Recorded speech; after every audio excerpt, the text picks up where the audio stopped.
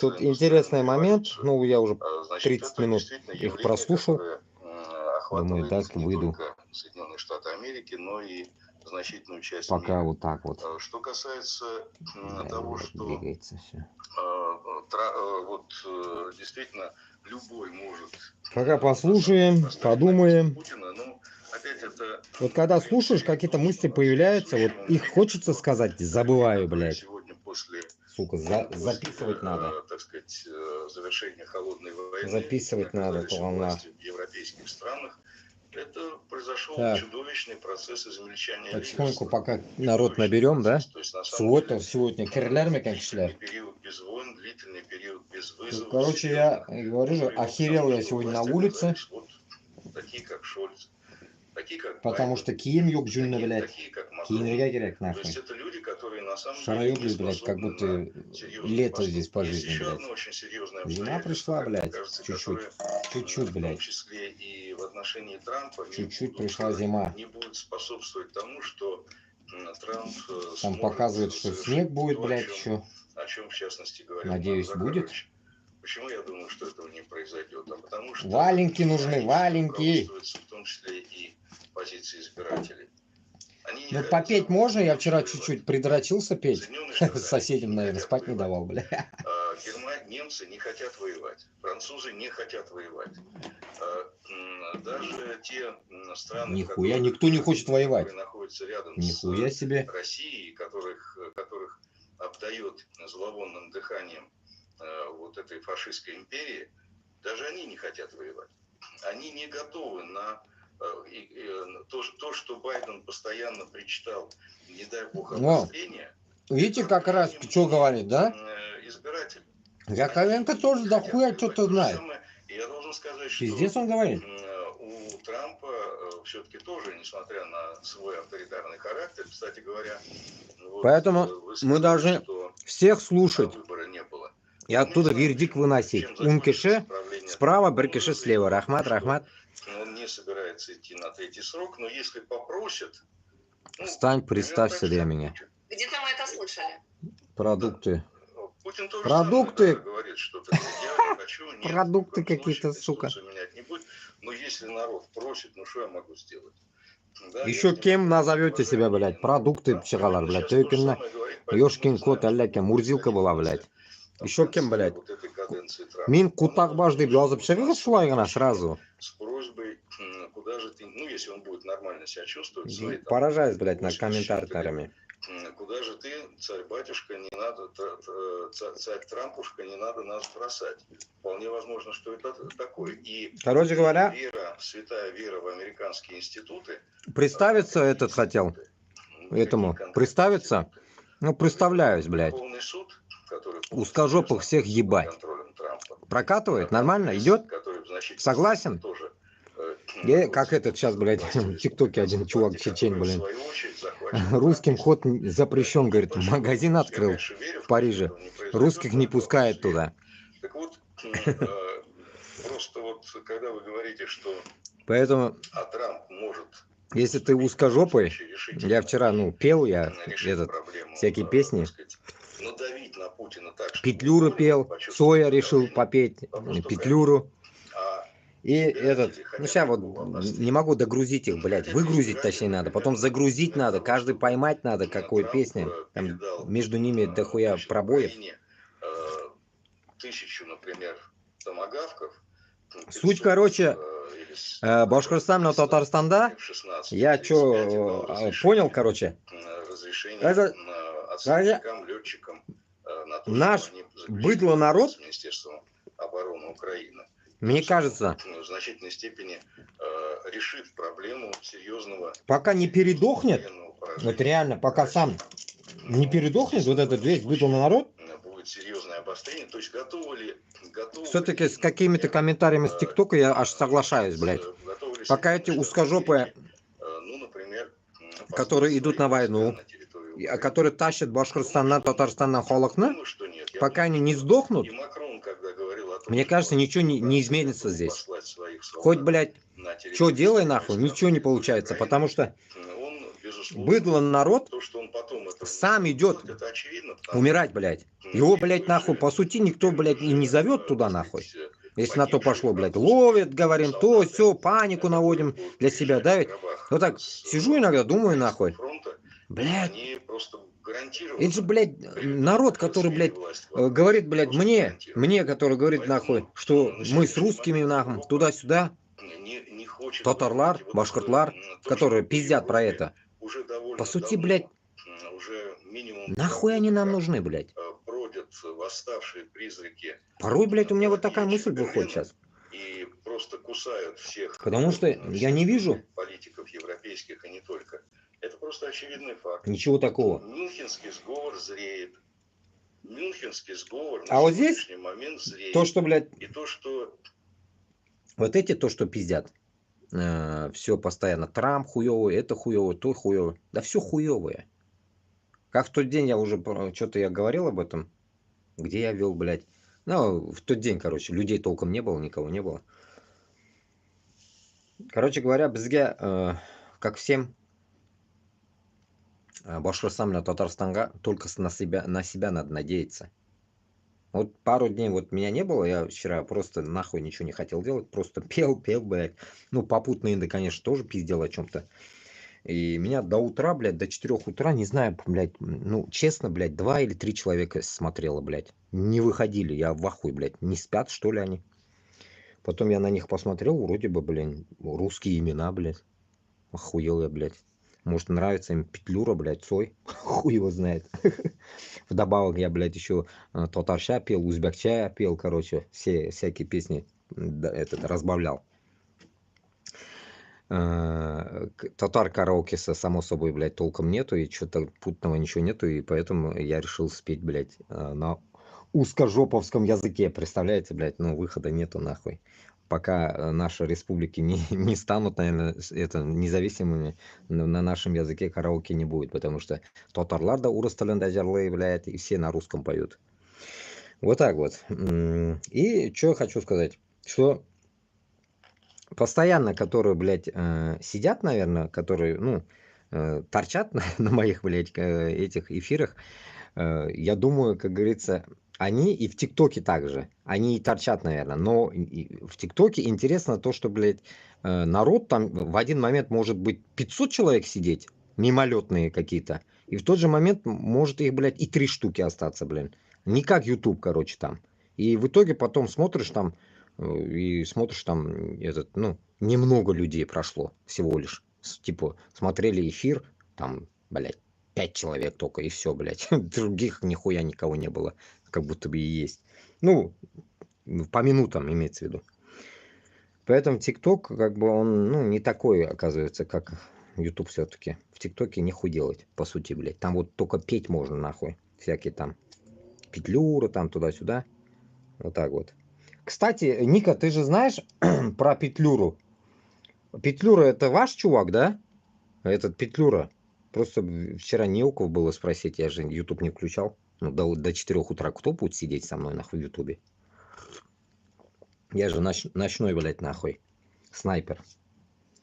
Да? С Украины же он, да? Ну, моя сестра это в детстве любила его слушать. Вот я вчера его песни пел, короче. Ну, у него такие обычные такие песни, которые, ну, легко поются как-то больно. Не знаю, просто берешь и поешь, короче. А некоторые песни, из которых хуй пропоешь нормально, блядь. Тупорылые какие-то песни. Не ложатся, блядь. Невкусные. Вот так вот. Ну что, блядь, мысли разлетаются. Давайте этот дослушивать, блядь, Фейгина с этим уже не хочу. Я примерно понял там, о чем речь идет. Постоянно они про Трампа, про это. И, ну, не знает, за что зацепиться в идеале вообще. А так, конечно бы, самое интересное было бы, блядь, в Абхазии, вот последний интересный момент, в Абхазии победил Майдан, говорит, блядь. Вот этот ОМ-ТВ, блядь, чей канал это ОМ-ТВ, блядь? Он узкий канал или чей канал это ОМ-ТВ? Интересно. И вот Бжания какая-то дал заднюю, типа, да? Он, типа, говорит, я ухожу туда-сюда. И вот вчера, конечно, тоже вроде бы что-то я говорил, блядь, в ТикТоке, блядь. Ну, в ТикТоке-то не прет. Неинтересно там говорить, оказывается, про это. И получается, как я понял, интересно то, что, блядь, абхазцы, блядь, утром, короче, пошли, такая жара, блядь, и в тот день я снимал видосы, еще такие, о, класс, класс, блядь, и хуя утром просыпаюсь, хуйня какая-то, блядь, обосрались, короче. Абхазцы, короче, кричат, блядь, то, что, блядь, мы с Россией, мы не против России, блядь, вот такие нахуй. Прикиньте, блядь, абхазцы, блядь, я просто был в ахуе. Я думал, они все встали, все, герои, блядь, сейчас думаю, блядь, башкортлар, надо вам смотреть хотя бы, блядь, на них, делайте так, Майдан, угу. Хуй, блядь, обосрались к вечеру. Вот так вот. И вот самое интересное такое вот тут, такой, опять-таки, соловиный помет грузит такую тему. Я его тоже сейчас закинул везде, короче, посмотрим реакцию, короче, в ТикТоке. Вот, тут фотография, короче, солдаты стоят, ну, явно узкожопые, наверное, стоят, и там штабелями народ лежит, чеченский, наверное, народ лежит, я не знаю. Вот прочитаем про него, давайте начнем. Интересное самое. Во время Чеченской войны Грозный был почти полностью уничтожен. За 5 недель боев погибло 27 тысяч мирных жителей. В одной из могил в Грозном были найдены останки 800 убитых. Понимаете? Это получается, вот штабелями они лежат там, а рык выкопали, и там лежат голые, не голые, там трусы, не трусы, блядь. Вот я вижу сейчас, вот такие люди же лежат там, блядь, разных мастей. Ну, это, наверное, чеченцы. Или кто это, я не понял. Да-да, Россия всегда утверждала, что там шла война только против террористов, захвативших власть. То же самое орут и сейчас про Украину, прямо над массовым захоронением гражданских. Но знаете, в чем разница? Тогда была свободная пресса, страна получала хоть какую-то картинку, матерям было не наплевать на жизни своих сыновей, а сейчас все зачищено. От того призыва бегали толпами, теперь уже толпами идут радостно подписывать контракты. Мир изменился, представляете, да? Мир изменился. Справа 10 кişi, слева или 3 кişi. Утра, рахмат. Вот, поэтому, исходя от этого, мы понимаем, что в Чечне была огромная, колоссальная ошибка Башкортостан, Татарстан, Холкон, которые пошли на эту войну. Это огромная ошибка, и эта же ошибка сейчас происходит. Как бы напоминая к нему, ну, потом, может, дойдем до него, не знаю, или я уже говорил, или в тот день, как этот долбоеб один якут, который, блядь, 17 дней в окопе лежал и себе ампутировал левую ногу, блядь, выше колен.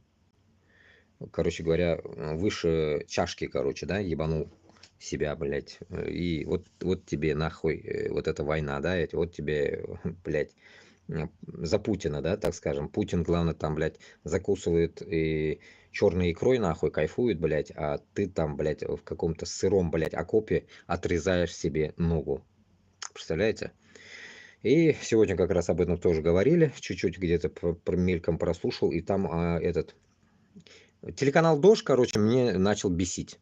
Короче говоря, я вам не буду советовать этот канал, этот пидорастический канал оказался, телеканал Дождь. И вот там говорится, ну я его как бы прослушиваю, теперь уже половина, я не верю туда уже, я уже больно туда не склоняюсь.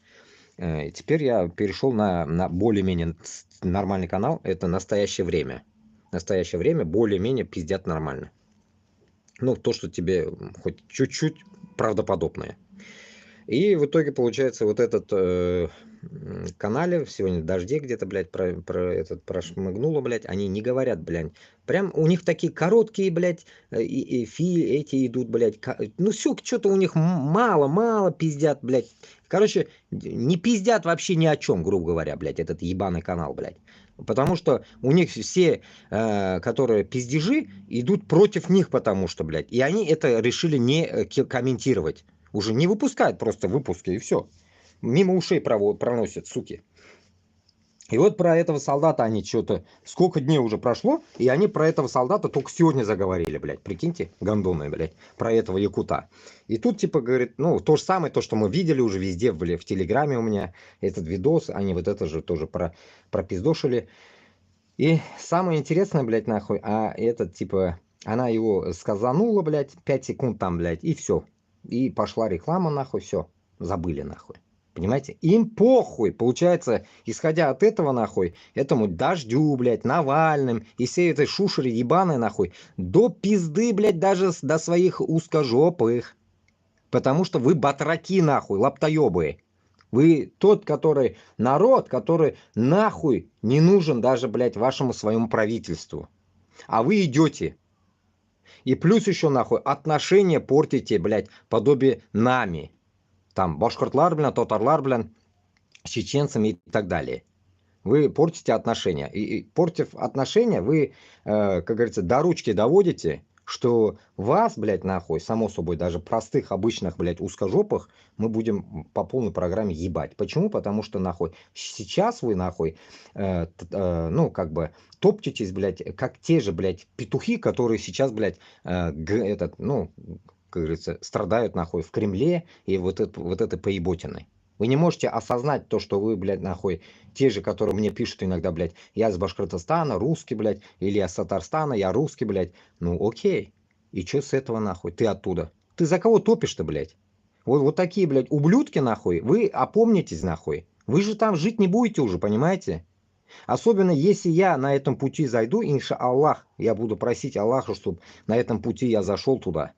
Я буду, именно вас буду зачищать, нахуй, всех. Вместе с манкуртами, с этими ублюдками нашими, блядь, башкиртами и татарами, которые сейчас топчутся также с петухами с Кремля. Поэтому вот этих всех петухов, куриц, нахуй, мы будем ебать. Яйца ваши тоже не нужны уже нам, нахуй.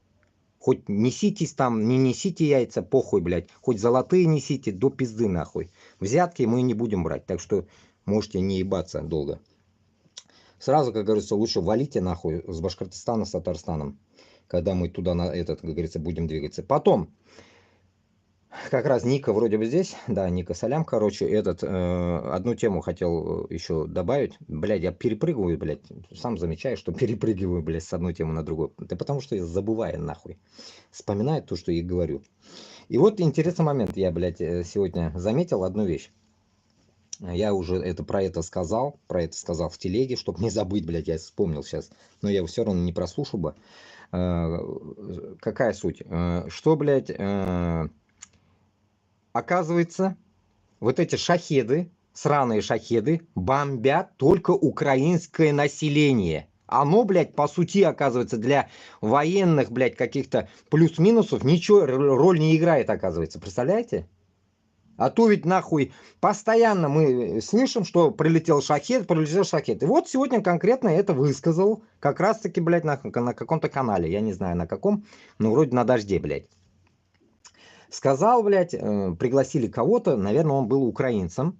В итоге он все высказал нахуй. Может он, блядь, не знаю, ну украинец, наверное, был. Высказал все пиздец. Конкретно, блядь. И, короче говоря, он говорит, что, блядь, все эти шахеды сраные, нахуй, бомбят только людей. Только людей. Поэтому, когда Татарстан, блядь, ебучий Татарстан, который, блядь, создал эту свою шахедскую, нахуй, базу, алабуги, нахуй, а? Елабуги, нахуй, сраный, блядь.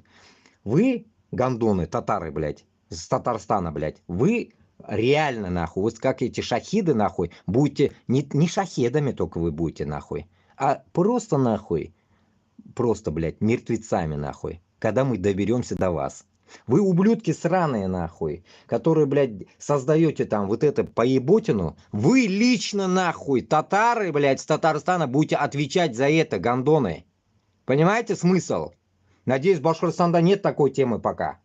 Но вот эти шахеды сраные иранские, которые вы тесно нахуй целуетесь десна нахуй с иранцами нахуй, понимаешь ли, блядь?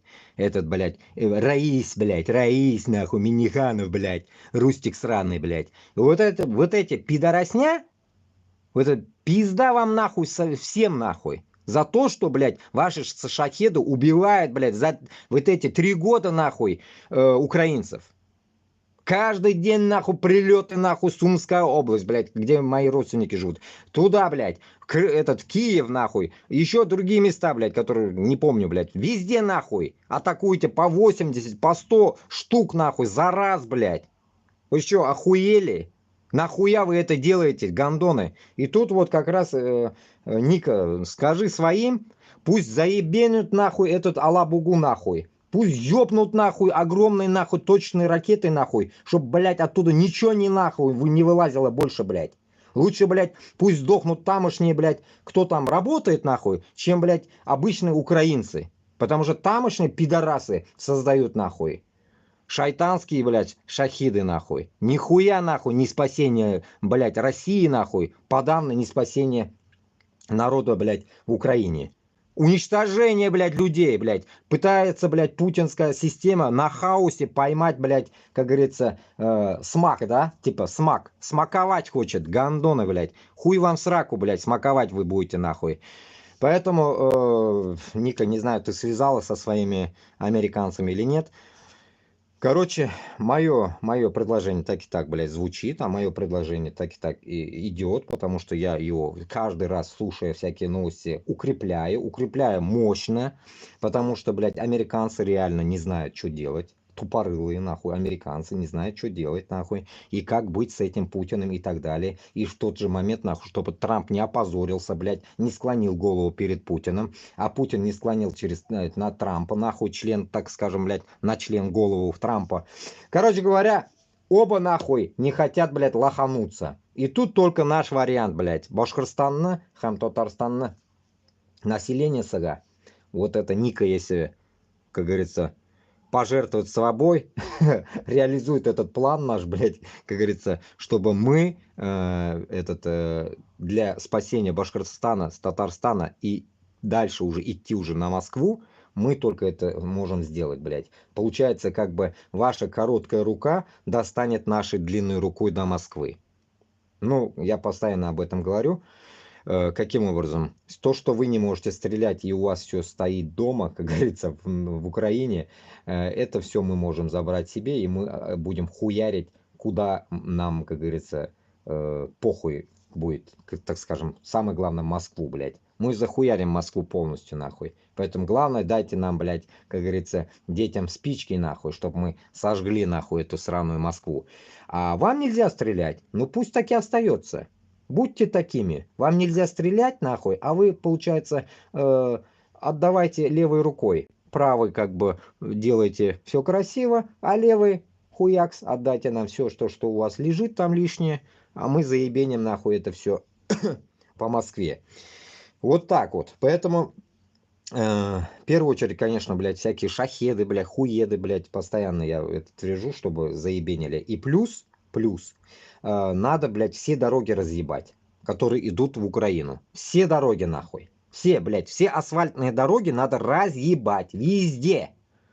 Огромные лунки нахуй, как на Луне можно сделать там, чтобы они, блядь, обходили их по болотам, по полям нахуй, там заебались ехать, короче говоря, да? И все, конечно, рельсы, железнодороги нахуй, на Ростов, блядь, которые в Крым нахуй и так далее. И потом, насчет Крымского моста, блядь. Крымский мост тоже надо в двух-трех местах заебенить. Заебенить таким образом, чтобы потом в дальнейшем, когда мы уже заберем все, а мы чтобы их восстановить могли. Надо ебашить в таких местах, чтобы опора стояла, а вот между пролетами можно заебенить, чтобы там был провал нахуй, да, так скажем, блядь. Абзац, абзац. И вот, а столбы оставить, чтобы потом чисто, блядь, пролеты только до ума доведем, и все, блядь, чтобы с Крыма ездить на Кавказ, да, удобно было. Вот так вот. Поэтому, как говорится, вся территория, которую я постоянно говорю, мы должны это все забрать, под себя замять. Только таким образом. Так, давайте вот так. Насчет Абхазии я более-менее сказал. Ну, короче, абхазцы обосрались. А, вот как раз же про Алабугу. Вот здесь, ну-ка, что-то написано. Давайте прочитаем уж. Или нет, тут чуть-чуть написано только, блин. Чуть-чуть написано. Ну вот, чуть-чуть написано, прочитаем. Завод в особой экономической зоне Алабуга в РФ недавно начал выпускать термобарические БПЛА.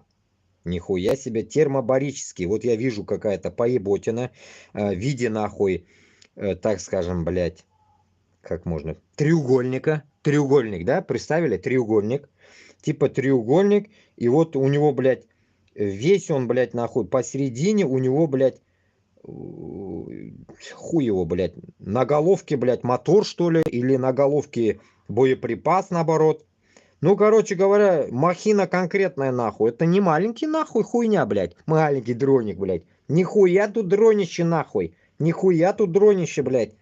Там человек хуйня маленький там, блядь. Ну, короче говоря, если вот так штабелями нахуй положить в длину, блядь, ну где-то 5 человек нахуй штабелями, это вот такой дрон. Представили? 5 человек, квадрат. 5 человек, квадрат. Вот такой дрон, блядь, размер. Еще длинненький он, блядь, метров 2 точно, 2,5. Вот такой дрон. Поэтому так что не шутки нахуй прилетает, конкретно прилетает в Украину. Поэтому заебеньте, пожалуйста, этот Алабугу полностью нахуй. Вместе с людьми нахуй. Тамошние люди тоже не нужны нахуй нам. Пидоры. Вот, тут дальше. 3 автобуса наших солдат просто исчезли. Россияне кричат о необывалых потерях на СВО. Чё за хуйня? Давайте-ка послушаем. Чё тут пиздят? Морги не справляются с потоком груза 200. Страшная правда от офицера. 245-й пол, да, какое количество обращений от жен, от женщин. Вот я там в этой группе состою, они свои истории. Пропал без вести, пропал без вести, пропал без вести. Россияне продолжают рассказывать о небывалых потерях своей армии. Масштабы этих потерь столь велики, что российское командование пытается хоть немного их преуменьшить и записывает своих погибших пропавшими без вести. Из-за этого среди российских военных началась целая эпидемия таинственных исчезновений. К примеру, родственники российских солдат из Волгоградской области рассказывают, что у них исчезло сразу 3 автобуса российских солдат. Нихуя, да? 3 автобуса, блядь. На фронт. Куда они делись-то, а? 100 человек пропали без вести. Многие ребята, у нас было 3 автобуса, 108 человек, ехало с Волгоградской области с ИК, Шторм В. Судьба почти всех без вести пропавшие. 102 человека без вести пропавшие. Заебись. Рассказывает 102 о человека. исчезновениях и российский офицер, известный военблогер, рассерженный патриот Иван Атраковский. В интервью жене Игоря Стрелкова-Гиркина Мирославе Регинской он в очередной раз рассказал, как российские командиры требуют откаты, взятки от своих подчиненных за то, чтобы не отправлять их в мясные штурмы. Ну и, соответственно, если те отказываются платить, то тогда их и отправляют на убой. Начал Атраковский с того, что вспомнил, как начиналось вторжение в Украину и сравнил начало СВО с провокацией или диверсией. СВО начало бездумное, безумное, провокационное. Это была просто диверсия, когда бросили подразделение вглубь России, вглубь Украины, так называемые, да, туда просто накидали, разворошили улей, а потом сказали: отходите. А что значит, как отходить, куда? И пошло вот это вот повальное отступление с большой гибелью среди личного состава, оставленной техникой, вооружений и тому подобное, понимаете? А Путин говорил тогда, что все по плану, он все так и задумывал на самом деле. Но обратите внимание, как вот эти российские радикальные патриоты теперь заговорили, теперь они сравнивают начало войны с Украиной с катастрофой или диверсией, признают, что этот шаг нанес России колоссальный ущерб и уже явно сожалеют о том, что вообще во все это влезли. Бросали без вооружения, ну, вернее, без технической поддержки, то есть, ну, просто наобум. Это была просто провокация, на которой погибло немалое количество подразделений элитнейших. Это ССО, различные спецназы, морская пехота, воздушно-десантные войска. Тогда именно понесли самые большие потери. И их больше уже не было. Потом все, что мы знаем, это уже докомплект людьми, которые не были обучены. И просто дали берет, тельняшка, теперь будет там ВДВ, морская пехота, вперед. Как бы это правда. Атраковский жалуется, что в первые дни вторжения в Украину самые серьезные Кто потери такой Атраковский, непонятно. самая элитная часть российской армии. Спецназ, десантники, морская пехота, силы специальных операций. То есть Путин просто-напросто взял и бесславно уложил самую ценную часть своей армии. Просто отправил на убой элиту. А теперь уже воюют, собственно, теми, кто остался. Воюют теми, кем многим придется воевать неподготовленными людьми, которых на самом деле практически не обучают, потому что их никто и не ценит. Их берут практически без подготовки, отправляют на убой. В окопах, как старика. Украинские войска количеством. Как старика, короче, мочат, короче, да? Обоссали старика, голову. Огромное количество жен, матерей, детей, который рацию забыл, блядь. Попал там без вести, либо Пиздец. убили, либо потому что убили сознательно, потому что он не хотел, значит, давать деньги, то, что его отпустили в отпуск заслуженный. Папа не хотел давать денег, чтобы его отпустили в заслуженный отпуск, поэтому добрые командиры отправили его в мясной штурм. Русские своих не бросают. А потом, значит, они шли на позицию, и он пропадал. И до сих пор тела нету. Вот, значит, 245-й пол, да, какое количество обращений от жен, от женщин. Вот я там в этой группе состою, они свои истории. Пропал без вести, пропал без вести, пропал без вести. Никто не может объяснить, где, да. То есть, чтобы понимали, это сборная солянка, туда собирает всех, люди без слаживания, друг даже не знает, штурм. Ну и что с этим делать? Как с этим быть? Как что с этим делать? Пожалуйтесь Путину. Он же рассказывает, что начал эту войну исключительно ради блага самих же россиян, чтобы обеспечить их безопасность. Ну, вот и обеспечил. Да. Вдруг, блядь, украинские нацисты их, блядь, будут жрать нахуй, как вампиры. Значит, опять же, может, да, то же самое ростовский. Но там реально не виноваты. Как бы, Это же нужно таким быдлым народом быть, нахуй. Ну, ладно, блядь, нахуй, узкожопые, ладно, быдло. Ну, башкиртлар, татарлар-то вы чё, ебанутые? Куда вы-то идете? Тупорылые, что ли, вы?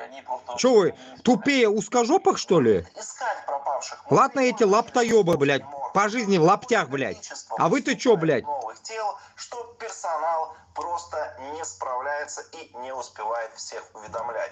Видео о том, как выглядят такие центры, куда, соответственно, поступают тела российских военных, ранее уже неоднократно публиковались. Это обычно такие большие, огромные, даже я бы сказал, ангары, где стоят сотни ящиков с грузом 200. Сюда я такое видео выставить не могу, но я ранее публиковал его в своем телеграм-канале. Если кому-то интересно посмотреть, как это выглядит, ссылка размещена в описании к этому ролику. Сходите, посмотрите, заодно подпишитесь на канал. Такой резкий рост потерь в российской армии российские военблогеры объясняют тем, что российские власти готовятся к заморозке конфликта и сейчас бросают буквально все силы, ну вот все ресурсы, всех людей, которые только у них есть, чтобы успеть отвоевать как можно больше украинской территории, прежде чем боевые действия будут остановлены. Скупых жаба душит, да, жаба душит, да, блядь? Заморозку войны, за ее Ненасытные нахуй. кидают вот как в топку.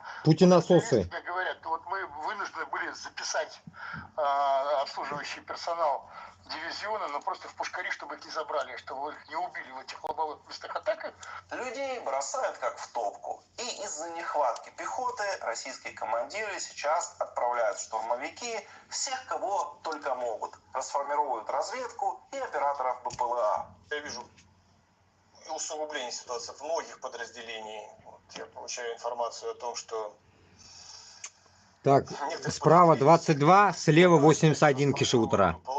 Разведку и так далее, всех штурман. Опять же, видим подтверждение того, какой ценой дается российской армии захват безжизненных руин, которые остаются на месте украинских городов и сел. Всех этих безлюдных развалин, в которых уже не остается людей, не остается местных жителей. И опять же, как мы видим, вот эта война, эта мясорубка, это бессмысленное перемалывание, по сути, живой силы, это не радует уже даже самых вот этих фанатичных российских военблогеров, ястребов, можно сказать, идеологов этой войны, которые сами к ней призывали, которые годами ее разжигали, которые готовили российское общество, накачивали его... Ну, кстати, такого долбоеба же он что обязательно... Забрали, долбоеба, 13-го забрали. Украину захватить, нельзя мириться с тем, что Украина существует и так далее. Теперь они рады уже, и они, видя, какой ценой это дается, какую цену за это все платит Россия. Да, безусловно, конечно, они не признаются своей аудитории в том, что они, по сути, сами совершили ошибку, Россия совершила ошибку, не признаются, что эта война была ошибкой, что все, во что они верили, за что они агитировали, по сути, оказалось неверным шагом, который нанес колоссальный вред, за который Россия просто заплатила кошмарную цену. Они не могут в этом признаться. Не то слово, блядь. Но по их лицам, по их интонации, по их эмоциям, да, по их словам, в этих видео... А детей украинцев 700 тысяч спиздили. Давно все ясно. Пидорасистские нахуй. Сами они эти маньяки, блядь. И сделали соответствующие выводы. Подписывайтесь на канал, друзья. 245-й пол, да, какое количество обращений от жен, от женщин. Вот я там в этой группе состою, они свои... Короче, понятно. Коротко и ясно. И тут, короче, прочитаем так, для общего понимания. В чем был подвох, блядь, и в чем была тема от того, что как Украину наебали лет 30 назад. И поэтому Башкортостанга, и в тот день вот этот Аслан, что ли, кто там мне, блядь, задавал вопрос, блядь, тут один какой-то уебок тоже. Короче, Нарсякай, отвечу его вопросом ответ. Башкортостанга, Хам-Татарстанга обязательно нахуй будет атомная бомба. Обязательно нахуй, потому что эти гандоны, Иванушки, блядь, на печи нахуй, когда у них нахуй лапти порвутся нахуй, начнут жрать, как говорится, хотеть, блядь. И лаптей не будет нахуй, и жрать нехуй будет. И они опять пойдут нахуй на нас, блядь, как говорится, своими лаптями нахуй рваными. Поэтому для этого у нас будет атомная бомба. Хочет кто-нибудь, не хочет нахуй, будет. Только, блядь, как говорится, это нас будет удерживать от этих пидорасов нахуй. Другое ничего нас не удержит, потому что вы больно, блядь, ослабли, блядь, башкортлар, хам-татарлар, которые, блядь, уже 500 лет нахуй в рабстве, блядь, вы ослабли, поэтому только атомная бомба нужна будет. И к этому вот как раз есть тема. Ровно 30 лет назад Украина под давлением РФ и США отказалась от третьего в мире ядерного арсенала. 3000 единиц тактического ядерного оружия, 176 межконтинентальных баллистических ракет, от 30 до 43 стратегических бомбардировщика, 240 боеголовок для баллистических ракет. Вот куда они только это дели нахуй? Кому их они отдали или утилизировали? Что они сделали-то с этой хуйней, бля? Вот интересно, кому вы отдали его? Все это обменяли на Будапештский меморандум, которым США и РФ обещали защищать Украину от внешней агрессии. А получается, нахуй, США тоже пиздобол, который не смог защитить гандон, блядь. Но если ты, блядь, сказал, блядь, пацан сказал, сделал, если... А Путин-то сделал, нахуй. Сказал, сделал, ограбил. Точнее, напал, блядь. Вначале, блядь, все забрал, а потом напал. А США, блядь, нахуй, сказал, окей. Но нихуя не может помочь до конца, блядь. Что-то жопа джим-джим делает, да, блядь, нахуй? Жопа у них сокращаться начала. Вопрос отказа от ядерного арсенала продолжает обсуждаться. Одни уверены, что страна была вынуждена пойти на этот шаг, другие, что альтернативы этому решению были. Теперь тут остановлюсь, добавлю. Безде.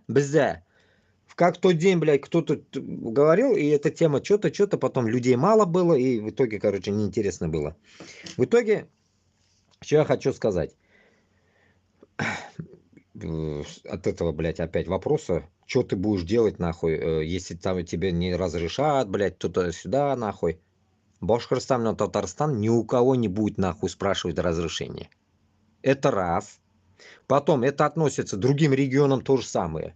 Другим регионам то же самое. Почему? Сегодня я охуел, одну вещь услышал, блядь. Оказывается, блядь, Абхазию-то никто не признал. Абхазия живет сама по себе. Маленькая пиздюлятина. Блядь. Даже, блядь, рядом не стояла, блядь, с Башкортостаном, нахуй. Как говорится, одно яйцо, нахуй, наше. И то вряд ли. размер. В итоге это пиздюлятина абхазская. Даже, блядь, нигде не признано, как в Сирии, нахуй, Россия и всякая вот поеботина еще какая-то, нахуй, пару человек. 4 страны только признало их, оказывается. Остальные не признали. И живут нормально же. Нормально живут, да? Получается, когда вот эти пидоры подобие Аслана мне мозги будут мне еще ебать здесь, нахуй. И не понимая сути речи, нахуй, блядь. Советую, нахуй. И Ичкерии, блядь, Дагестану тоже советую, если вдруг этот чувак Аслан с тех краев, блядь. Вам советую. Кутак башларга. Еще раз, нахуй. Еще раз. На русском говорю, блядь. Не на татарском, блядь, не на узбекском, блядь. Слушайте, блядь. Башкортостан, Татарстан, нахуй. Никого, нахуй, не будет слушать. Никого, нахуй, не будет слушать. И каждый должен вот таким макаром только, нахуй, действовать, блядь, чтобы выйти из этой ебучей русни. Если вы будете опять кого-то слушать, нахуй, вы будете опять той, кого вы услышите, послушаете, рабы этой страны. Будь то она Америка, Европа, там ООН, хуион, блядь, НАТО, хуято. Все, вы будете рабами. Поэтому пока мы не уничтожим, блядь, Москву, не создадим атомную бомбу, мы не должны, нахуй, успокаиваться. У каждого, пусть и в Чечне будет атомная бомба своя, и в Дагестане, везде должна быть, нахуй, везде, нахуй. Заминируем, нахуй, каждый метр, нахуй. Чтоб никто не мог, нахуй, зуб точить, нахуй, на нашей территории больше. Понимаете? Только таким образом только мы заебеним, нахуй, и КНДР, нахуй, пошлем, и Китай, нахуй, пошлем, и американцев, и НАТО, и так далее, которые не захотят нас признавать. Если кто на нас, как говорится, с добром придут, как говорится, плов, млов, чай, хана, нормально, будем действовать, работать, жить вместе. Это, само собой, я рассчитываю, это Казахстан, Узбекистан, Кыргызстан. Лично сам туда поеду. С ними договариваться, иншаллах. Таджикистан тоже. Только Рахмона нахуй уберем в Таджикистане. Поможем им тоже нахуй снести этих пидорасов.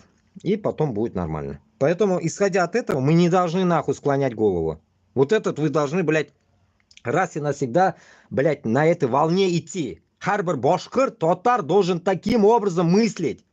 Не надо нахуй вам пока что-то нахуй подписывать. Мы обычные дикие люди. Не забывайте. Мы черные, узкоглазые, дикие люди. Нам похую. Мы хуже африканцев нахуй. Нам похую, блядь. Мы головорезы нахуй. Наши предки головорезы. Нам похуй на их законы, блядь. Добавлю к этому ответ. Кстати, вот вспоминаю, как раз приходят мысли. Как раз насчет этого ответа будет наш ультиматум этому гандону. Если он на самом деле, блядь, финно-угор, я не знаю, может он еврей, хуй знает, Путину, блядь, сраному нахуй этому гандону. Ответ такой. Он в данный момент какую нахуй тактику ведет, блядь, по мировому, блядь? Мировой, как говорится, тактика у него такая, блядь. Хочешь, блядь, соглашайся. Не хочешь, иди нахуй. Окей. А я люблю такую тактику, нахуй. Я вообще люблю хуи ложить, блядь. Не нравится, нахуй. Вот так, блядь. Иди нахуй. Поэтому Башкортостан, Татарстан таким же макаром будет, нахуй, забирать свои земли. Таким же макаром. Не нравится, нахуй, кому-то, блядь, наша тактика, блядь, по захвату Москвы, нахуй. Допустим, НАТО там ломаться может, Америка там влезть может, да? Идите нахуй. Нам не нужны вы, блядь. Отморозки сраные, блядь. За кордоном, блядь, где-то. Вы нам нахуй не нужны. Почему? Потому что, блядь, Башкортостан с Татарстаном никому не должен, блядь. У нас все есть. Окей, блядь. Как Абхазия, чмошная, блядь. Нихуя не было бы. В Абхазии, по сути, нихуя нету, блядь. Там хули. Что там есть, блядь? Кутак, мой рабутап даже не выйдет, блядь. Массу тоже не найдешь, блядь. Сухую надо, блядь. В итоге, Башкортостан, Татарстан, блядь, самодостаточный, да, такое слово, блядь, используют сейчас бабы, блядь, сучки. Самодостаточный ты или нет, нахуй?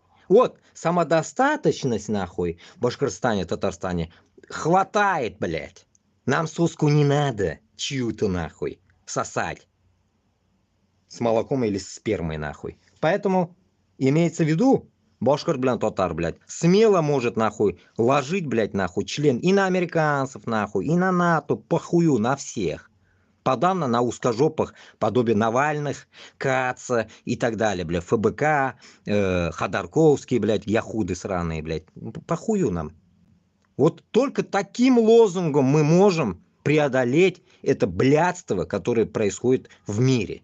Если мы будем молчать, если мы будем бояться, нахуй, будете, блядь, подписывать всякие договора, вы проиграете, не начав. Потому что вас уже в тот момент обуздают. Обуздают так еще, блядь, что вы, блядь, с этого кола, нахуй, не сможете встать. Потому что, нахуй, кутыгыздан кереп, нахуй, изо рта выйдет этот кол, нахуй. Не двинетесь. Язык проглотите вдобавок. Поэтому, исходя от этого, нам никого, нахуй, слушать в данный момент не надо. И советовал бы, конечно, и украинцам это сделать. Ёбнуть, нахуй, этими ракетами сраными на Москву, блядь. И все. И все. Только, нахуй, с такими гондонами разговаривать нужно тет-а-тет. Не нужно подсовывать сюда ни Америку, нахуй, ни Европу, никого. А у нас подавно эта тема не должна вообще, блядь, колышать. Потому что мы свою землю хотим просто забрать. Потому что она 500 лет в рабстве. И мы это сделаем. Вот абхазцы вроде бы начали, блядь, я радовался, блядь. Ну, обосрались. Обосрались. Нахуя они ломали, блядь, эти решетки, что они делали, нахуй, там, решетки, понимаешь ли, петухи ломают, а там, блядь, хуяк с курицы вышли, сказали, все, расходимся, все, цыплятки по домам. И все, ушли по домам все, нахуй. Я ебал в рот, нахуй, такое население. Поэтому Башкортостан, Татарстан, когда вы встанете, надеюсь, встанете с нами, и в этот момент мы никуда домой не уйдем. Мы дойдем до Москвы. И все. Сдохнем, блядь. Мы дойдем, блядь. Как наши предки, нахуй. Брали эти земли, нахуй. Они были нашими. И мы заберем их. Заберем, блядь, обязательно. Надеюсь, просите у каждого, который пойдет со мной на этот путь, у Аллаха долгую жизнь. В первую очередь. Потому что наша жизнь будет зависеть. Точнее, от нашей жизни зависеть будет, блядь, вот эта вся хуйня. Потому что кроме нас никто это не сделает. Все манкурты, блядь. Все манкурты. Этими манкуртами, блядь, полна вся земля, нахуй. Везде эти манкурты есть, блядь. Везде. Поэтому никакая, нахуй, Турция, никакая Европа, Америка, ни у кого ничего не просим. Крайняк, если вот это мое действие дойдет до украинцев, вот с ними только мы можем работать. Потому что у них есть оружие. Все. Другие нахуй нам не нужны. Потому что у нас одна беда. Одна беда — это избавиться от Москвы. А американцы на том краю нахуй земли, им похую. Европе то же самое. Европе пока, бля, вот сюда не ебанут по Финляндии нахуй. Или по Польше. Они нихуя не расчехлятся. У них пока еще чехол не лопнул, так скажем, блядь. Их не гондон, на котором они, как говорится, напяляты. Они еще не треснул он, блядь. Многоразовый какой-то, блядь. Так, идемте дальше.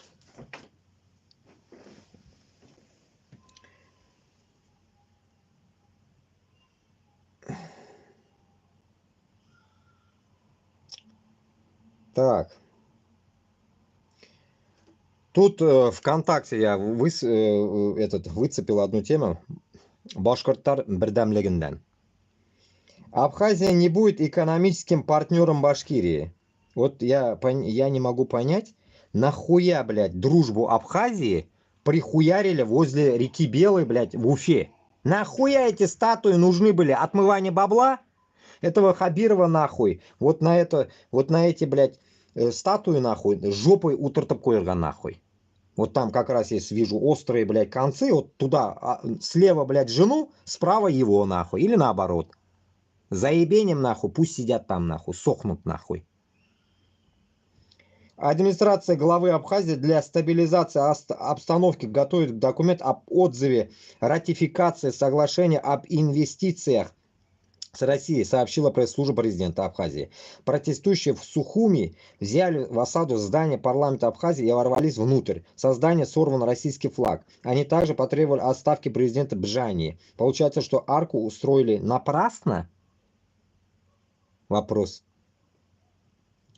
Поэтому, когда вы, башкортлар, хамтатарлар, блядь, пытаетесь с кем-то дружить, вы смотрите на их, блядь, поведение. С кем они, нахуй, в десна целуются. И какие они, жопошники или как? Давалки или недавалки?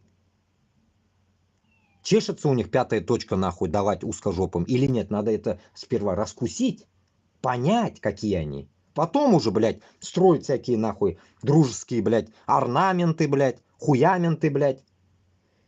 Порнография, блядь.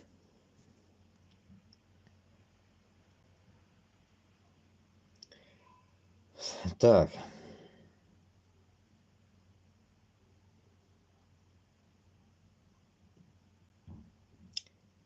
Так, тут что пиздят? Сейчас.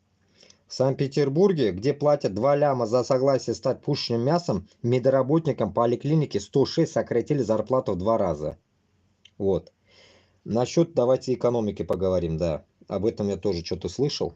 Короче, смотрите, какая фишка тут, блядь. Пидорастическая, лоховская фишка. Народ говорит, так скажем, блядь, я не знаю, где я услышал это. Короче, то, что, блядь, нахуй подняли бабки, оказывается, вот в Рашке сейчас, да, 150 миллионов, если, грубо говоря, будем считать, как пора, ну, раньше 150 миллионов, блядь, Россия, да, ну, примерно оттуда бы давайте будем отчет брать, нам похуй сколько там, да, ведь. Оттуда, оказывается, 7 миллионов сейчас, блядь, затронуты, оказывается, в ебучей, нахуй, этой войне. 7 миллионов. И значит, в эти 7 миллионов, наверное, я не знаю, блядь, вот этот момент я не понял, включены ли эти военные, которые в окопах? Ну, наверное, включены, потому что все-таки миллион, нахуй, ебанули, говорят. Ну, наверное, вот из этого миллиона. А может, все-таки 7 миллионов, плюс еще 1 миллион, 8 миллионов все-таки, может, было. В итоге, хуй с ним, туда-сюда, минус 1, минус 2 миллиона. В итоге, 7 миллионов людей подключены, оказывается, в этой рашке-пидорашке, блядь, на все вот эти военные действия. Теперь момент. 150 миллионов минус 7 миллионов. Ну, давайте нахуй 10 нахуй, чтобы у меня нет калькулятора нахуй, мелочиться, блядь. 10 нахуй. 140 осталось, допустим. 10 миллионов. Теперь прикиньте. 10 миллионов только, это те, оказывается, сейчас, блядь, какая-то сраная элита, нахуй, на крови. Представили, да? Теперь забыли про это. Теперь вспомнили насчет 140. 140, блядь, это рабы. Это бедные. Это пенсионеры. Это дети. Это еще, блядь, туда 700 тысяч этих украинцев добавили.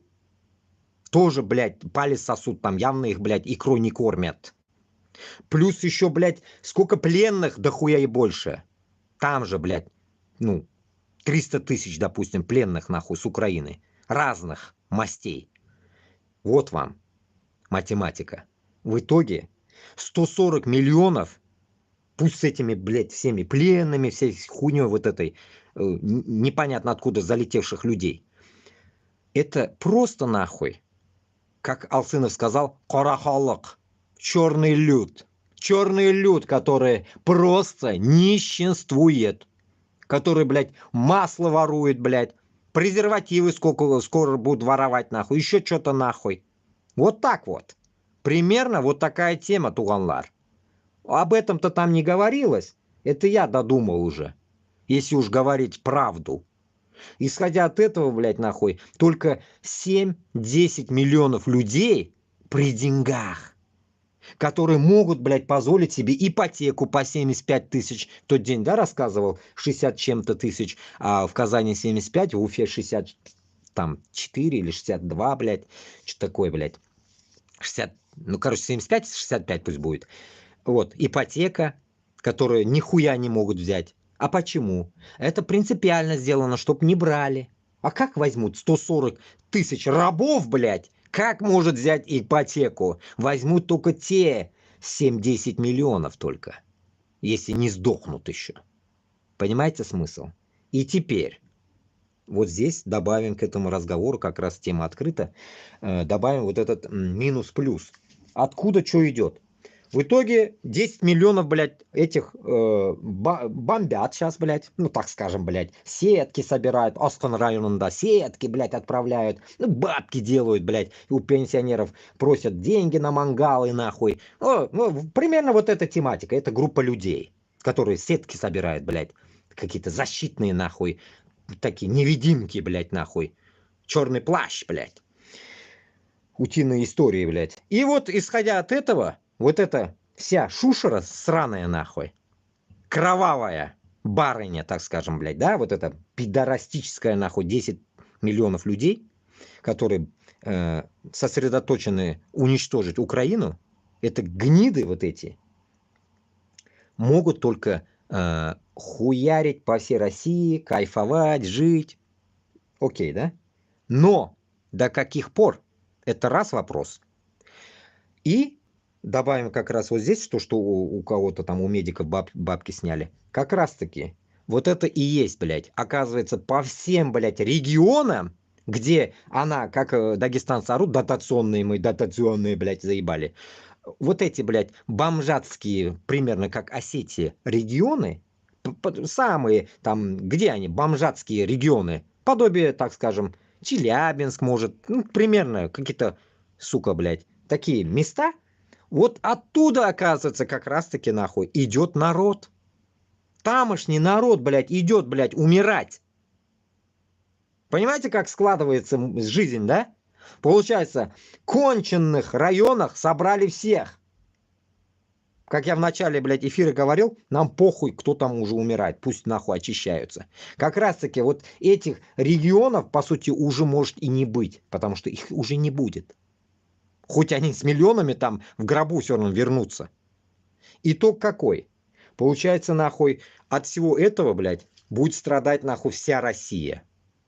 Почему? Потому что, нахуй, когда эта вся поеботина закончится, эти пидорасы вернутся, не вернутся, блядь, из них 1 миллион, может, останется, вернется. И все. В итоге у вас, как, блядь, вот этот 10 миллионов, которые зарабатывали, они перестанут зарабатывать. Потом, как раз-таки, блядь, как они перестают зарабатывать, те заводы все закрываются, хуи вам сосать придется всем. И в итоге, короче, это весь минус пойдет на вас. Он сейчас уже идет на вас, но он еще поверхностно, еще хуйня пока еще. Вот оно потом пойдет, блядь. Потом оно как пойдет, и те, которые, нахуй, казалось бы, блядь, вы взяли ипотеку, как вот этот мой, блядь, Туаном, блядь, в Москве, который поехал заработать квартиру на Москве, блядь, купить в Москве квартиру, понимаешь, что купить, блядь, этот узбек, блядь, ебан. В итоге, короче говоря, вот такие пидорасы, половина приедут, половина не приедут, в итоге они останутся без денег. В итоге кто-то приедет, кто-то не приедет, нахуй, ну, короче говоря, кто остался. И тут начнется сыр-бор. Все, которые у вас, где сейчас, блядь, зарплаты хуевые, где у вас урезают, блядь, не додают и так далее, у вас будет и еще хуже. Почти что, ну, инфляции нельзя это пока назвать, но примерно это, я так думаю, блядь, Путин скажет, блядь, своим олигархам, скиньтесь нахуй на рабов. Примерно вот такая тема будет. Понимаете? Скиньтесь на рабов, блядь. Рабам чуть-чуть додайте нахуй с карманов. Потому что неоткуда будет брать нахуй. И как многие говорят, печатать деньги, это как бы, это не рентабельно нахуй. Экономика все равно пиздуй накроется. Поэтому тут, получается, скидываться нахуй будут, может быть. Конечно, они вряд ли будут скидываться, ну, примерно, да? Это вся басота, нахуй, подобие Алишера Усманова, нахуй, и всякая хуета вот эта вся уебищная, блядь, которые богачи, нахуй, да, олигархи, блядь, барвиховские, нахуй, Рублевка, вот эта вся хуетация. И они, блядь, по своим районам, у них же как бы на регионы поделены они, нахуй, Россию же они поделили на регионы, и вот по регионам их будут, нахуй, заводы, да, вот эти заводы, их регионы, деление регионов. И вот они вам будут добавлять там, допустим, пенсионер 10 тысяч рублей получает, ну, добавить вам, нахуй, 1000 рублей. Иди нахуй, радуйся, блядь, на 11 тысяч рублей. Примерно вот такая тема будет. А в магазинах, нахуй, цены будут, нахуй, ебаный в рот, блядь. Потому что, нахуй, в данный момент, блядь, как я в тот день говорил, доллар, блядь, 100, евро 104. На сегодня хуй знает, я не смотрел. Кстати, могу посмотреть, что творится, упало, не упало. Давайте проверим, вот, допустим, на сегодня 1 доллар. 1 доллар 99,87. И то это мой такой парашевский конвектор, который на себя еще берет. И давайте евро. 1 евро. 105,31. Вот на сейчас вот. На 23,59. 16 ноября. Вот. Без одного завтра будет уже. Вот. Как раз такой момент проверяю. 105,31. И сколько сказал? Доллар. И доллар 99,87. Вот и все. Грубо говоря, 100 рублей доллар, 105 евро. Вот такой хуйне вы живете. Теперь представим. Почем у вас там какая-то, в тот день я уже где-то в своих эфирах объяснял, какая-то часть продуктов у вас, блядь, столько-то стоит, какая-то у нас столько-то стоит. И вот в итоге, получается, вся продукция с ценовой категории, вообще так подумать, она будет, блядь, одинаковая с Европой. Одинаковая, нахуй, с Европой вся продукция. У вас, блядь, понимаете? Исходя от этого, нахуй, вы получаете 3 копейки, а народ в Европе получает, как получал, нахуй. А может, еще добавят им. Прибавки будут с Нового года. Обычно так бывает. В итоге, получается, вы опять в жопе. И тут самое интересное, блядь, за что вы, нахуй, в такой жопе? За что, блядь? За Путина? За его, блядь, вот эти проделки? Башкортостан, Татарстан, Бурятия, блядь, Якуты. Нахуя вы это делаете? Вы как единоличники решили из тех 10 миллионов разбогатеть. А 140 миллионов ваших родственников хуи будут сосать так же, как сосали у моржей. Понимаете, смысл какой у вас? Поэтому, исходя от этого, у вас, блядь, в голове, нахуй, только эгоизм. Вот этим эгоизмом вы и пошли убивать украинцев. Вы, убивая украинцев, думаете, разбогатеете. А итог-то какой? Это просто вы помогаете Путину. Вы нихуя не зарабатываете, по сути. Вы так думаете, что вы зарабатываете. Потому что, когда народ, получается, возле тебя, получается, бедствует и так далее, и ты, получается, один только такой, весь такой невъебенный, нахуй, при деньгах, ты, получается, то же самое, блядь, от олигархов, нахуй, не отличаешься. Почему? Объясню. Потому что вы, пидоры, которые вот на этих деньгах кровавых, нахуй, пытаетесь что-то построить, нахуй, как там в тот день, ну, помните, блядь, дагестанцы с чеченцами землю делят какую-то, нахуй, огород, да, там, туда колышко, сюда колышко, нахуй, вот эта хуйня, блядь, петушиные бои, блядь. Вот эта хуйня ваша также будет в Башкортостане, Татарстане и во всех землях. И итог какой у вас будет? Итог, что, блядь, нахуй, у тебя-то, блядь, в ауле, нахуй, и асфальта нету. Но зато ты, как, блядь, петушара такой весь при деньгах. Газа нету, нахуй, в каких-то местах даже, блядь, в России, блядь, сколько наблюдаем, да, ведь? Не то, что, нахуй, туалет там и так далее. В итоге, что происходит? Происходит то, что вы, нахуй, как будто бы в один момент становитесь богатыми. Как будто бы, если вы живые еще остались, блядь. Или ваши жены разбогатели после вашего гроб 200, блядь. Ну, примерно так. И итог какой? Итог какой, блядь? Выходит вот такая тема. Как во время вот этого, блядь, ленинского, блядь, переворота, так скажем, революции, нахуй, богатый, красный, белый, нахуй, вот эта хуйня, раскулачивание. Вот такая хуйня будет. Вот примерно вот эта сраная, как раз-таки вас называют элитой сейчас, вот эта вся сраная элита, и минус 100 лет, когда моего, получается, прадеда убили, топором зарубили, я это прям всегда на языке держу это. Не знаю, не могу забыть это. А это ведь в детстве нам не говорили об этом толком. Потом только мы письма туда-сюда прочли, и мне скинули от этого письма еще недавно напоминание. Я еще в каких-то эфирах читал об этом уже. Вроде бы есть где-то написано. И в итоге что? Суть Башкортостана это. Башкортостан, да, моего деда Башкорта, прадеда, топором зарубили в лесу.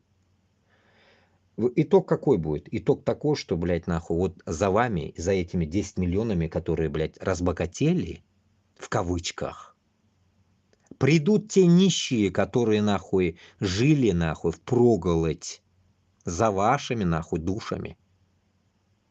Да, звучит, наверное, как-то интригующе, да, блядь, какой-то, блядь, сука, блядь, мечтатель, нахуй, думаете, наверное, обо мне. Нихуя. Просто, блядь, историю, которую я толком не знаю, но поверхностно зная, сопоставляю, нахуй, отношения тех времен, блядь, 100 лет назад и сейчас. Блядь, одинаково, сука, происходит все. Одинаковое дерьмо, блядь. И одинаково нас лошарят, блядь, как наших раньше лошарили.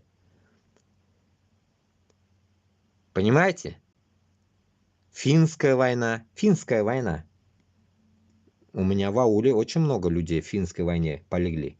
Финская война. Никто не вернулся, говорят. Многие не вернулись. В итоге после финской войны сразу, блядь, 41-я война началась. Примерно типа того, да? Ну, вот так, подряд все шло. До этого, блядь, вот это, блядь, революция, вся хуйня, блядь. Цари, мари, блядь. Вот. Все, вот.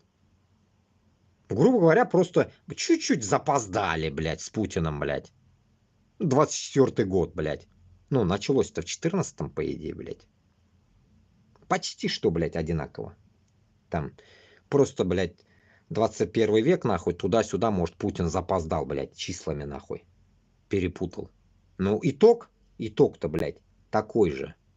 Разорение, нахуй, Русни, развал и так далее. Но там тоже, блядь, нахуй, мудаки, нахуй, наши не вышли, блядь, из состава России. Вот в чем прикол. Наебалово.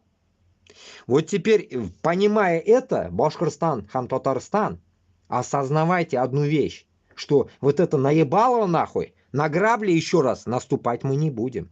Мы люди 21 века, которые, нахуй, нормально владеем компьютером, можем почитать интернет, можем почитать историю. Если уж крайняк не знаете, можете поехать, как говорится, в Казахстан. В Казахстане вам вправят мозги, нормально историю почитаете, блядь, изучите, нахуй. Кунакка барыгыз туганларга. Историю вам подучат они, дадут вам пинка, нахуй, под зад, чтобы историю вспомнили. Вот так вот. Чтобы, блядь, нахуй, каждый башкорт, хам-татар, блядь, знал, блядь, для чего ему, блядь, нужна независимость.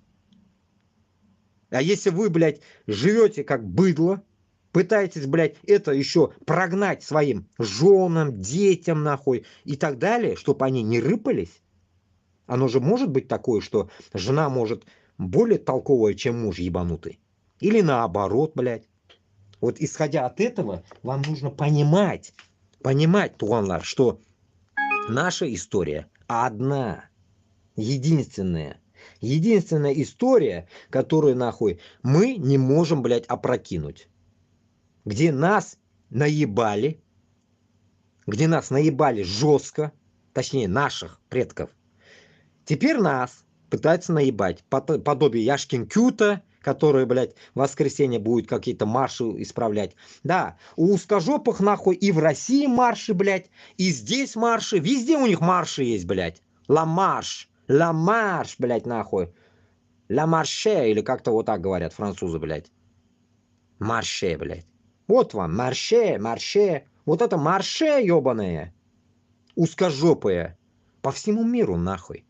Почему, блядь, Башкортостанда, Татарстанда нет, блядь, марша мусульман? Почему в Ичкерии, в Дагестане нет марш мусульман? Почему совместно из этого 4 населения нет марша общего? Миллион вопросов, нет ответа, блядь. Потому что вы очень мало, нахуй, сидите на моих каналах. Вас мало. Вас мало. Каждый, как говорится, который думает вот так, как я, должен, получается, нахуй, вместе двигаться. Создавайте каналы. Двигайтесь по своему уму. Но только уничтожение Москвы должно быть у вас в голове. Цель – уничтожение Москвы. Ради спасения своей родины. Как украинцы сейчас бьются нахуй, как говорится, с одним, блядь, ебучим шайтаном Путиным. А вы не можете понять, что мы тоже можем дать отпор. Мы можем жесткий отпор дать. Но этот отпор должен быть, блядь, таким образом, чтобы мы оставили за собой свои земли не захваченными никем.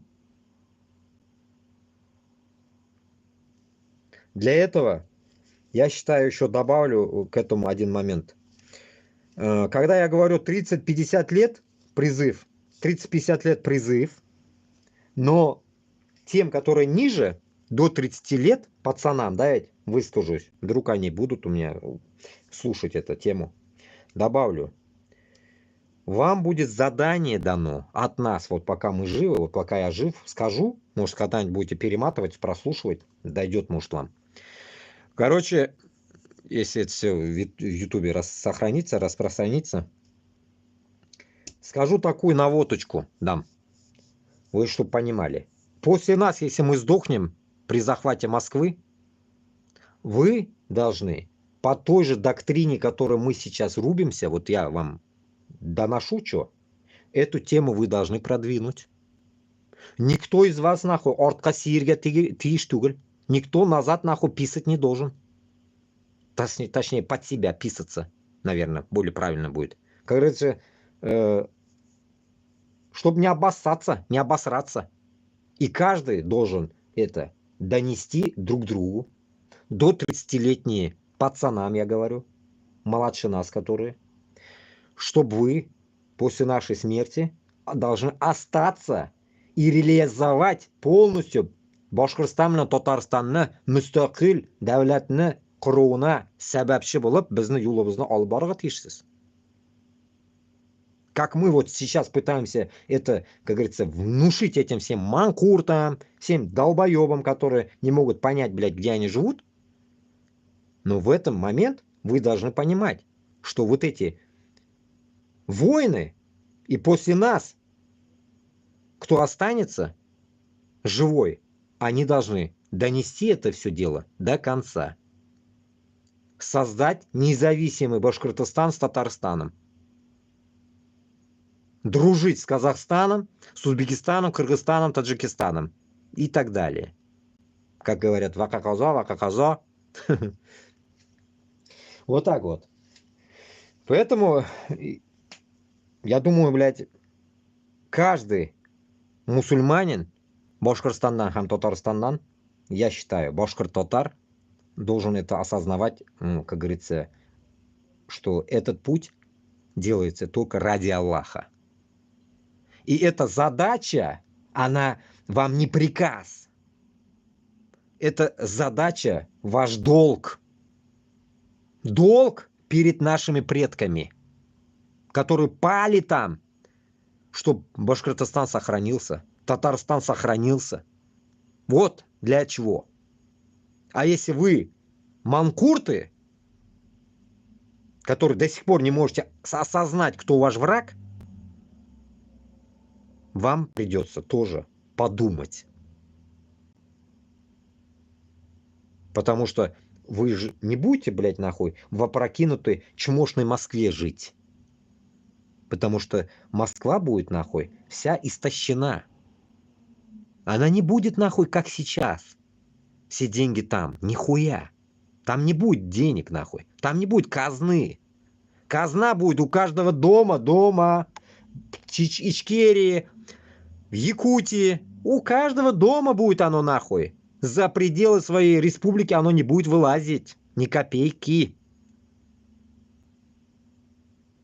Из-за этого каждый своей нации, чувак, марис, удмурт, все должны понимать это. А если вы не можете это сейчас осознать, то потом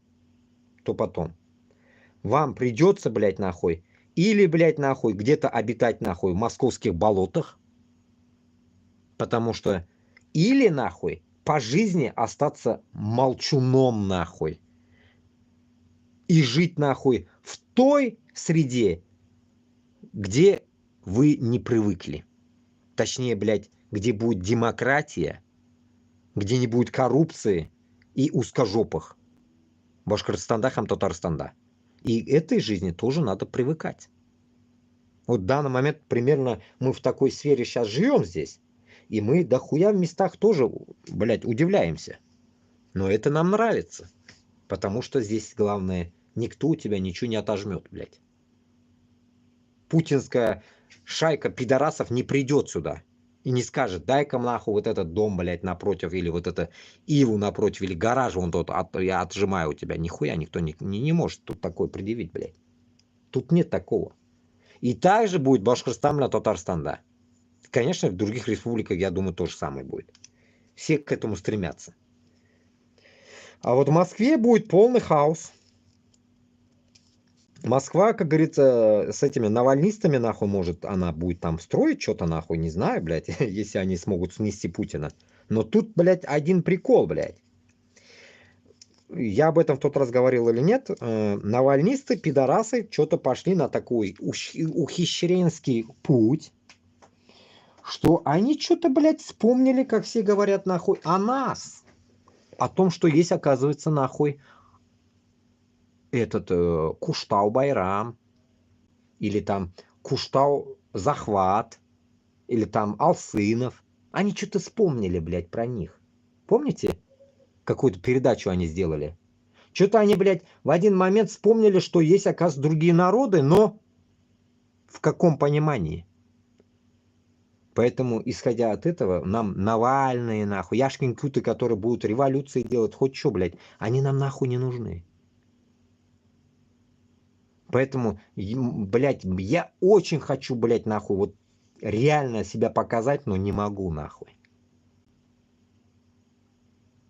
Чтобы я мог, блядь, на публику что-то сказать, нахуй, чтобы мой эфир, который я поведу в тот день, чтобы донесли до этих навальнят, нахуй, сраных.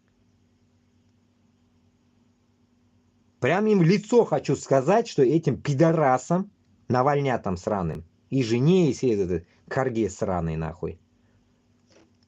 Старой карге, блядь, так скажем, да? Что, блядь, нахуй, Башкортостан, Хам-Татарстан, нахуй, никого не будет слушать. И она будет разговаривать с нами, если захочет что-то пропиздеть. Она должна разговаривать именно с нами, не с Кашаповым, нахуй, не с Русланом Габбасовым, нахуй, мямейлер, блядь, которые палец об палец ударить не могут, связать одно слово не могут сказать, нахуй. Будет разговаривать именно со мной, нахуй. Как всегда говорят, жесткость нужна, жесткость, нахуй. Вот именно, у вас нет жесткости. Мямейлер. Bizda мямей diyorlar ондайларны. Не знаю по-русски, как будет, блядь. Мямей. Ну, какие-то сосунки, блядь. Не знаю, блядь. Слюзнявые, нахуй. Слюнтяи, нахуй. Нет. Такая хуйня не должна прокатывать, когда идет речь о твоем государстве. Когда речь идет, нахуй, когда твоих, блядь, людей, блядь, употребляет, как, нахуй, каждый день, блядь, китайцы, нахуй, тараканов, нахуй. жрут, блядь. Как саранчу нахуй. Сжигает нахуй в Украине, блядь. Там не будет никакого разговора, блядь, с этими навальнистами, яшникутами, нахуй, с этой революцией и подавно, блядь, узкой общиной, блядь. Они нам нахуй не нужны. Ичкерия это будет Ичкерия, Дагестан это будет Дагестан, Башкортостан, Татарстан то же самое. Никто не должен с ними вообще нахуй садиться даже за стол, блядь. Потому что они нам никто. Возвращаясь к началу разговора, как раз-таки о том, что почему я не согласен тем, что ходят, попрошайничают Кашаповы и все вот эти поеботины, хуйней маетесь. Турция, блядь, Хуюрция, еще кто нахуй. Поэтому я и говорю. И Украине тоже это касается. Не надо клянчить. Долбить надо без спроса. Вы не можете понять, долбить надо Москву без спроса. Нашими руками тогда уж. Не можете сами срать нахуй. Дайте нам оружие, блядь. Мы хоть обосремся, ебанем нахуй.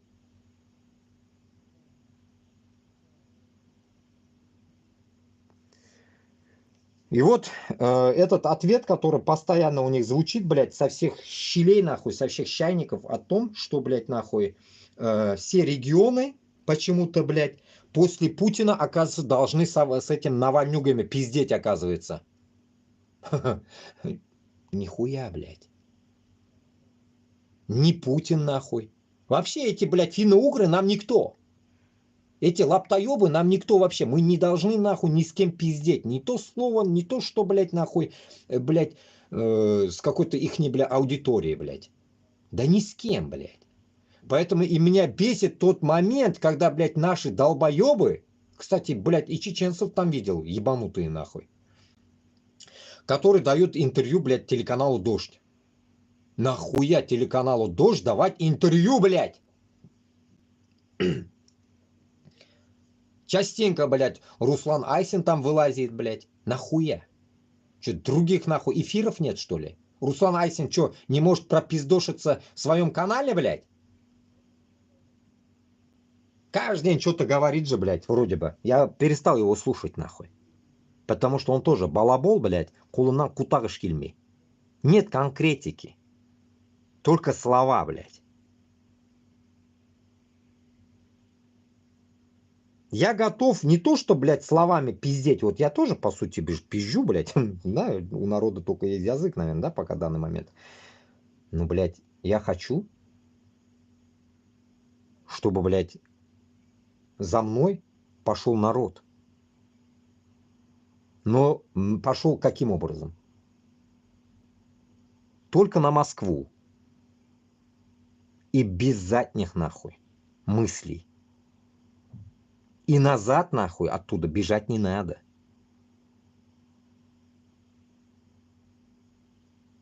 Просто дойти до Москвы, разъебать всех там, нахуй.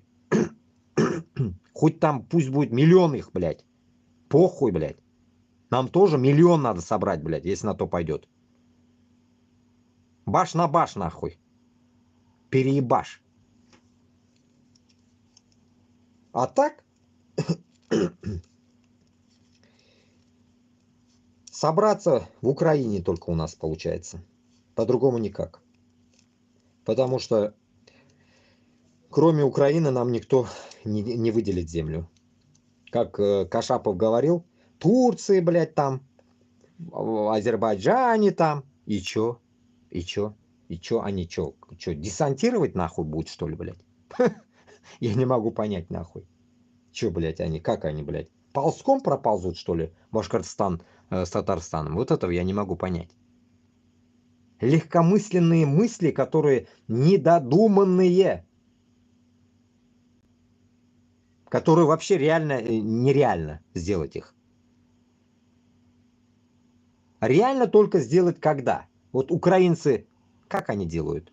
Они вот в войне, блядь, лежат в своих окопах, хуярят всех подряд там. Вот это реальность. А у нас нет пока таких реальностей. Я еще никого не видел, говорю же, который готов взять оружие. Я не видел таких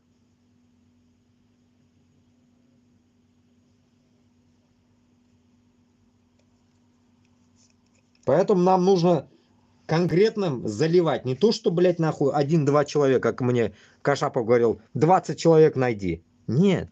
1, 2, 20 это не дело. Это не дело. Минимум столько, как украинцы зашли в Курск. Минимум. Вот сколько там было, правда, какой-нибудь, кто знает, найдите самую последнюю цифру правды. Вот столько должно быть нас. Минимум. 8, 10 тысяч, 20 тысяч. Вот только тогда мы сможем, блядь, пойти на Москву. Не как Пригожин, Гондон. Почему? Потому что узкожопые не могут нахуй идти дальше. Они не могут. Мы можем.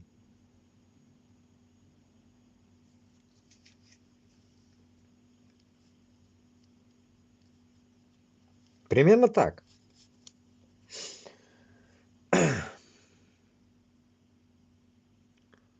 Так, много комментариев. Давайте почитаем комментарии. Так, давайте откуда начнем комментарий почитаем.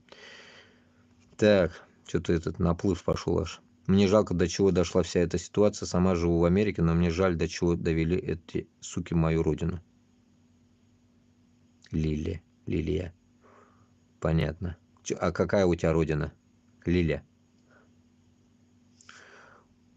У нас столько оружия нету. Насчет столько оружия нету, Туганар. А где это? В Украине? Или где, я не понял. Насчет оружия. Я вам в тот раз уже, раньше уже 1000 раз рассказывал. Насчет оружия проблем нету. Главное зайти. Все, в начале эфира как раз говорил, блядь, о Лабуге. Все оружие в регионах. В Москве нет оружия, имейте в виду.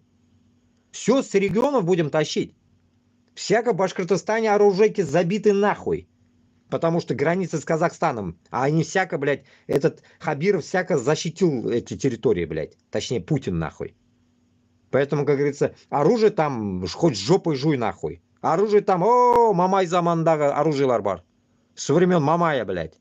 Найдем мы там нахуй. Крайняк вилами пойдем нахуй. Не в этом суть. Дух терять, дух. Дух, если есть, оружие не надо. Дронов, блядь, нахуй. Которых, блядь, я говорю, заебенить нахуй. Их надо реально заебенить.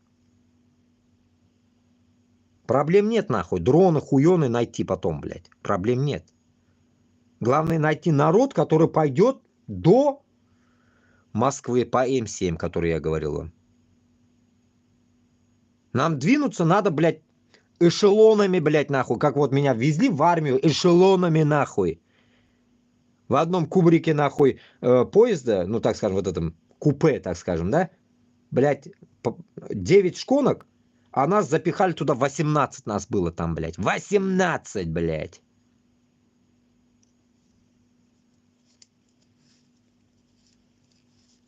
Поэтому ехать до Москвы, хуйня это все. С Казани 1000 километров. Проблем не будет.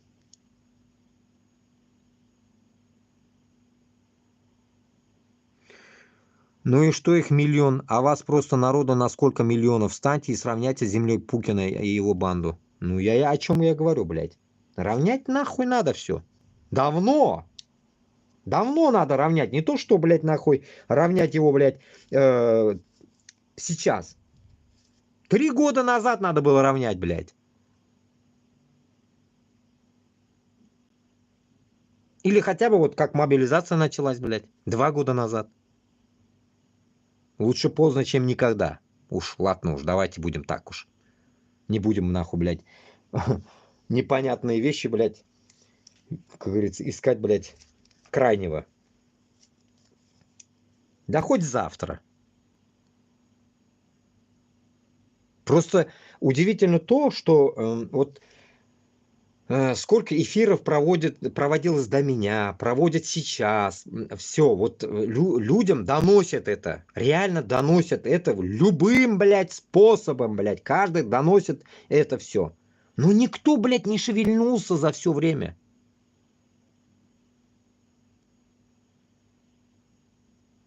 Плюс еще одну вещь, блядь, на днях услышал. Ну, до этого тоже слышал. Как берут, блядь, батальон Сибирь, блядь. Вот это Сибирь или что за, блядь, хуйня, батальон какой-то есть. Ну, это винегрет, нахуй, там. И русские, и татары, все там есть, говорят. Нам не надо такой винегрет, нахуй.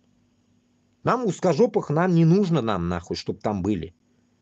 Узкожопые пусть сами ебутся, как хотят, блядь. Нам нужно своих собрать. Чтобы, блядь, мы между собой говорили на своем языке. Спокойно. Без русского языка.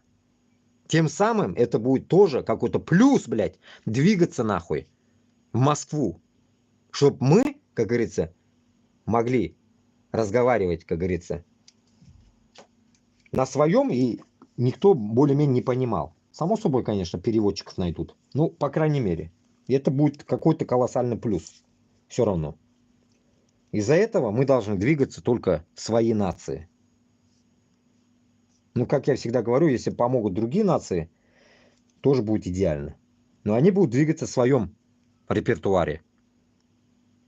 Кавказ должен сам двигаться. Мы с Урала начнем двигаться. Примерно вот так. 3 дня и Москвы не будет, блядь. 3 дня нам хватит. Почему, блядь, у этих пидорас, блядь, коммуняк, пожилых наших, блядь, предков, блядь, страх такой, а? Жить они хотят, да, суки? Получается, наши родители, пидорасы, хотят жить, да? Жить хотите, да, суки? Жить они хотят, понимаешь ли? А мы не хотим жить, получается, да? Нам можно дохнуть нахуй на этой крысятнической войне, блядь, в Украине. А вот пожилые пусть дома сидят, да, и доживают свое, да. Они не хотят дохнуть, суки. Вот так получается, да? Поэтому я считаю, что война, как вчера я пел, блядь, война, дело молодых, свой поет. Вот, война дело молодых, понимаете? Лекарство против морщин, блядь. Так что давайте, блядь, будем петь нахуй. Алга, блядь. И будем идти нахуй ебашить Москву, блядь. Мы же молодые, блядь. И наше это дело война. Они, блядь, морщинистые нахуй. Чтоб шли, блядь, в окопах. Ноги себе отрезали. Вот так, шулай, туганлар. Поэтому давайте уж не будем, как говорится, прикалываться. Но порой иногда тоже поприкалываться можно. А с тобой...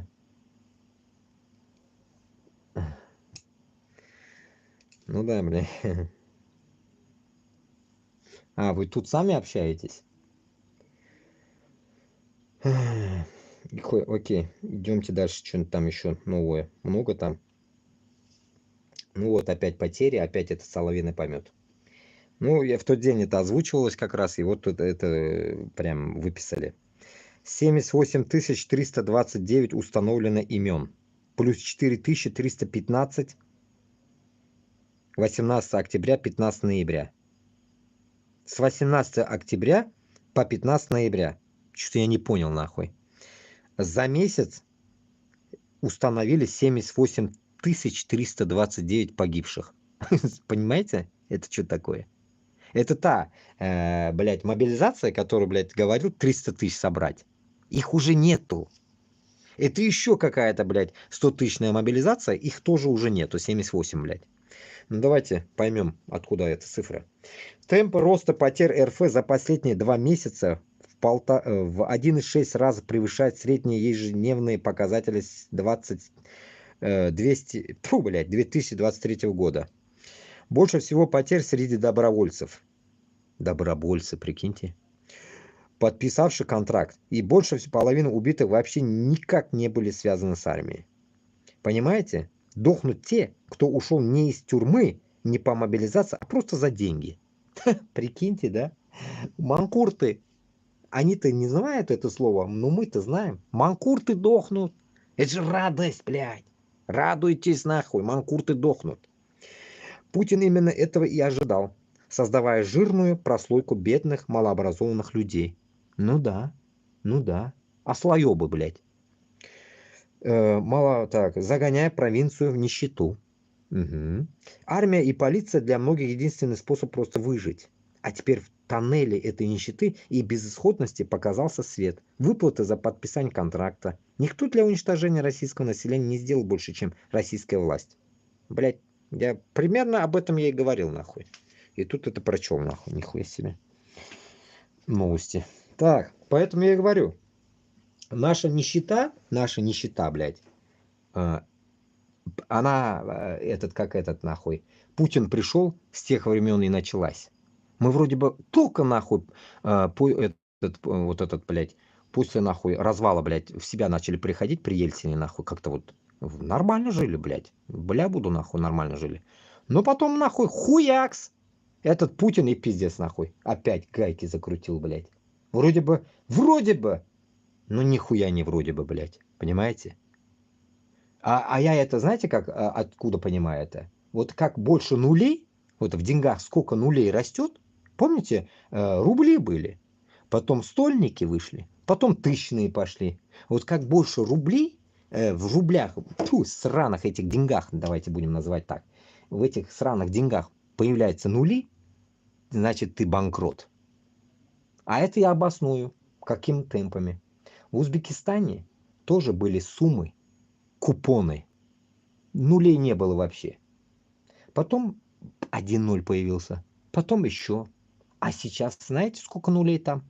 Ебать нулей сколько. И они, блядь, как всегда я говорю, 100 евро, 100 долларов поменять, надо на велике ехать. А если ты 1000 долларов хочешь поменять, такси надо нанимать. Охуеешь, мешок деньгами нести. Примерно так. Надеюсь, донес. Поэтому чем больше нулей, тем пизда нахуй этому государству. Это просто логический подсчет. Даже математикам не надо быть здесь. А в Европе и... Как это, блядь, ебаный? Америке вы когда-нибудь нули видели? Я за сколько живу, блядь, не видел нахуй. Лишних нулей там нету. Даже когда-то были свои деньги, немецкие нахуй какие-то деньги были, марки, блядь, и так далее. Вот те времена тоже больно нулей не было. Вроде было, наверное, не помню, блядь, но не больно. Значит, экономика была мощная. Вот нет нулей, это нормально. Есть нули, пизда нахуй. Так что примерно такая арифметика.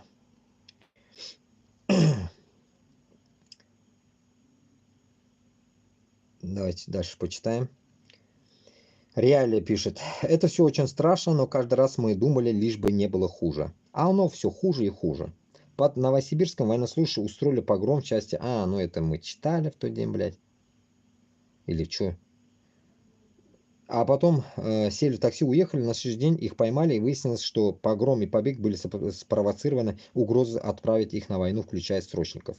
Сначала они на словах отношения выясняли, а потом он, Дневальный, заявил им, что обратной дороги для них нет домой, поедут на СВО. В любом случае, они начали бить окна и двери. После этого 10 человек сбежали. Ну как сбежали? Сели в такси до магазина, они так постоянно делали. Только раньше на это все закрывали глаза, а тут объявили чуть ли не план перехват.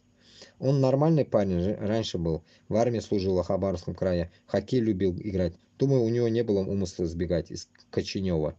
Просто ребята выпили слегка, вот и понеслась. Чё за нахуй маза, блядь? Чё за отмазка нахуй? На видео, блядь, видели же, о чем пиздешь? А здесь что за пиздеж, блядь? Что-то хуйня какая-то, блядь. Видите, уже доверять нельзя, нахуй, это всем информации, нахуй. Уже, блядь, верить нельзя, это ебатория, нахуй. Кому чё нахуй пиздят, как хотят, нахуй. Упаковали их, нахуй, и отправили, наверное, пиздюлей дали, и все, блядь. И сейчас вот поют так. Так, наступление РФ обернулось катастрофой. Катастрофа для войск РФ в Курской области. Ну, что-то произошло в Курской области, наверное. РФ сдохло, наверное, что-то произошло. Майкл Наки пишет. В Москве избили депутатов Госдумы из-за высоких цен. Смотрите, вечерний шпиль, блядь. Мандат не спас от толпы, блядь. Ну-ка, о чем пиздят? Может, маленький он видос. Или дохуя его. Сука. Ну... Революция в Абхазии. Президент спрятался на российской базе. Били не по мандату. Избиратели избили депутатов Госдумы. В России начались перебои с выплатой пенсий. Корейский нож в спину. Жена участника СВО ушла к спецназовцу из КНДР. Нихуя себе. Говорит и показывает мне Москва в эфире Белсата. Ядовитый, но очень полезный вечерний шпиль. Приветствую. Всего через неделю после победы Трампа на выборах белорусы начал вставать с колен. И снова стал актуален мем про 100-рублевую купюру. Но в Москве этот отрицательный рост рубля только на пользу. Если кто забыл, Владимир Владимирович это на пальцах объяснял. Туганлар, слева, братан, слева параллельно на всякое ютубно посмотри-ка, что там, да хуя что-то там в ютубе. Деньги приходят в рублях, 32 рубля получили. А теперь товар продали на рубль, а получили 45. Доходы бюджета увеличились, а не уменьшились. А денег в этом самом бюджете уже не хватает. И на как раз напомнили. Категории граждан. Напомнили как раз, блядь, Путина лет 20 назад, как он пиздел гандон, блядь. Типа, блядь, он такой ушлый математик, нахуй. Ну, вот я примерно вам и объяснял, что, блядь, вот такая хуйня на лоха. Без лоха жизнь плоха, блядь. Поэтому, как говорится, наш народ, блядь, Башкортостана, Татарстана и других, нахуй, они думают, нахуй, что мы такие тупые, нахуй, и нас можно использовать во все щели, нахуй. Перекрывать, нахуй, везде, нахуй. Нашими живыми трупами, нахуй, так скажем, блядь, дороги, кислороды, нахуй, всем, блядь. Ну, не тут-то было, блядь, нахуй. Поэтому все-таки подобие нас, блядь, которые борются за свою землю, блядь, нас, как говорится, я думаю, тоже есть дохуя. Просто молчат все, блядь. Поэтому хотелось бы, блядь, говорить, блядь, с ними, но не хотят. Не хотят. Только вон пару штук, только пару выскочек, так скажем, есть. Кашапов и Габасов. Больше я не видел пока еще.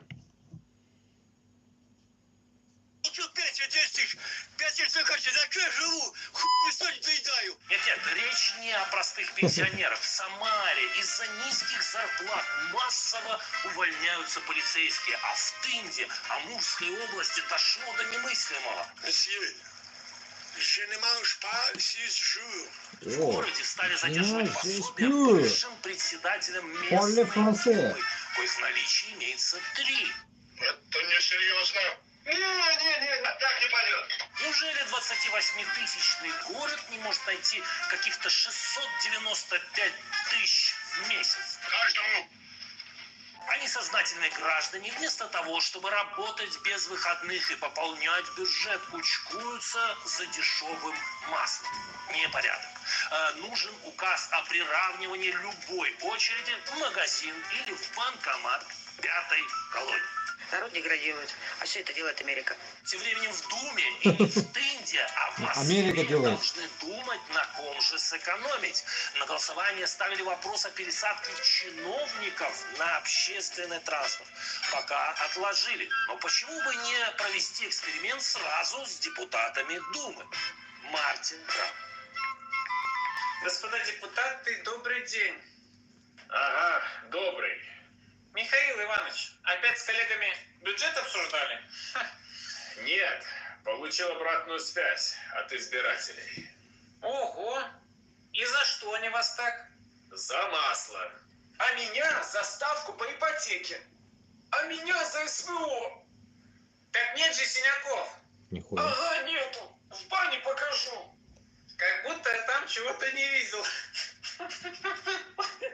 Подумал не о том. А вы кто? Не узнаю вас в гриме. Это ж Федор Петрович.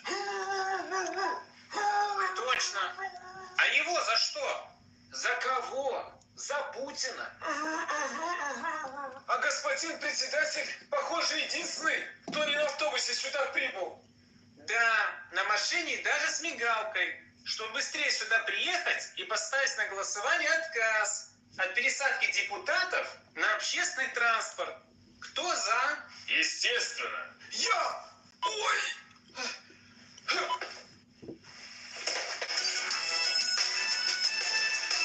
Это тема встреч, прощаний. Похоже, Путин не так верит в своего агента Трампа, как многие его критики. Хозяин Кремля приказал во что бы то ни стало отбить Курскую волость до инаугурации Дональда Фредовича.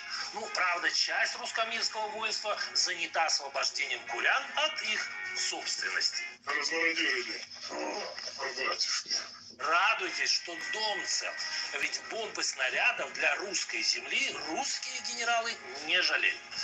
Хоть бы там камня на камне не осталось. Я боюсь вот именно вот прихода, когда 16 с врагами, если придут, это чтобы сейчас нас фабрика колбасит. Пушечного мяса московскому командованию не жаль и подавно. На неделе второй армии мира был поставлен очередной рекорд потерь. Почти 2000 бойцов за одни сутки. Нихуя себе! Карников. Военком в Питере вместо того, чтобы отправлять на фронт... Вот, мы дошли, ответ нашли, Туганлар. Вот эти, блядь, тот день, помните, видели, наверное, в Телеграме везде? Позавчера рассказывал, блядь, в эфире. Вчера у меня караоке. Гробы, которые, блядь, на складе, блядь, в Алсбери, блядь. Ну, примерно такой склад, блядь. По 3 этажа, 30 штук, помните? 2000, вот откуда, блядь. Корнево, блядь. Оттуда, нахуй.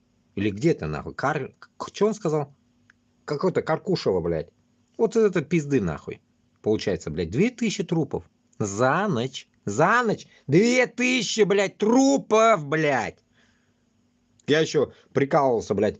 Там можно в один гроб 3 положить. Там сына, блядь. Помните? Отца, блядь, братишку, нахуй, еще кого-то там. И упаковать, нахуй, в один цинковый. В итоге, блядь, и там столько трупов лежат там на этих, я рассказывал, блядь, на сковородках, хотел сказать, блядь. На этих, блядь, тележках, блядь. Вот так примерно. Поэтому вот оно где. Теперь, надеюсь, поняли, где они сдохли. 2000 человек. Фонд «Пушечное мясо» подписывал контракты с мертвыми душами, а денежки в карман. Гоголь должен был бы от удивления восстать из гроба, а Нобелевский комитет вручить этому новому Чичикову премию мира. Но, к счастью для Владимира Владимировича, не все поддались пацифистским настроениям. Есть патриотичные монаши, которые уже готовят своих деток на СВО. Но и взрослые дядьки готовы помочь. Очередной депутат собрался уйти на спецоперацию. Но, правда, окоп для Захара Янжиевского придется рыть целым взводом. Одна надежда на импортных воинов. Правда, корейцы пока занялись тыловой работой. Помогают утешать жен российских участников СВО. Подробности только у нас.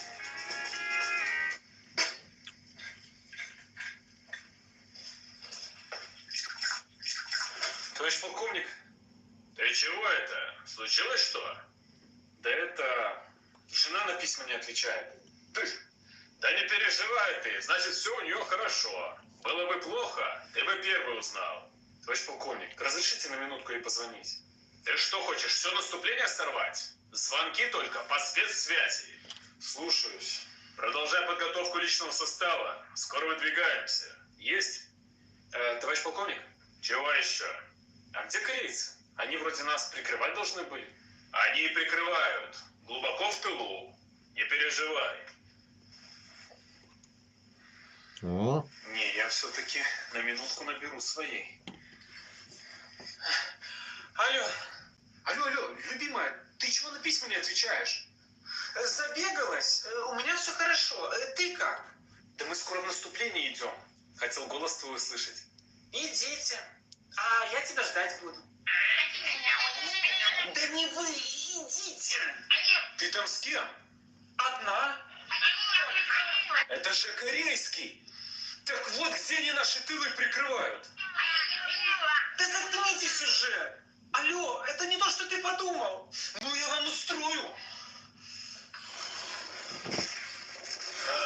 Уходим. Кто-то раскрыл наши позиции. Да я тебя! Я, Сармат и Посейдон, берем прицел! На Вашингтон! На Вашингтон! Удар по Вашингтону откладывается на неопределенное время. Ну, тягач надувного Сармата поломался. Это дядя повезло. В отличие от сотен российских танков и БТРов, которые ВСУ перемалывают в Курской битве. Но российская армия получила неожиданные резервы. Нет, это не арматы. Мы передали вооруженным силам 28 танков, Т-55, 8 танков ПТ-76, 6 БМП и 8 тягачей. Сегодня танки 50-х годов, а завтра что? Тачанки издеваются острословы в соцсетях, а может пепелацы? Фу! Несмотря на эти ваши санкции, в стране выросла продажа Роллс-Ройсов. Но к самым крутым пацанам беда подкралась, откуда не ждали. Там целая история была с заправкой самолета для полета обратно. Не только Сергею Риббентропычу, но и самому Владимиру Владимировичу проклятые иноземцы не хотят заправлять самолет. Кинули просто. Тем временем четверть российских пассажиров может лишиться возможности летать по причине скорого банкротства 30 авиакомпаний. Но выход есть. Экономия и еще раз экономия. Анатолий Чайковский.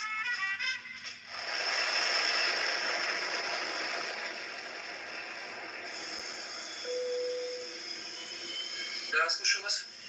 Скажите, а можно отстегнуться? Я смотрю, мы высоту набрали уже. Конечно, отстегивайтесь. Просто того пристегните ремни, до сих пор горит. Ой, да не обращайте внимания. Самолет старый, тут постоянно что-то горит. Вчера, например, двигатель горел. Простите?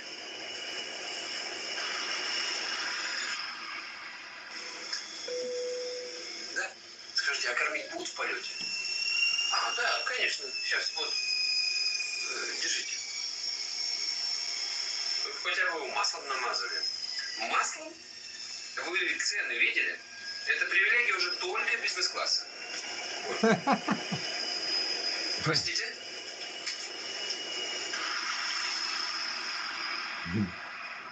Вот, пожалуйста, ваша вода.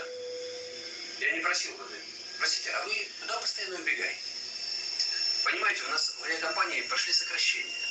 Только я один остался. Вот и приходится и напитки разносить, и самолетом управлять. А, понял, вы пилот и стюард одновременно. Наоборот, ну да. Что значит наоборот? Вы что, не пилот? Нет. И какой-то у вас полет в качестве пилота?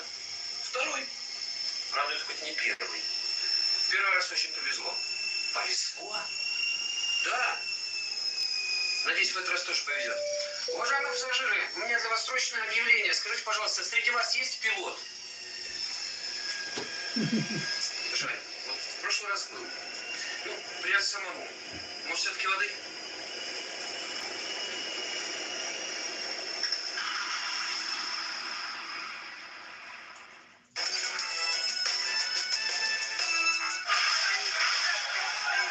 Казалось бы, подконтрольной Москве Абхазии протестующие заставили отозвать законопроект соглашения с Россией.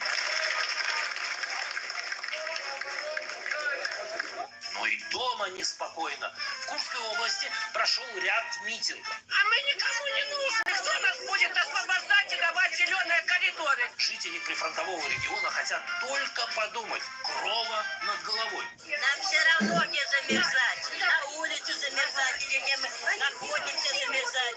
Какая нам разница? Некоторые выдвигают и вовсе немыслимые требования. Мы просим вас закончить эту проклятую войну, которая унесла много жизней невинных людей. Курские говорят, покончить этой войной. Дорогие жители, вы меня хотели видеть? Не такие мы уже для вас и дорогие. Месяц дожидались. Во-первых, отпуск сам себя не отдохнет. Во-вторых, какие у вас пожелания, собственно говоря? Не пожелания, а требования. Пусть власть наконец признает, что идет война, и принимает соответствующие действия. Так, Требования. Что еще? Если вы не обеспечите нас жильем, как обещали, мы к вам пойдем в дом жить. Записал. Дальше. Мы за Путина больше голосовать не будем, если он за неделю не освободит Суджу от нацистов. Да, а то ни работы, ни денег. Нам что в магазине, бесплатно еду брать? Так, вот что получилось. Требование признать СВО войной. Подготовка к проникновению в жилье с целью захвата. Попытка смены президента путем голосования. И мародерство. Одним словом, терроризм, дорогие граждане. Чего? Тишина. С террористами власть в России переговоров не ведет. Каталажку их. Есть. Да это беззаконие! Вот и решили проблему с едой, жильем. О, глядишь, и мне награду за связь с населением дадут. Как раз напомнили тему, Туланар, давайте продолжим. Тут такой прикольный, короче, вот так ТВ какой-то. Ну, смех сделали, короче, издевка как бы, да? Ну, блядь, и смех можно, и это, блядь, ну, местами, да, так скажем, блядь.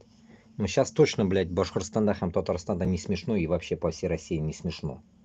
И вот как раз вот они напомнили насчет того, что, блядь, нахуй, за любой, нахуй, пердеж сажают, блядь, на 5 лет, как ту бабушку в тот день, да, я говорил вам, 68 лет, которые посадили, да.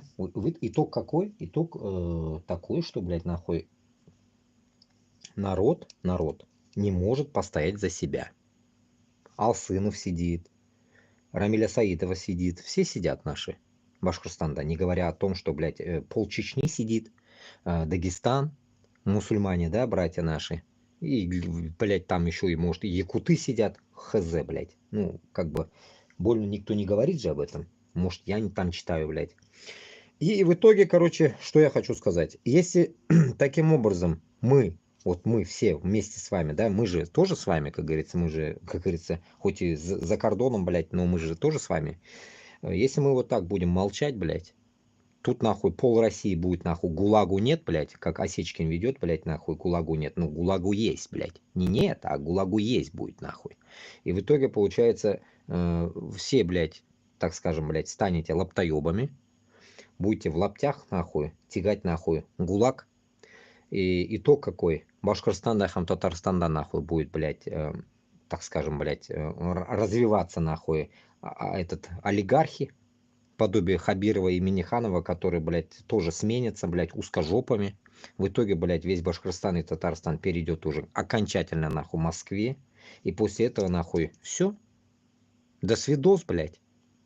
До свидос, нахуй. Не будет у вас, нахуй, вашей идентичности, вашей республики. Не будет вашего региона и так далее. Вот этого, наверное, вы ждете, блядь, да? Вы ждете сами какого-то бунта, блядь, которого вы сами не можете создать. А кто для вас даже этот бунт создаст? Понимаете? Вас, блядь, сравнивая, блядь, вот этих, блядь, Курские, блядь, ну, приграничные зоны, народ, который чмырят, в данный момент, блядь, без домов, без этого, да, ну, бомжуют, блядь, во время учебы. Прикиньте, там есть еще, наверное, семьи есть, у кого есть дети, учатся, блядь, школы нет, садика нет. А вы вроде бы далеко еще, Башкортостан, Якутия, далеко, до вас не дошли, вы думаете, вот таким макаром вы думаете, моя хата с краю. Нихуя. Тут два варианта есть.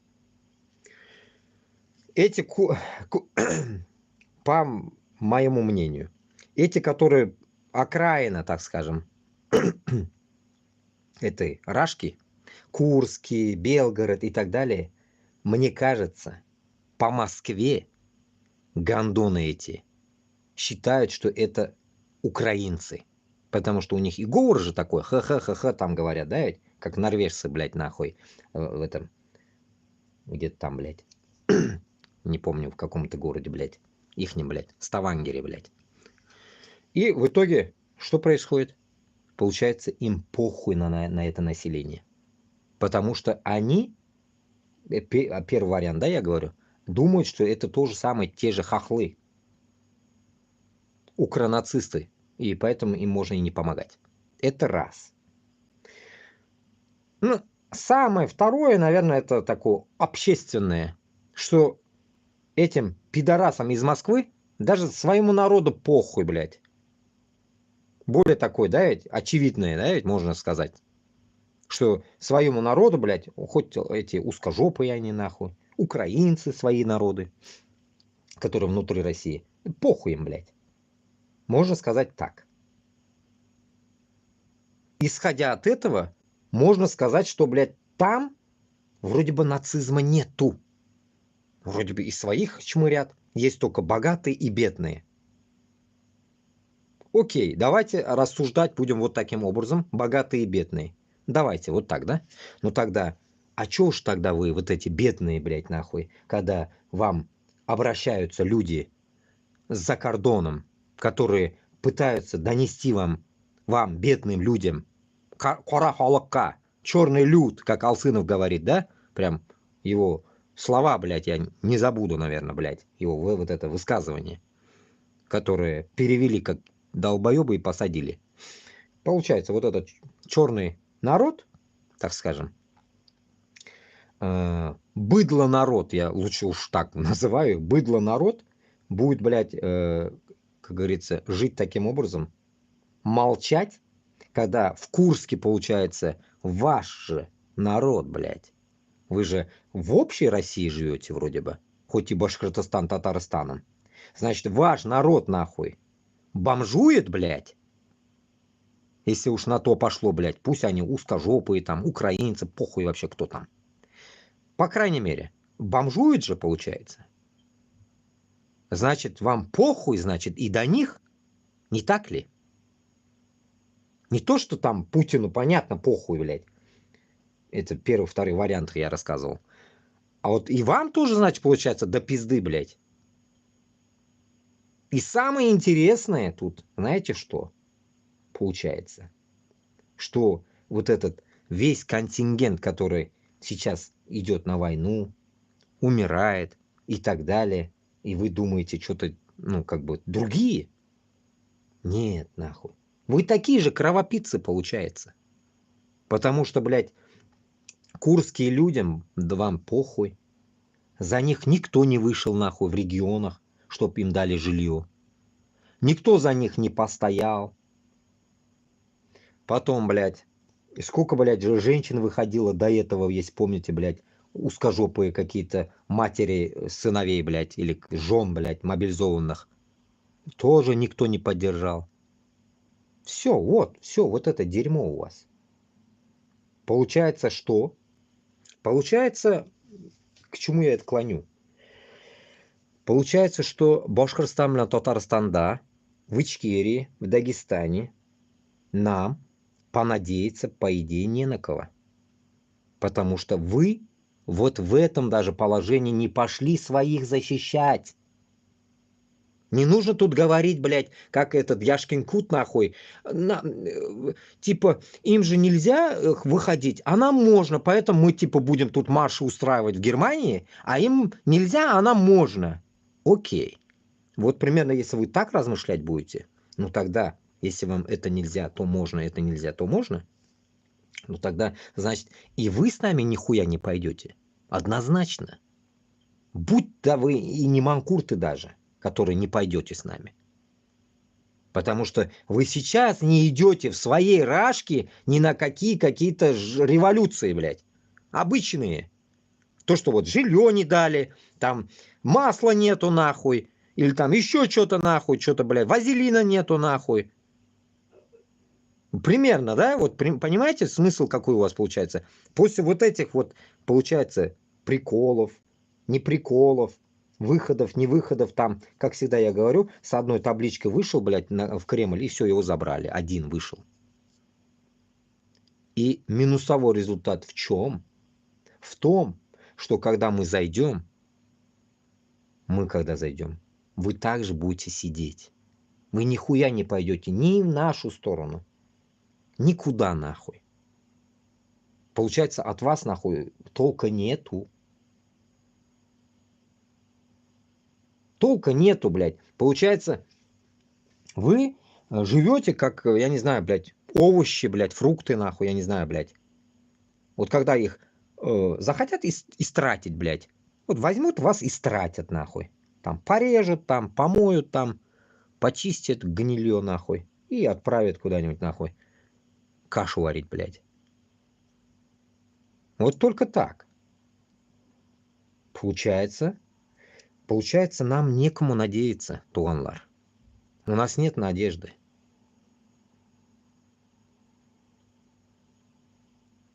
Разные мы варианты обскрутили, разные варианты, блядь. Вот мне вот такая вот мысль, да, вот пришла, что даже такое, блядь, есть, оказывается.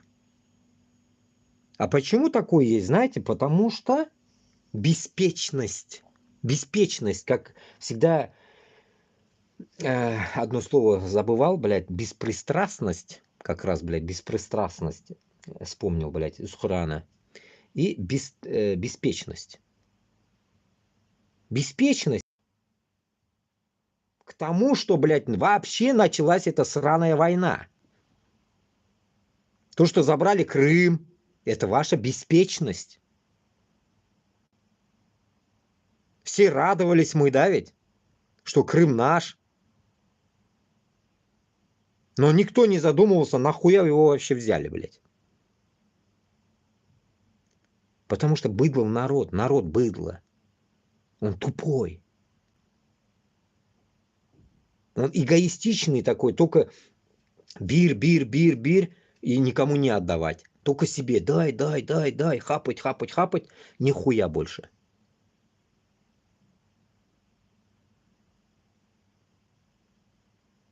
Из-за этого я считаю, нам нужно однозначно вот вернуться к другим моим разговорам, однозначно с Башкортостана, с Татарстана выводить людей, так скажем, на чистую воду, это раз, и вытаскивать таким образом, которые реально пойдут за нас и которые пойдут на Москву. Это как вот этот, как раз-таки, сравнивая, блядь, батальон Сибирь, как раз на днях чуть мельком услышал, как Фейгину вроде бы, блядь, какой-то приперся этот сибиряк, блядь, вроде бы давал интервью ему. В итоге, получается, молодой вроде он, да, сопляк какой-то. И он через какую-то, блядь, там жесткую проверку прошел, чтобы попасть в этот батальон. Он еще как-то туда попал, блядь, и так далее. И вот тут у вас может возникать вопрос. А как нам попадать куда-то? Нам никуда попадать не надо. У нас нету места дислокации попадать. Поэтому я призываю от 30 до 50 лет мужиков попасть за кордон. За кордон, ну, за границу. Почему-то это слово у меня, блядь, с детства осталось. Это вообще украинское слово, оказывается, за кордон, блядь. Это за границу, блядь. Удобное слово, блядь. А я думаю, это кордон, блядь. Какой-то кордон, блядь, думал. А это, оказывается, блядь, нахуй кордон, блядь. За границу. В итоге, получается, за границу, чтобы попасть, вам нужно, как говорится, действовать. Забыть свою старую жизнь и уехать. Если вы пойдете с нами. И вас таким образом фильтровать у нас не будет вообще, во-первых, причин. И во-вторых, как говорится, у нас пока нету места, чтобы вас взять прямо и дать оружие. Для нас хотя бы пока собраться надо, подготовиться, чтобы уже пойти и сказать, что вот у нас есть столько-то людей, там 10, 20, 50, 100, которые реально пойдут на Москву и дайте нам оружие. И научите нас, что делать с ним, с этой хуйней всей. Только так. Но я думаю, для этого нужны конкретно не те, которые эгоисты, а те, которые реально хотят независимости Башкортостана с Татарстаном. Не которые в десна целуются с узкожопами и бегают там везде, блядь, как шныри, блядь. Они нам не нужны. Которым, как раз до этого перечислял, которым похуй даже то, что бомжуют сейчас курские люди.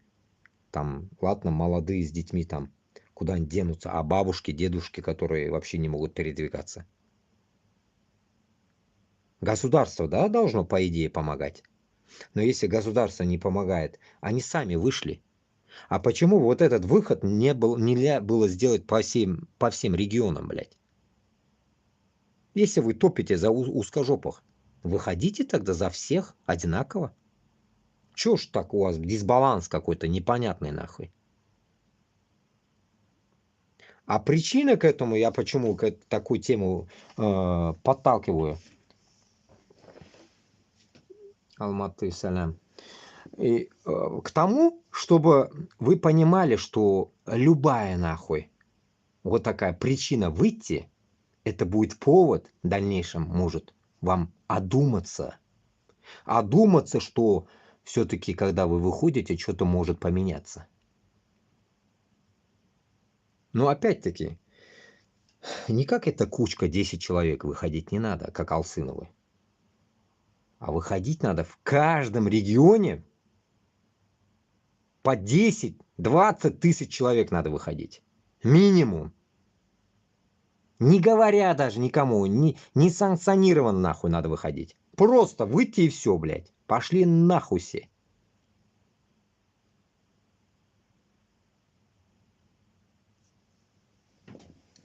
Это будет какой-то, знаете, шаг какой-то, вашу чуть-чуть, блядь, нахуй, смелость. Создать вашу смелость. Вашу смелость организовать какую-то, блядь. Только так.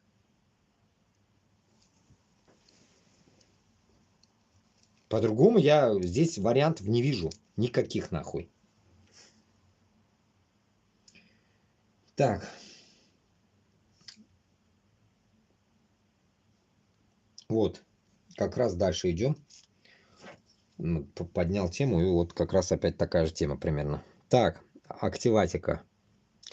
Оренбуржцы требуют отставки мэра из-за проблем с транспортом. Вижу на фотках снег там, да? Снег лежит, да, в Оренбурге? Жители Оренбурга создали петицию «Отмена транспортной реформы и отставка Сергея Салмина».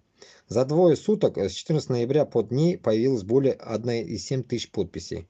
Авторы петиции требуют отменить городскую транспортную реформу, хотя в Оренбурге проживает менее 560 тысяч человек. Из-за реформы там такие же пробки, перегруженность транспорта и очереди на остановках, как в миллионниках, отмечают жители. Интервалы между прибытием автобусов и маршруток сильно увеличились.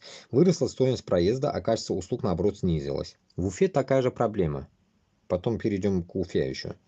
Всяко там тоже такая хуйня есть. Оренбуржцы недоумевают и по поводу расхода бюджетных денег. Так, несколько лет назад в городе создали новые остановки, но транспорт там почему-то не останавливается. В качестве примера авторы приводят остановку на Северном проезде. С какой целью на нее был потрачен бюджет, если в автобусный маршрут она не включена? Горожане опасаются, что дальнейшее пребывание Салмина на посту приведет к еще более сомнительным реформам и предлагают ему уйти в отставку.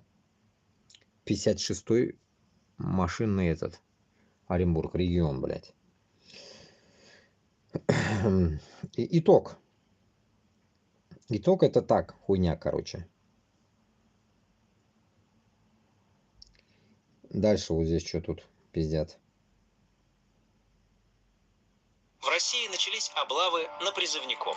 Полиция с помощью систем распознавания лиц ловит на улицах парней, которые не явились по повестке, и сразу отправляют на медкомиссию в военкомат. Власть боится объявить мобилизацию, поэтому и взялась за призывников. Вопреки обещаниям Путина, они прямо сейчас воюют и попадают в плен в Курской области. Кстати, сами жители Курской области впервые открыто требовали у Путина закончить войну. Мы просим вас закончить эту проклятую войну. Мы лишились всего. А тем временем на фронте продолжается ад.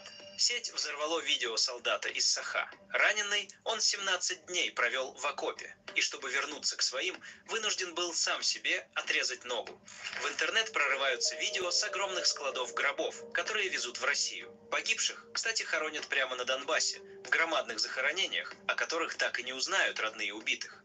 Лига свободных наций. Подпишись на канал, сделай шаг навстречу свободе народов. Видели, с каждой будки нахуй одна и та же тема. Вот. Новые темы, но одно и то же. Вот уже сколько прослушали, одно и то же, блядь.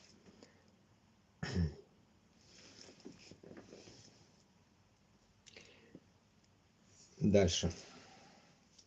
Реалии пишет. Там был ад, просто адище. По его словам, мало того, что воюешь и не понимаешь за то, что так тебя свои же и подставляют все время, то без поддержки в штурм отправят, то в яму посадят, то пьяными изобьют. Мобилизованный с Сахалина Роман Иванишин сдался в плен в ВСУ, а затем его вернули в Россию в рамках обмена. Теперь будут судить это первое в России подобное дело. Что-то слышал, но не читал, не помню. Он же всю Чечню прошел нормально, вернулся, рассказывал, что всю дорогу в засадах сидели, открытого боя почти не видел. Чечню, получается, выдержал, а в Украине намного трешовее. Тем не менее, как человека с боевым опытом, его, конечно, в первую очередь загребли. Но и порассуждать. А что сделают, если откажется? Времени у него не было. Вы помните, как гребли? Месяц-два и все, половины города нет. Все на войне, вспоминает друг Романа Дмитрий Бугаев. Это совсем не Чечня, как он говорил. Самолеты, танки, дроны, ракетные комплексы, в ход идет все. И украинцы, по его словам, оснащены гораздо лучше. И замотивированы, дай Боже. Гибель ужасная и с той, и с другой стороны. Обратно в Шахтерск из примерно сотни человек, мобилизованных и контрактников, за 2,5 года вернулись только 2 человека. Один в тюрьме сейчас сидит за отказ от боевых. Но он редкий тип, которому увольнительную дали.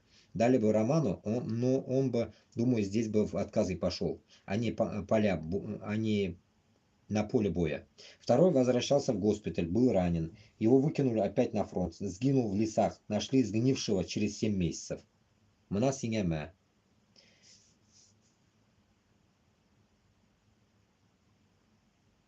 Чечню выдержал, а в Украине намного трешовее. Первое дело о добровольной сдаче в плен российского солдата передано в суд. Получается, он сам себя сдал, и его кто-то стуканул. Вот что такое пиздели про это? Сам себя сдал, за то, что он сдал, блядь, что-то, блядь, его стуканули. Он что ли, блядь? Что такое нахуй?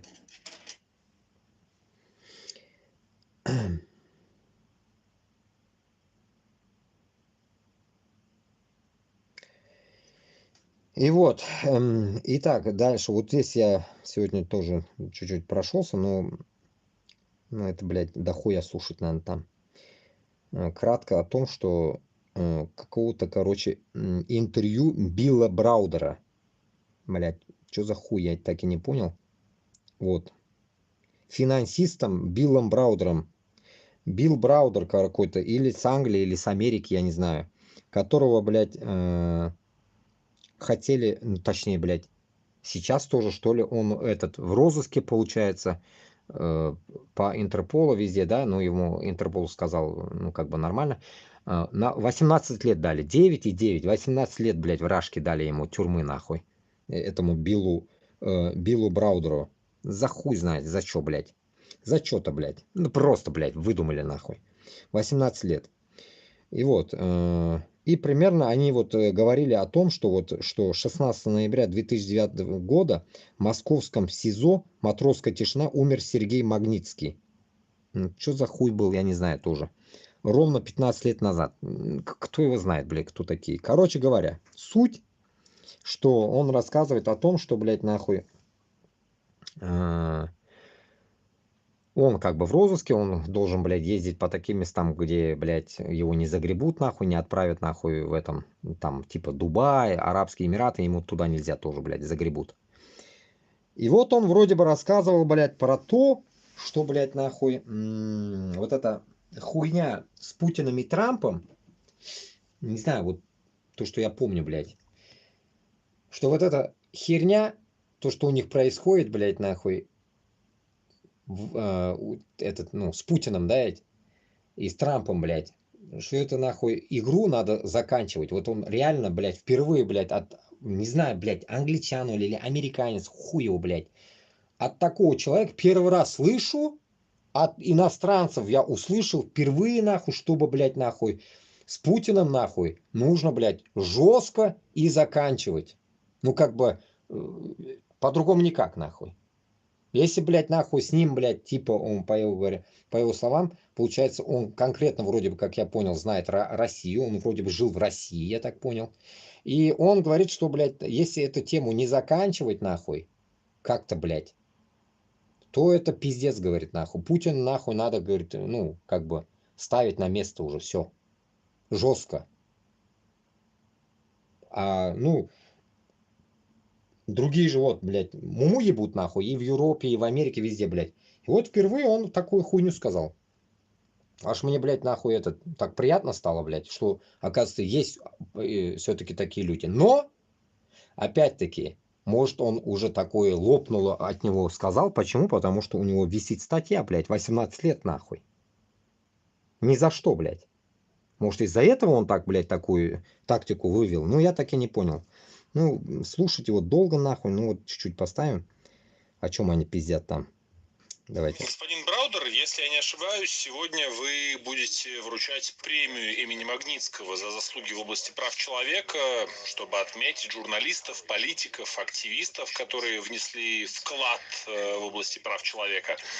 Мы опубликуем это интервью немного позже. Можете ли вы рассказать, можете ли вы поделиться с нами, кого вы будете награждать в этом году? Итак, премия имени Сергея Магнитского началась 10 лет назад. Мы вручаем эти награды каждый год в годовщину убийства Сергея Магнитского, чтобы почтить героев в мире прав человека. В этом году будет 6 лауреатов. Первой станет Юлия Навальная. Она получит премию в номинации «Смелость под огнем» за невероятную храбрость, проявленную ей после убийства ее мужа, после того, как она продолжила его борьбу за демократию и свободу в России. В этом году мы вручаем премию за выдающуюся журналистскую деятельность Захари Джоя. Она журналистка из Афганистана, которая пишет репортажи, продолжает руководить медиаорганизацией из Лондона, которая сообщает о зверствах, которые режим Талибана творит в отношении женщин Афганистана. Ей пришлось бежать из страны, чтобы спасти свою жизнь. Мы вручаем награду в номинации «Выдающийся юрист в области прав человека» Брэндону Силверу. Брэндон – канадский юрист, адвокат по правам человека, и он был одним из лучших адвокатов по правам человека в мире, помогая различным жертвам, заложникам и так далее. И самым ярким примером является ситуация с Владимиром Кара-Мурзой. Он работал над делом Владимира Кара-Мурзы, и благодаря нему Владимир получил канадское гражданство. Также благодаря нему Канада стала первой страной, применившей закон Магнитского против преследователей Владимира Кара-Мурзы. Среди правозащитников награда достается Джале Баримовой. Джала – азербайджанский адвокат по правам человека. Ее отец был заключен в тюрьму за разоблачение коррупции в Азербайджане. Он умирал в тюрьме, и она провела кампанию настолько эффективно, что вытащила его из тюрьмы под домашний арест. Он продолжает находиться там в заключении и по-прежнему находится в опасности, но она фактически спасла ему жизнь, вытащив его из тюрьмы. Премия «Выдающийся политический активист» достается Марии Карине Мичадо, активистке венесуэльской оппозиции, которая по всем данным фактически выиграла выборы в Венесуэле. Венесуэльская диктатура пытается сделать все возможное, чтобы преследовать ее. Она не приедет в Лондон. Короче, начало здесь, да, вопросы такие были, блядь, и дальше там где-то дохуя что-то говорит. И тут одну вещь поймал я тут, которые любят, блядь, с Турцией, с Азербайджаном десна целоваться. Что он сказал? О диктатуре Азербайджана, которую какую-то, блядь, политического чувака посадили и там что-то сделали, блядь. И она как бы то ли победила, то ли что. Но суть в чем? Суть в том, что и в Турции, и в Азербайджане, и так далее одно дерьмо. Диктатура. Понимаете? И Кашаповы, которые, блядь, пытаются нахуй навязать нам, блядь, Татарстану и Башкортостану вот эту тематику и подтягивают туда еще, блядь, Габасова сейчас, нахуй, за нос водят его тоже. Это, нахуй, ложная дорога, блядь. Нам нельзя таким образом, блядь, нахуй, брать свою независимость. Поэтому, нахуй, диктатура, нахуй, в Азербайджане, нахуй, никто не отменял. Потому что пожизненно, нахуй, отец был, блядь, этого, сука, Ильхама, блядь. Сейчас этот Ильхам, потом Ильхама сын будет, нахуй, еще кто-то. Что за нахуй? Что, царство, что ли, это, блядь? Или что, блядь? И вот этим государством нам дружить, блядь? Кутарма Геракляр, блядь? С ними дружить, блядь? Какой нахуй? Поэтому с азерами и с турками, нахуй, Кашыргада тугл нахуй. Срать даже рядом нельзя с этими пидорасами. Два брата-акробата пусть ебутся вместе. Айзера и турки нахуй. Пусть десна целуются и в жопу имеются нахуй. Как они говорят, амджиклар.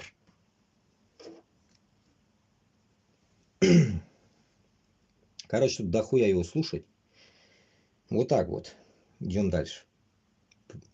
Поэтому суть с Путиным только жестко нахуй. Это также и с диктатурой. По-другому никак. Вербовка добровольцев продолжается рекордным темпом. Банки оформили почти вдвое больше кредитных каникул для участников войны. В третьем квартале с июля по сентябрь 2024 года российские банки выдали 54,2 тысячи кредитных каникул для участников войны, что больше в 2 раза больше, чем за аналогичный период 2023 года. Об этом сообщил Минздрав со ссылкой на данные Центробанка. Теперь остановимся. Блять, до этого же говорил об этом нахуй. Вот до этого я хуею, блять. Я эти вещи я не читал нахуй. Я сам, блядь, над собой поражаюсь нахуй. Смотрите. Вот как раз почему дают эти сраные бабки им. Я же вам говорил. Почему дают? Потому что нахуй их создать, ну так скажем, блядь, это 10 миллионов же из этой элиты нахуй. Это же элита нахуй, которая, блядь, на военку работает, блядь. Пиздализы.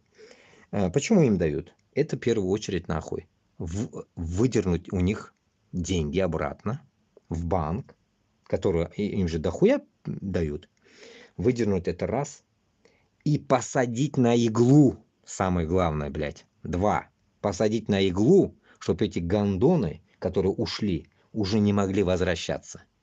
Ну, как опять напомню, как мой он тот родственник узбек, который поехал квартиру, да, ведь покупать. Ну вот он тоже на игле. На год подписал. Ну, посмотрим. Надеюсь, живой вернется. Надеюсь. Не будет суваться к украинцам в кровавую баню. Исходя от этого, и каждого вот этого чувака, который зависит из 10 миллионов, которые, блядь, вас будут вот таким образом, нахуй, вешать, блядь, так скажем, на шею, блядь, хомут в виде кредита, блядь, в виде ипотеки и так далее. И все, вы будете, нахуй, по жизни, нахуй, в этой теме. Но эта пожизненность может закончиться.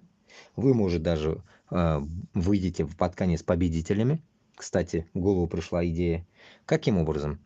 Если сейчас вы, нахуй, сейчас, в данный момент, повернете, нахуй, оружие на Москву. Понимаете? Будет охуительный, нахуй, с вас, блядь, толк.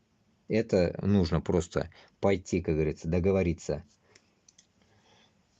с ротами, которые там находятся в Украине, договориться с ними, чтобы вы спокойно сдались в плен из Башкортостана, с Татарстана и вошли в состав армии против Москвы.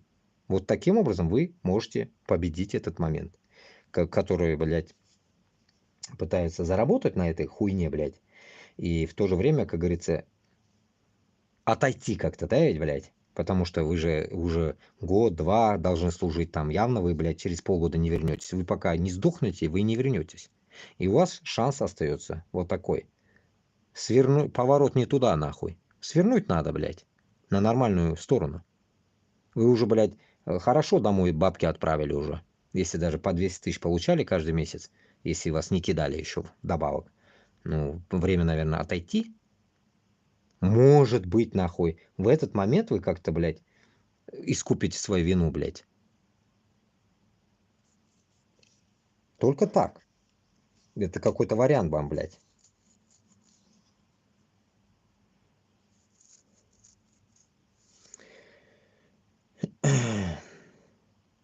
И вот как раз, да, я сегодня утром скидывал. Ищи свой Башкортостан. Там этот, наверное, группа на Худжасы написал. Туймазинцы, вы что, с ума сошли? Решили всем городом умереть за Путина? Короче, весь Туймазы передохли в этой, нахуй, мясорубке. Давайте перейдем в ту сторону как раз. И вот тут до хрена, вот я читал. Ну, тут все есть уж, но тут очень часто идет Туймазы. Ищу своих Башкортостан. Вот, допустим, подряд буду читать. Василь Карамов, 53 года, Бураевский район. Бирский Юрий Тимурашев. Абзелиловский район Рамзиль Хайруллин, 33 года. Село Михайловка. 33 года. Все, пиздец, его нету. Фидус Ильясов, 43 года, Аскинский район. О, Аскан района. Где, блядь, эти швабры, хуябры готовят, блядь. Село Карткисяк. Ушел добровольцем в июле 24 года. В июле. В сентябре уже погиб. Вот и все. Üzerine, как говорится, этот izlab ketgan endi. O'limi. Ruslan Галимов, Бирский. Бишбуляк Дмитрий, 39. Бишбуляк-то, наверное, этот Бишбуляк, это чуваши, наверное. Бишбуляковские. Имя Дмитрий Николаев. Чуваши, наверное, это явно. Руслан Валеев какой-то, Кромоскалы, Старобабичево. Учалы Владик Акужин, 32 года. Здоровый такой, блядь. Ой, блядь. Владислав Бигзигитов, 34 года, Учалы. Юрий Исаев, 44 года, Бакалы. Бакалы 45 лет. Владислав, блин. Терентьев, 39. Бакалы. О, Бакалы, да хуя, Бакалы же тут идет, блядь. Не то, что еще Туймазы. Бакалы. Салахов Дамир, 63 года, Бакалы. Кушнаренкова, Ильшат Давлетов. Таташлинский, Евгений Волков, 44 года.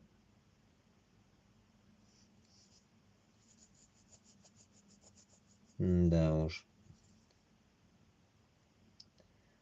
Вот Туймазы начинается, вот здесь, блядь. Валерий Шадрин, 44 года, город Туймазы. Раив Вильданов, Туймазы. Искандар, Туймазы. Руслан, Туймазы. Сергей Александров, 48, Дуванский район.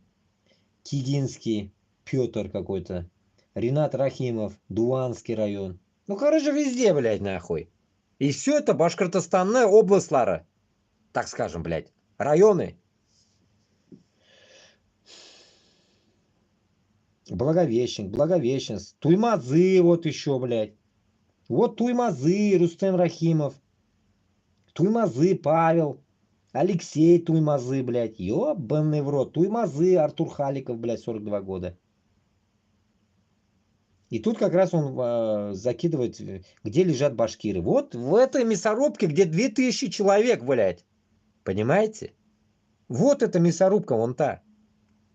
Еще самое интересное. Эти долбоебы снимают это и выкладывают. Откуда это все выходит? Я вот это удивляюсь, блядь. Это что за ебанутые такие? Они сами еще срут, и еще это говно свое показывают, блядь. Это же надо же быть тупорылые, да? С одной стороны. Ну, блядь, Иванушки, хули, блядь. Тупорылые Иваны, блядь.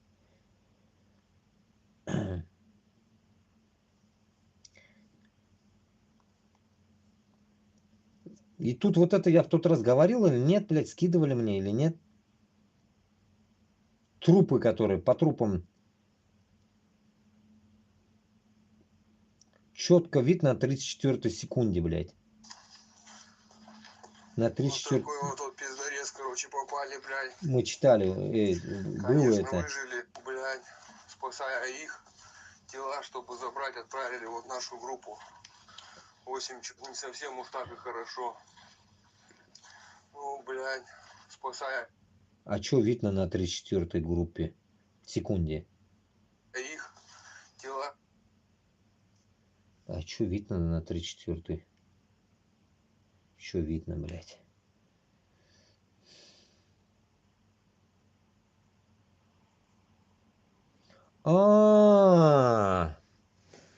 Вот теперь дошло. Вот смотрите, эта тема точно не была. Четко видно на 34-й секунде, именно в такую форму стараются централизованно одевать всяких шаймуратовцев, доставаловцев. Похоже, что на этом видео наглядно показано, каким именно способом Башкортостан стал чемпионом по потерям в глупой путинской войне. Вот оно что, блядь. О! Вот здесь его, да, в натуре, блядь. В натуре. Вот эта одежда, получается... Отправили вот нашу группу. Так и хорошо. Ну, блядь, спасая. Да, Да, блядь. Бодранова. Да, бородатый. Ну, похож на татарина. Хуй его, ну кто он, блядь, такой? Черно-волосатый такой. Ну и, конечно, и камера у него пиздецкая, нахуй. Он как-то не цветной, блядь, снимает его, нахуй. А вот одежда у него, как у Бодранова, блядь. Спецовка. Вот это, блядь, военная хуйня. Можете посмотреть потом сами. Так.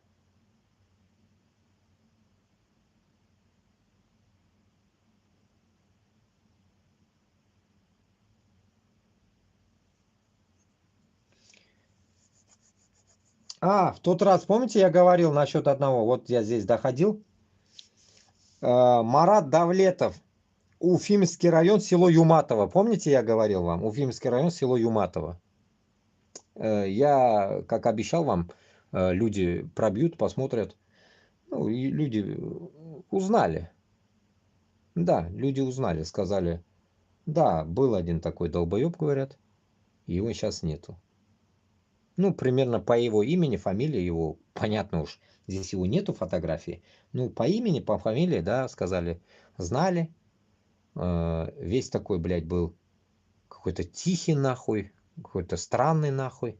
И нихуя, блядь, ни с кем что-то не общался, то все нахуй. Что он нахуй, говорит, попер. И вот что такое, блядь, мне ответили так. И все. Вот такая хуйня. Туганlar. Поэтому Башкортостан это нахуй не Америка нахуй. Каждого второго можно узнать там, где что.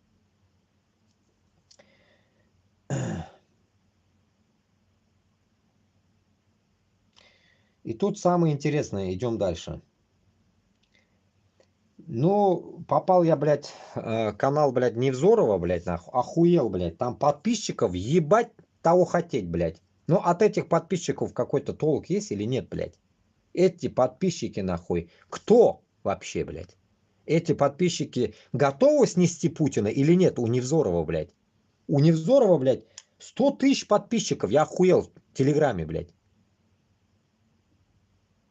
Там что, маслом намазано, что ли? Вот этого я не могу понять, блядь. Невзоров что, готов, блядь, снести Путина? Или что? Или он собрал войска, или что? В чем прикол-то, блядь? Несмотря там на комментарии, блядь, охуеть там комментарии, блядь. Ладно, из его вот темы почитаем одну вещь. Я всегда говорил, что вот это про Яшкина Кута, блядь.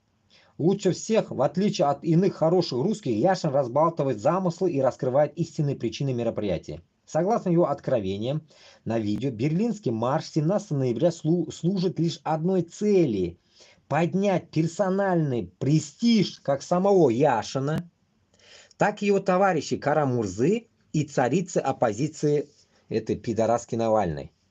Европа, подивившись размаху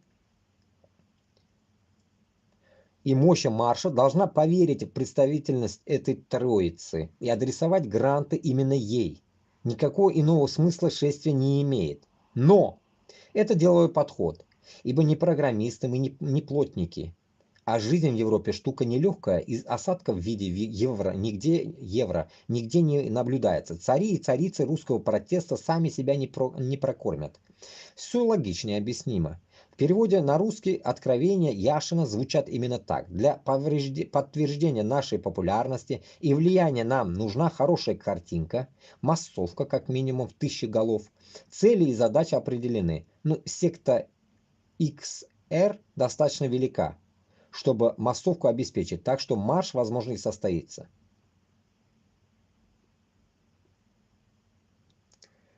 Примерно конкретику он сказал, блядь, который как-то, блядь, в 2 словах не описать, блядь, про них, блядь. Я когда-то в одном эфире вам уже об этом говорил. Я участвовал, ну так можно сказать, блядь, ну попал нечаянно, блядь. 2 месяца, нахуй, пришлось мне торчать в этой ебатории, нахуй. Когда оппозиция, нахуй, пыталась, блядь, провести, ну, она провела интернет голосование, интернет вот эту хуйню по сносу, блядь, Каримова в Узбекистане. Это такой момент еще тогда Каримов живой был. И в этот момент дохуя что я узнал. И вот эти люди, которые, блядь, перли на это дело, они вот эти гранты и получали. Теперь я те моменты, у меня это не доходило, но память осталась вот про все вот это, да, и вот, наверное, пришло время, где сказать. И вот эти гранты, которые получали, да, реально они, блядь, оказывается, имели какие-то огромные бабосы, нахуй. Ну, я как уже высказывался до этого, блядь, жена Обамы давала этой барышне, так скажем, блядь, она как раз здесь во Франции живет, это узбечка. И вот она получала гранты. И она вот так, она и раскидывала, блядь, своим работникам.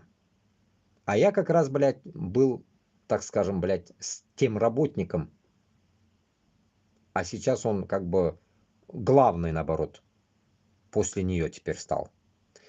И вот такая вот хуйня. Исходя от этого, что вот эти навальнисты, блядь, нахуй, просто на своем имени хотят сорвать куш, это дураку ясно, блядь. Это понятно, блядь. Ну, каждую вот эту хуйню, блядь, где-то что-то, блядь, описывать в голову не приходит, блядь. Ну, вот у Невзорова, блядь, все конкретно по полочкам, нахуй. И интересно, блядь, я как бы с ним согласен, что вся вот эта хуйня идет таким образом. Поэтому, если те, которые башкортлар, татарлар, новички когда-нибудь услышат мой канал или увидят, или что-то в этом роде, вы должны понимать, что мне никто ничего не платит. Как узкожопые обычно мне пишут здесь, блядь, что засланы, там, сколько заплатили, туда-сюда. Не ссыте, у меня, как у Навальнюк, нахуй, у меня гранты никто не дает, и я не беру и не бегаю за грантами. Мне нахуй это не нужно. Я за свою родину, нахуй, я и бесплатно могу идти. Проблем нету здесь. Проблема в вас, в тех, которые не хотят идти со мной. Понимаете? Вот вам надо платить. Как мне некоторые тут товарищи, блядь, постоянно долбят, нахуй, на каждом шагу деньги, деньги, деньги. Даже намекая на то, что, блядь, что-то сделать, оказывается, нужно деньги заплатить. Допустим, я, помните, говорил, чтобы, блядь, написали песню, что я башкирт, я татар, я не русский, я чеченец. Мне тоже за это сказали деньги. Даже, получается, из той категории людей, которые писари сраные, нахуй, певцы, блядь, и музыканты, не могут за свою родину написать для меня анонимно стихотворение, блядь, из 4 слов, грубо говоря, блядь. Жалко, блядь, им свой мозг, блядь, посвятить, блядь, своей республике, нахуй. Вот до чего докатились гондоны. Понимаете? Гниль, нахуй. В народе, блядь. Даже в каких-то словах, блядь. Не говоря о том, что, блядь, нахуй, кто-то пытается делать, нахуй, какие-то парады, чтобы им дали гранты. Возвращаясь с начала моего разговора, блядь, этого эфира сегодняшнего. Как раз вот после этого и хочется сказать, что нахуя, блядь, вообще, блядь, бороться. Сыгылып котығыз, нахуй. Хоть что, блядь, пусть будет, нахуй. Как, блядь, Башкортостанда, блядь, он Хабиров навез, нахуй, армян, блядь. Ну, Путин навезет вам там узкожопых в лаптях, нахуй. И все, переебетесь со всеми, и выйдут там, я же как говорил всегда, узкоглазые, узкожопые. Узкие глаза и узкожопые еще. В Татарстане уже это есть, нахуй, эти крестоносцы сраные, блядь. И все? Че там, блядь? Все Иваны будут. Нахуй бороться, блядь. Иванская земля, нахуй. Нет башкортов, нет татар. Забыли нахуй и закрыли эту книгу навсегда. А кто остался, а то, как говорится, на стороне, те молодцы. Может, как-то они будут сохранять свою маленькую, нахуй, семейную тайну, что они были все-таки башкиртами и татарами. Примерно так. Такое же население, целая куча нахуй. Упиздило, как говорится, от этой войны украинцы. Они могут эшелонами создать здесь свои диаспоры и нормально здесь прожить свою жизнь и без Украины. Проблем нету. Вот и все. Можно вот так порешать все это дело. Просто обидно в том, что народ, который во всем в этом дерьме, как говорится, грубо говоря, блядь, варится, не осознает свое вот это, так скажем, даже не идентичность, а вообще свою человечность, блядь. То, что, блядь, вас зачмырили, блядь, до такой степени, напугали, что вы забыли, кто вы сами, блядь.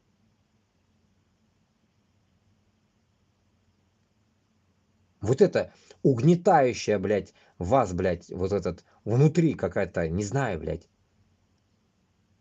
страшилка, так скажем, блядь, из Подмосковья, нахуй, из этих болот, нахуй, сраных.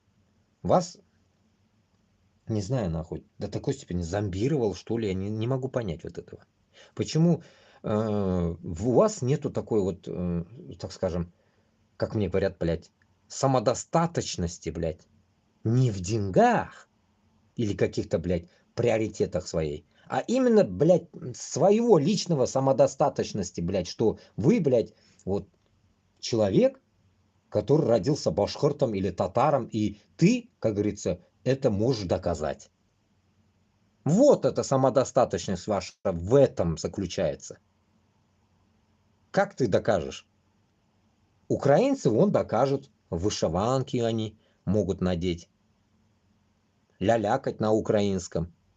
Проблем нет у них. А у вас есть. Потому что вы внутри России. Они Украина. И то хотят отцепиться от вас, блядь. А вы, пидоры, лезете к ним. Вот понимаете, до хрена можно говорить, да, ведь. И суть получается так, что получается, украинцам больше чего-то надо, чем внутри регионам, блядь. Вот что прикол, блядь. Украинцам больше что-то надо, блядь, чем, блядь, хуею, блядь, мусульманам внутри России. Внутри России мусульмане вообще, какого хуя тогда вы там живете, блядь? Если вы, блядь, не можете свою самодостаточность, нахуй, проявить, блядь.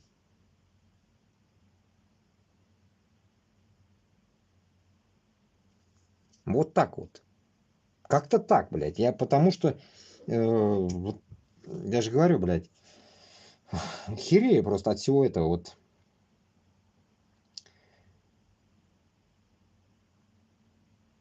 И поэтому, когда еще мы услышим, увидите, вот когда в Германии вот это, блядь, Яшкин-Кюты выйдут, всяко вы там услышите в дальнейшем, что там были татары тоже. Услышите, блядь. Может, и башкирты будут там, неизвестно, кто там будет. Но явно будут те, которые топят с русней из наших. И будем ждать. Я подожду, послушаю всех, чтобы потом вердикт выносить будем, да ведь? После 17-го этого как раз, точнее, не после, а сегодня это, ёпта. 17-е сегодня, блядь. Сегодня мы будем слушать их, а завтра уже будем вердикт выносить, да ведь? Постараюсь в понедельник сделать эфир. Ну, послушав всех, надеюсь, если я успею. В понедельник, вторник будем делать эфир. Посмотрим, какой будет выхлоп нахуй от Кашапова, от Габасова. Посмотрим, как они будут кукарекать нахуй там. Наши, блядь, курочки, блядь, никак не снесутся нахуй.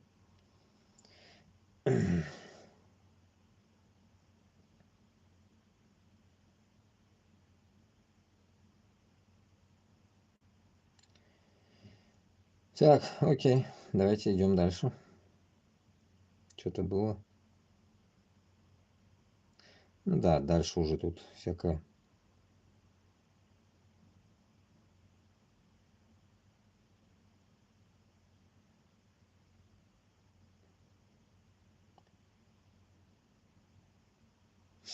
Чемпионат России по скоростному рытью могил.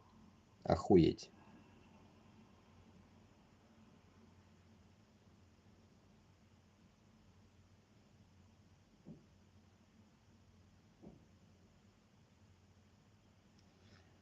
Так, где-то тут было еще одного долбоеба. Ну вот, да. Военблогер 13 Егор Гузенко отправляется в зону СВО вместо тюрьмы. Суд удовлетворил ходатайство. В ближайшее время Гузенко вернется на фронт в составе одного из штурмовых подразделений ВС РФ. И вот как раз там этот, блядь, сам же Майкл Наки пиздел что-то там, что этот хуй 13-й вернется, наверное, блядь, лаптя Аляудину в группу нахуй. И, наверное, у него будет, говорит, рот занят нахуй чем-то другим. Так что этого долбоеба будут иметь там во все щели. За то, что он, блядь, там пиздел и вляпался, и вот тебе на нахуй. Вот так вот. И вот этот еще одна тема тут вышла. Ё-моё. Хотел нажать не туда. ВКонтакт надо перейти. И тут самое интересное вышло. ВКонтакте. Новости из Вагнера. Я его тоже закидывал, читал. Убила меня вообще вот эта нахуй новость, блядь. Смотрите. Башқұртстаным яналықлар, короче. Йен Сурала.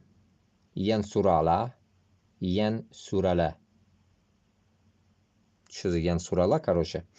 Африкала халак болған батыр егетті хунга юлга озатқандар.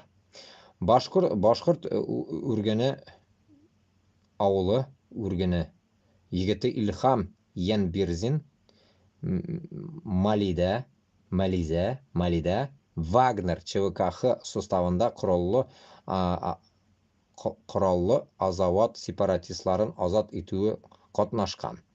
Быйыл июль азағында Рәсәй яугерләре боевиктар колоннасы засасында эләгә. Һөҗүмгә әзер булмаган күп егетләр Мали yerендә башын кала. Башкорт егете искиткеч батырлык кылып, азаккаса боевиктар белән көрәшеп халак була. Ул яраланган килеш язалаусыларга кулына таш тотып ташлана. Вакыйгаларның бындай борылышын көтмәгән дошманнар куркып каса. Хунрак ашанда төшерелгән видео бөтә дөньяга тарала. Хәрби журналист Подолякка хәтта касандыр шундый искиткеч батырлык күрсәткән бездә герой турында фильм төшерелсәк дип фаразлый. Якташыбызны туган ягында хөрмәтләп хуга юлга озаткандар. Үфе юкәләре төркеменнән. Как вам сказать именно, блядь? Ждут комментарии, уж комментарийларны укымыйм. Давайте примерно переведу, да, чтобы кто не понял. Это от украинцев переведу так на башкирском, я, конечно, хуево читаю. И вот, наш всякий. Короче, какой-то, так скажем, блядь, хуй, таких уж по-другому нельзя назвать. Какой-то один хуй уехал, блядь, Вагнером нахуй и служил, блядь, в Африке, в Мали. Насчет Мали я когда-то вам рассказывал, сейчас добавлю еще. Уехал в Мали, короче, и вот воевал, блядь, с боевиками туда-сюда и до конца, типа, и вот он, блядь, типа, сражался до конца, хоть и был раненым, и без патронов, без ничего, как я понял, без оружия, блядь, напал, блядь, камнем на других, и те убежали, там что-то такое, короче. Ну, все равно умер, короче, да. Итог тут какой нахуй? Все такие, блядь, там пишут, о, класс, там фильм будет, то все. Какой нахуй фильм, блядь? Какой фильм, блядь? Фильм позора? Да, может быть. В каком понимании? Это раз. Это Вагнер, это убийцы, наемники. И там есть башкорт егете, мусульманин. Мусульманин, который поехал в Мали убивать мусульман. Это раз косяк. Второе, блядь. Башкирт егеті кутак барма Вагнерда вообще. С душманами, блядь. Значит, манкурт. Это два. Третье. В Мали идет не война, а между собой такая потасовка, революция. Там есть, блядь, нахуй, французское движение и узкожопое движение. И эта вся поеботина воюет за алмазы, за золото. Точнее, за золото, наверное. Вот, за территорию золота и так далее. Вот в этой войне вообще, блядь, Башкортостан и Татарстан вообще не должен при делах быть даже. Ни в каких, нахуй. И это узкожопая война. Это золотодобыча. Это вообще, по сути, там, блядь, так скажем, блядь, это не война. Это междоусобица там. Это даже не Украина с Россией там. А просто, блядь, внутри Мали есть как вот... блядь, у меня вот друг в этом живет. Блядь, забыл, блядь. Как его, блядь, постоянно забываю. Блядь. Там внизу тоже мусульмане. Блядь, Сенегал. Не Сенегал, а Сомали, блядь, Сомали. В Сомали то же самое. Сомалийские пираты. Туда-сюда.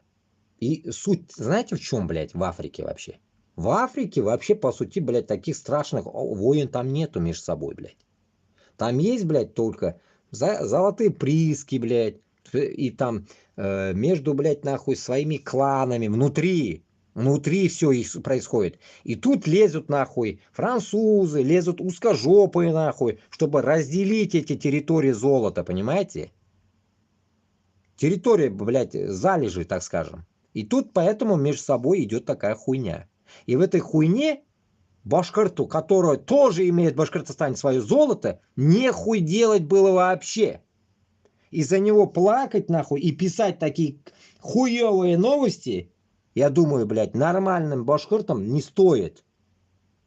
Это вот группа ВКонтакте, блядь, Башкортостаным, Янолыктар, Кутагым.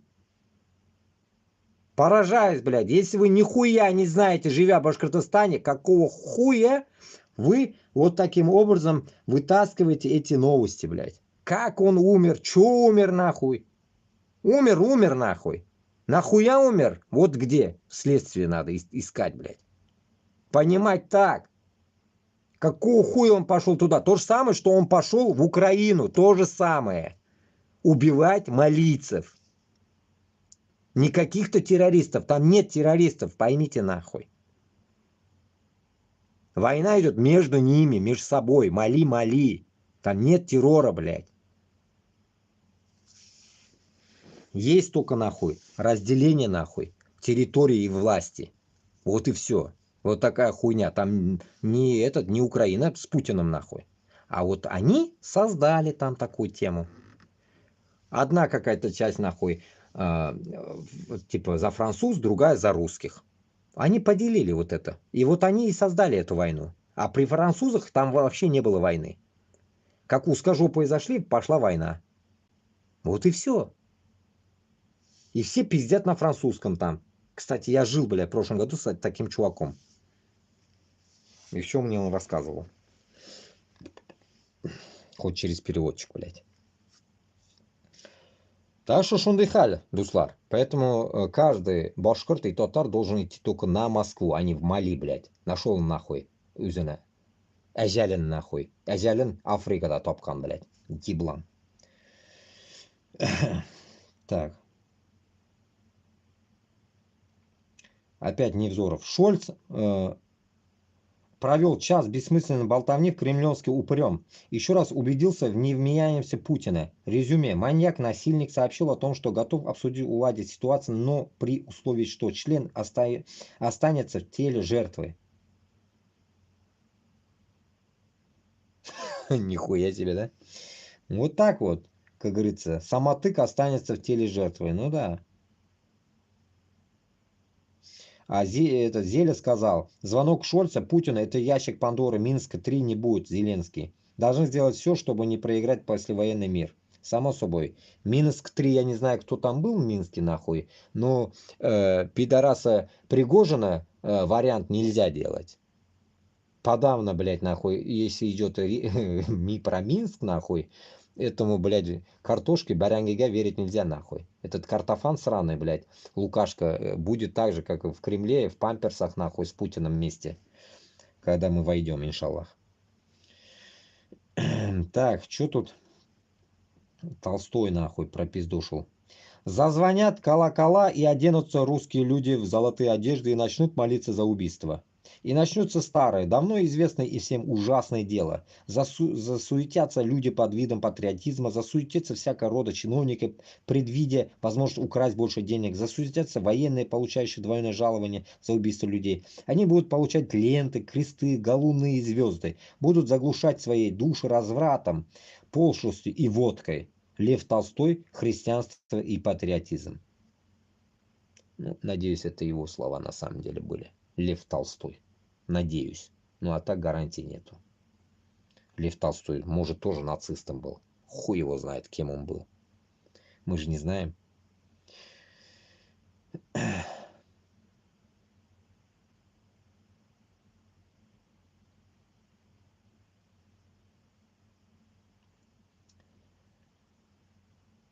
Что за хуйня? Украинцам продают пустые повестки с печатями. Они их сами заполняют после остановки ТЦК.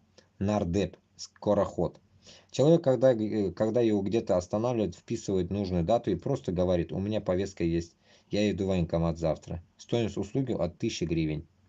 Ну, нормальная тема, молодцы. Уважаю, нахуй. Молодцы. Отмазывайтесь только так. В России подорожало масло, потому что трава стала жиже и коровы не наедаются. Но это ничего, туго затягивать. Но это ничего, туго затягивать пояса и терпеть. Это у них в генетическом коде рабов заложено. Пиздец, блядь. Вот так вот. Так что похудеть будете, язгана, блядь, нахуй. Симердегизма, блядь.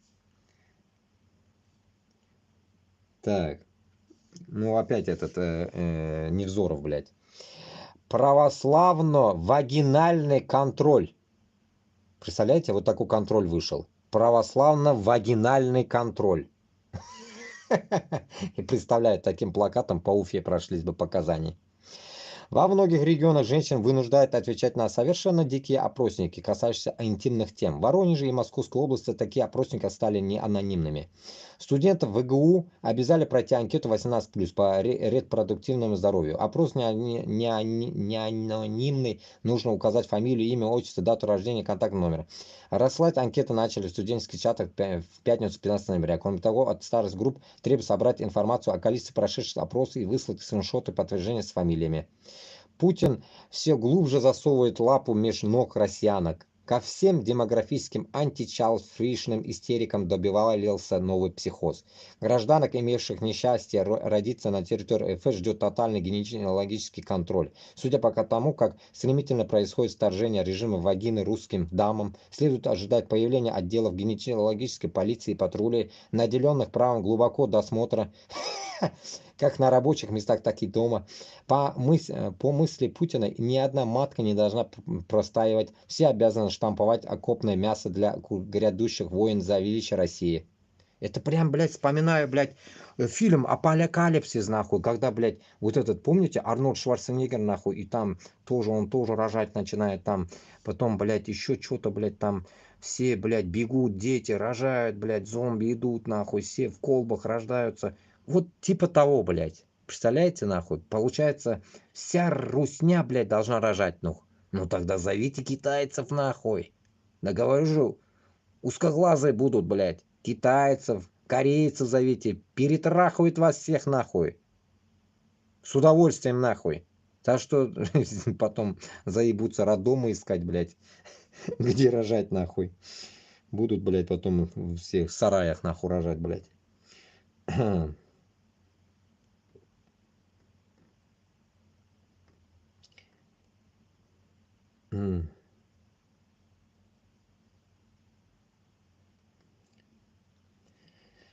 Ой, так. Тут стих, короче, стих давайте. Рекламная пауза.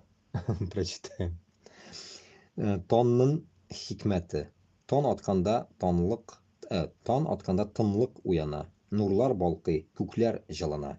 Шәһәр тавышлары йокыда. Күңел генә китә югарыга. Йокы аралаш уйлар агыла. Кичәге хыял бүген янара. Телефонда дөнья уяна. Тагын бер көнгә яна шат ачыла. Алсу тоннан эзлим үземне. Көнгә керәм якты юлларга. Шул иртәләр рухны күтәрә. Бар хыяллар куя канатлана. Кемдер язып җибәргән инде. С какого-то, блядь, сайта. Шигырьләр дигән. Шулай.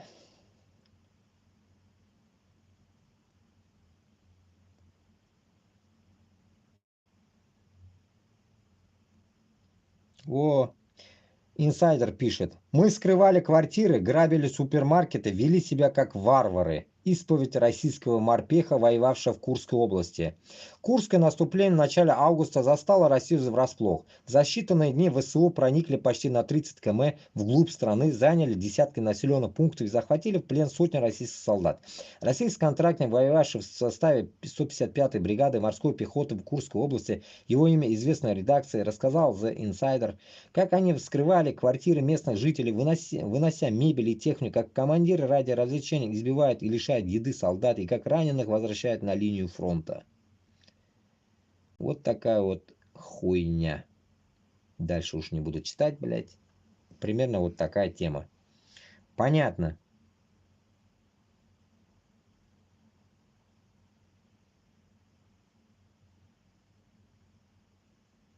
Что за херня?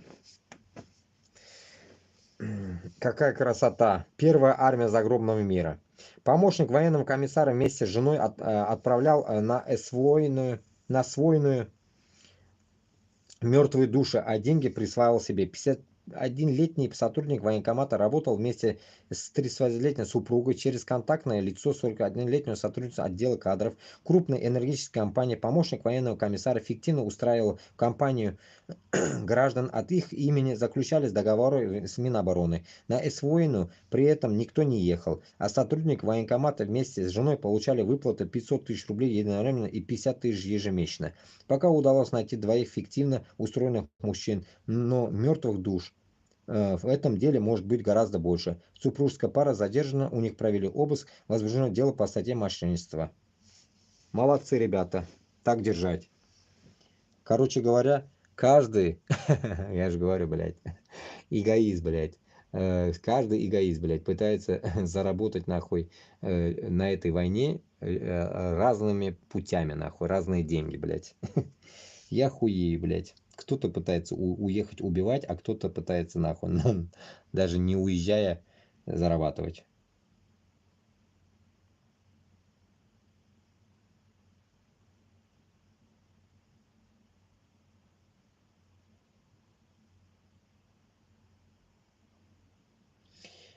Общий враг. Узкая императрица. Бля, нихуя там тоже мыслит, как я, что ли? Узкая. Узкая императрица врет Западу и командует украинцам, что думать. Общий враг. Вот так вот. А на самом деле так и есть, блядь. Навальнюга нахуй это наш враг общий, блядь. И украинцам, и башкиртам, и татарам, и всем остальным. Потому что они не хотят, чтобы... Ни одна сука из них не сказала, пусть, блядь, нахуй, Уфа, там, Чечня будет отдельной. Хуй с ним. Не сказали. Не сказали. Поэтому нахуй они нам нужны, блядь.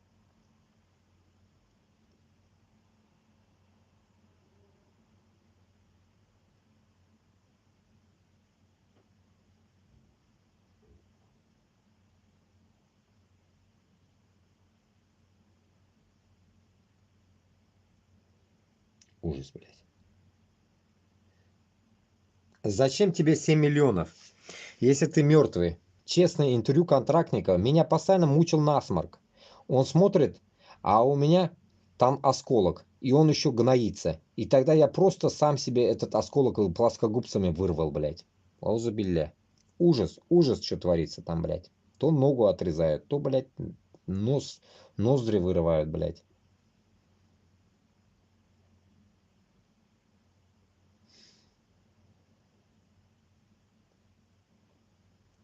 Да уж.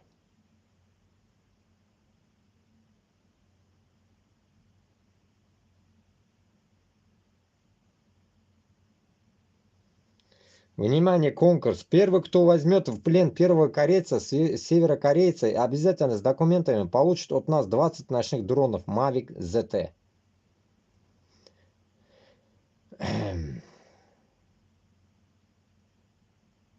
Подполковник, командир одного из подразделений, я это уже читал, что ли, ВСО сливал РФ план на наши боевых операций в тылу врага.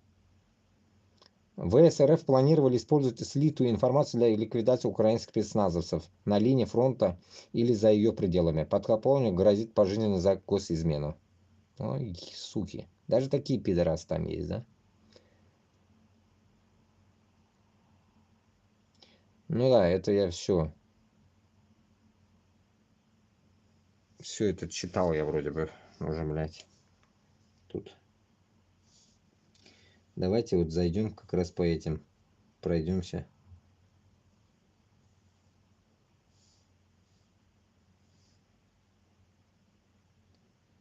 По Куштау я не читал давно.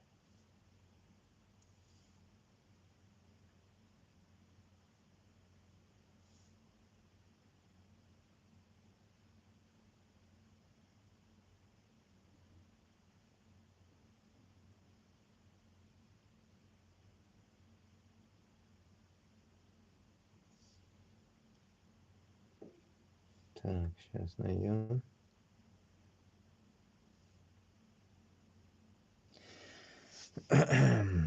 Свежее что-нибудь есть у них, может?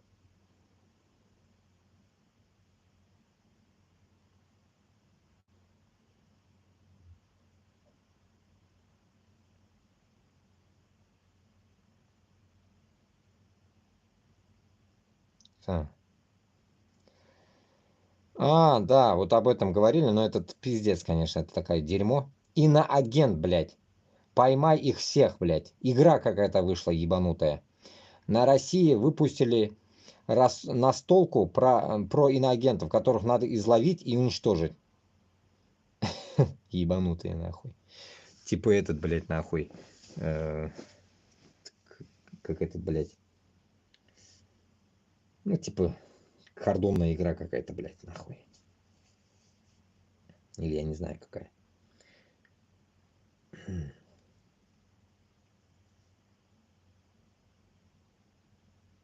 Ну-ка, что они? Вот второй день сидим, костер развели, бензина нет. Несколько сотен автомобилей застряли в многокилометровой пробке на трассе Байкал, возникшей из-за мощного снегопада. По данным СМИ, затор стоит второй день. У многих заканчивается топливо и нет еды. На улице минус 20. Нихуя себе, блядь. Я здесь сегодня, блядь, в плюсе нахуй охуел. Люди разводят костры на обочинах. Среди застрявших есть семьи с детьми. Вот тебе на нахуй. Вот. Вот второй день, что сидим, вот костер развели, уж бензина нету, доехать тут вот что.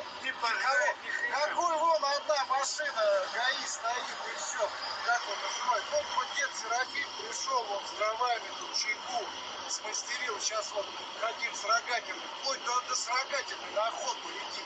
Вот все стоят, некоторые по 2 дня, полтора дня. Вот второй день, что сидим, вот да, да. Это где? Байкал. На Байкале, блядь. Чита, Амур, блядь. Туда-сюда, вон там где-то. Пизде Кукуева. Что я хочу сказать, блядь. Если ты, нахуй, пидорасийское правительство не можешь осиливать, нахуй, свое государство, нахуй, хуль ты их держишь вообще. Это раз. Во-вторых, какого хуя вы, так скажем, блядь, терпите это вот это все, а? Как терпилы. Если, блядь, у вас вот так все хуево Нахуя терпите? Народ, зачем вы терпите? Объясните мне, а?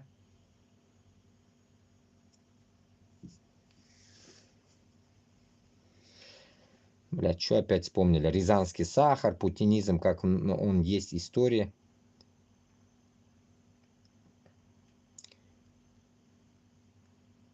Откуда он это прикрепил? Давайте прочитаем, ладно, хуй с ним. Я помню этот день, когда взорвали целый дом. Мне тогда было около 7 лет.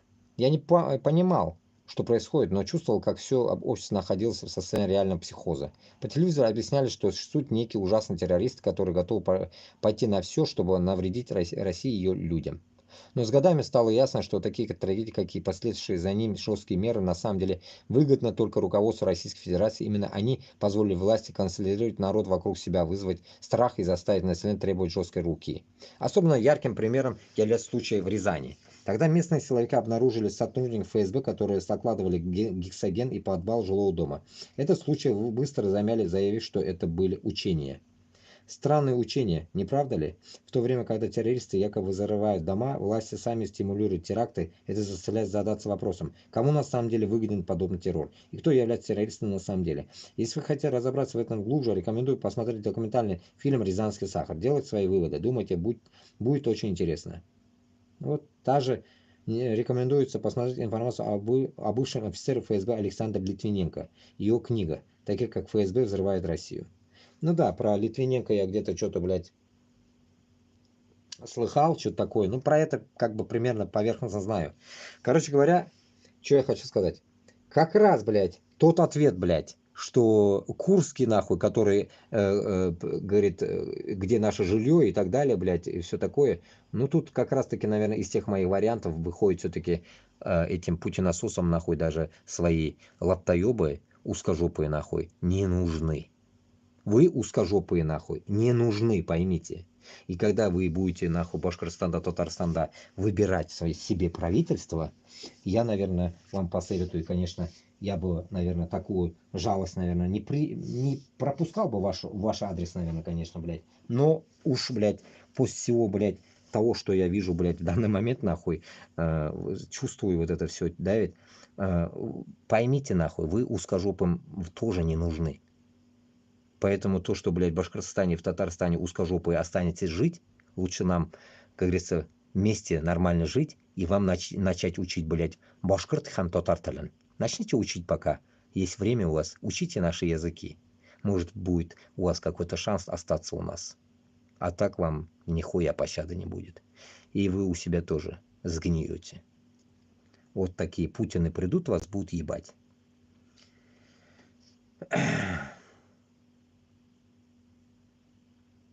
Вот тут дальше вот такую тему пишут еще. Во дворе правительственного здания Абхазии протестующие установили железные бочки и разожгли в них костры. Сейчас сухим и холодно, и станет еще холоднее по прогнозу синоптиков. Температура опустится до 6 градусов. Покидать территорию протестующие пока не намерены. Это получается, если это правда, одна часть, блядь, та, которая орала нахуй, мы с Россией, обосралась. И тут, наверное, вот эта часть, вот видос сейчас тоже есть, пришли, наверное, это та часть, которые против России, как в Грузии были же такие. Оппозиция, наверное. Наверное, это оппозиция, нахуй же. А не та часть, которая вчера орала, блядь. Мы с Россией, нахуй. Ну, надеюсь, нахуй, эта новость чуть-чуть, может, будет утешать.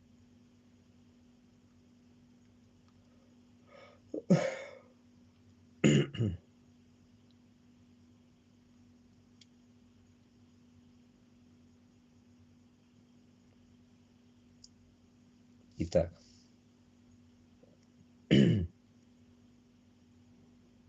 Вот этот, блин. Русские снова призвали к геноциду мусульман и попросили башкортов о помощи. Охуеть, блядь. Прикиньте, да? Башкортларга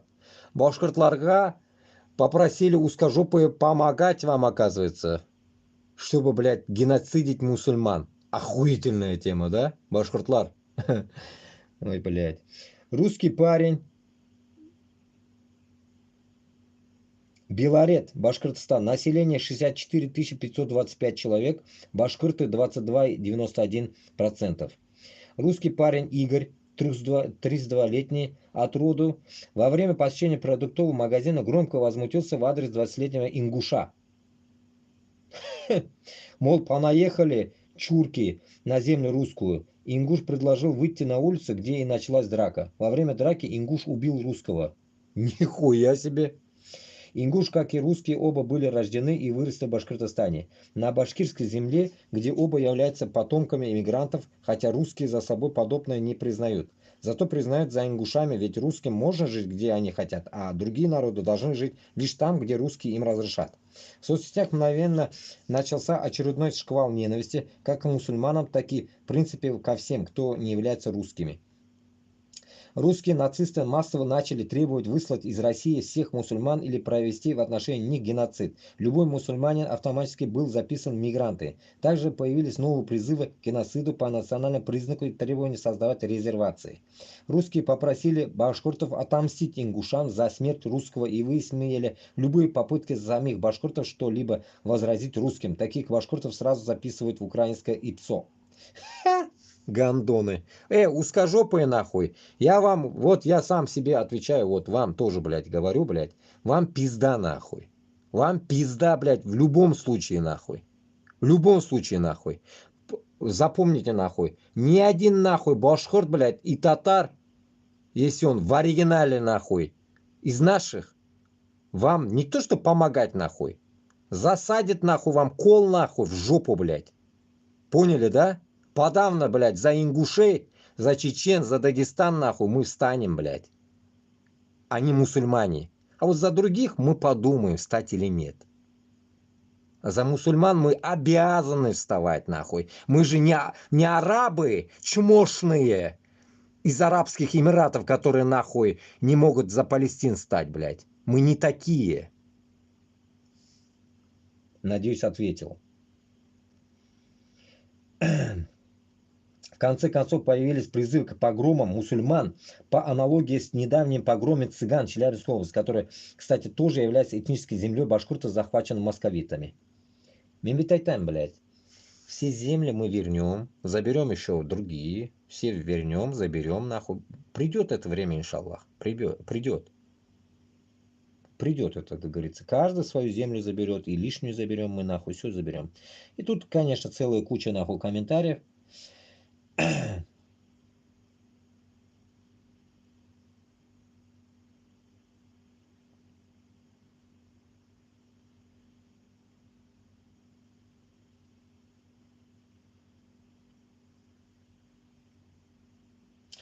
Тут вот такое интересное. Какая-то Триша, крыса, блядь, пишет.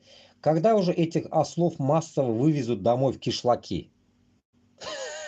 Хуею. Я вот поражаюсь над такими тупорылыми, нахуй, узкожопами, которые, блядь, ингушей и других там, говорят, вывезут в кишлаки, нахуй.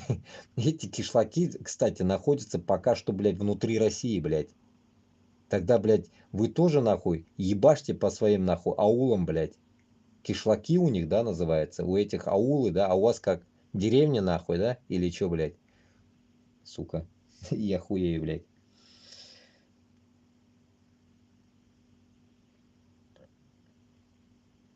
Обезьян нужно выслать на родину, пусть там друг друга убивают.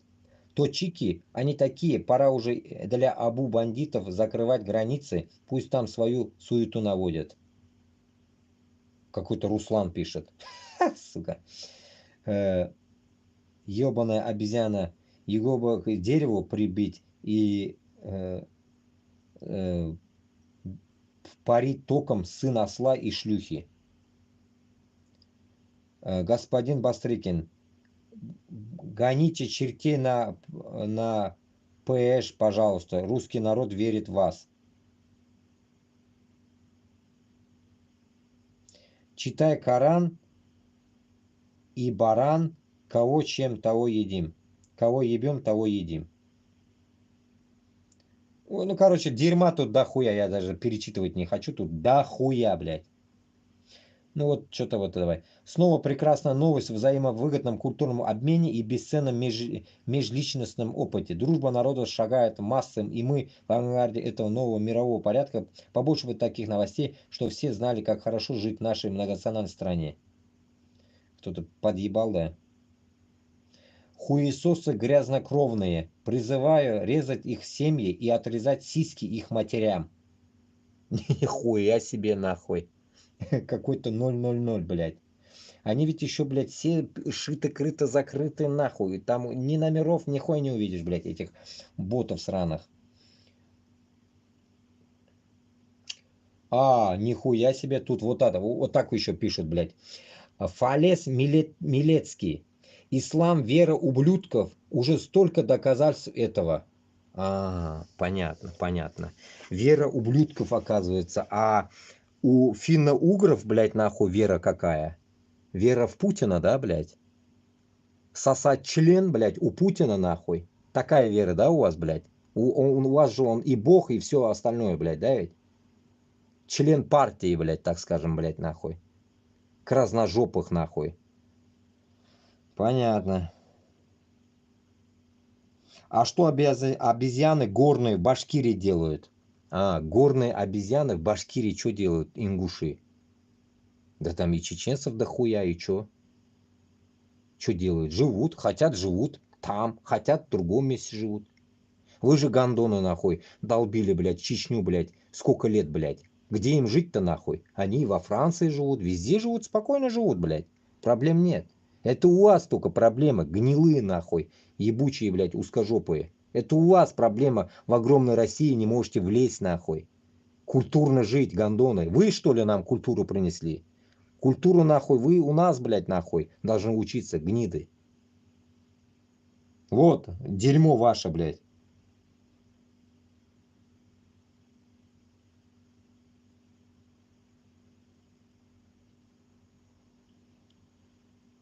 Архангельск файл пишет. Кому-то он ответил. Приедешь или поедешь? Я сам с Уфы. Пиздишь, наверное. Пиздишь. Тут закрыто просто многие слова. Какой-то точкой нахуй. Пиздишь, я сам с Уфы. Нет никакого там сепаратизма. Да и башкиры, татары такие же степашки, как и русские. Вот вам, блядь, нахуй, арифметика. Понимаете? Степашки вы такие же. Значит, свиньи, нахуй. Степашка же вроде у нас свинья был, да, ведь? А не зайчик, нахуй. Так что, блядь, или хрюшка, нахуй, блядь. Ну, примерно такие же, нахуй. Намек ясен, блядь. Получается, нахуй, манкурты.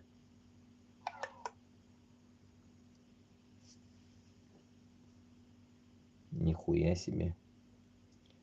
Так, ладно, пиздешь этот оставим, блядь. Протестующие в Абхазии начали изучать документы из администрации. Из некоторых документов следует, что только за 3 дня 26 мая, 28, 29, 29 мая 2024 года на услуги питания и организации некого банкета в ресторане Эрцаху Кабмин Абхазии, не стесняясь, выделил себе 471 тысячу рублей. Еще один счет, в котором не указана дата, свидетельствует о том, что Кабмин заказал 162 бутылки вина и чачи на сумму 142 тысячи рублей. Получается, что 3 дня в мае кабинет министров ел и пил в 3 горла и объел страну на 500 000 рублей. Плюс к этому еще выпил на 142 тысячи рублей. Эти счета оплачены были из госбюджета. В одном из счетов, кстати, есть перечень заказано. Это канапе, мини-брускетта с семгой и авокадо, мини-пирожки с телятиной и индейкой, гужеры с мясным салатом и т.д. Охуенно кушает нахуй абхазцы, блядь, охуенно.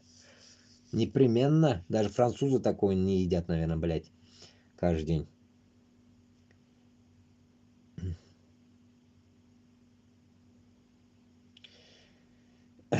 Под Уфой хотят построить завод, что там планируется, и начнут рожать обреченных детей. Возле деревни под Уфой хотят построить завод, жители напряглись. Почему они так испугались и что на самом деле там планируется? Теперь вот как раз один день у меня мысль это выходила, да рассказать, блядь. Я один раз начинал и забывал, вот как раз вот напомнила эта тема. Насчет заводов. Может и говорил я уже, но более вот этот момент запечатлеть хочу. Насчет заводов Башкортостана. Вот Кронашпан, который постоянно бесит, да, людей, Кронашпан есть, который ядовитый ебаный нахуй завод. Где-то нахуй тоже недалеко, где хуй его, в каком-то районе, блядь, не помню. В итоге, туганлар, когда независимость Башкортостана будет, нужно будет все эти заводы сделать там, где уже разъебал этот Хабиров Гондон наши места. Вот еще раз повторюсь. Разъебал наши места, где уже там уже все в природе пизда пришла. Примерно в этих местах нужно делать заводы. Если какие-то страшные заводы вообще нужны будут нам. Допустим, сделали мы там заводы. Тоже атомную станцию мы сделаем. Атомную вот эту, как говорится, бомбу и так далее. Примерно в этих краях, ну, допустим, уж, конечно, атомная будет отдельно, а вот заводы тоже должны будут стоять в тех местах, где что-то рыли, блядь, вырыли нахуй, разъебали, где уже убили природу. Вот там нужно будет сделать эти заводы. И туда люди должны ездить вахтами. Внутри Башкортостана будет вахта. Не будут они, блядь, с Сыбирья ездить, куда-то в Якутам, блядь, или еще куда-то в Ебенях. Не будут они уже ездить.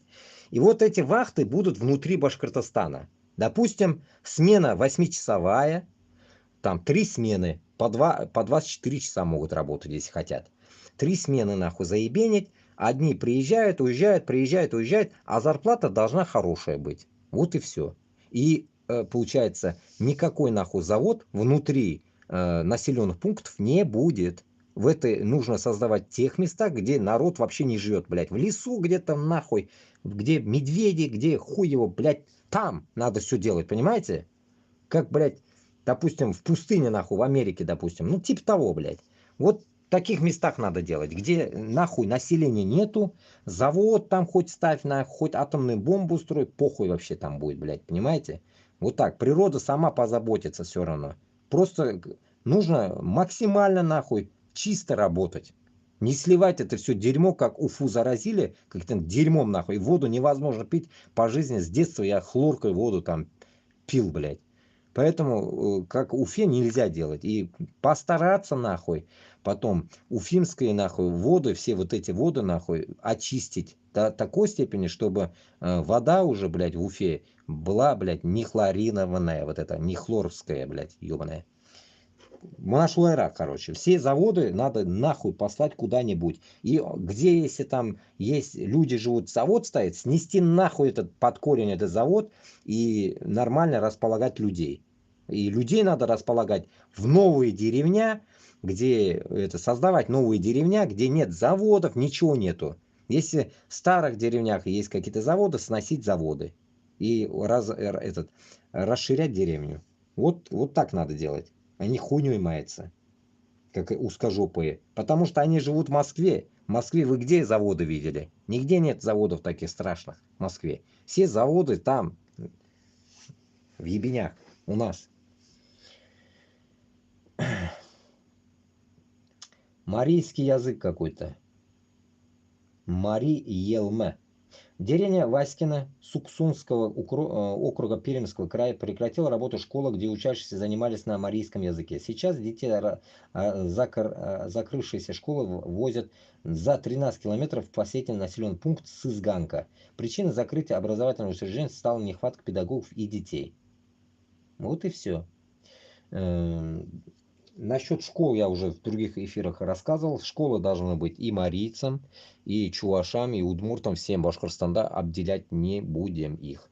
А вот узкожопых будем обделять. Узкожопые будут ходить вот из этих выборочных, вот из этих школ. Хотят марийскую, пусть ходят, похуй, учат марийский. Хотят башкортальна, хотят татартальна. А все равно Башкортостан, начиная с Куандыкского перехода до Ненецких автономной, вот это, до Новой Земли будет это все Башкортостан, и там все будут говорить только башкорт, хам, татар, таленда. Все. Вот это точно однозначно должно быть. Похороны Коробкова, Землянского, Шаман и Музюлина фото. Ой, блядь. какого-то Коробкова, Земляновского, блядь, похороны, и шамана, и Мизулина там. Мизулина, блядь, рот до ушей у нее, понимаешь ли, в похоронах смеются, и шаман смеется в похоронах. У других там рожи-то такие плачевные, блядь, а эти ржут нахуй. Ебанутые, сука.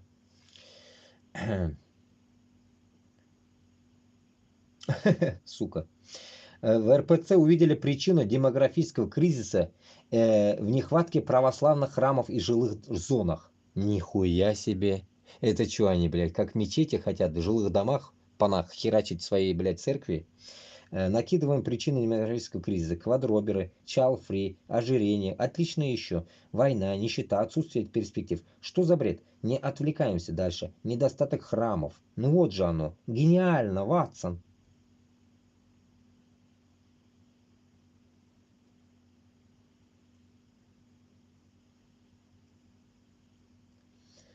Соловьев поэтично рассказывает о возможных последствиях ядерных ударов. Ну, блядь. Ну-ка. Почему страшный конец? Это очень красивое зрелище.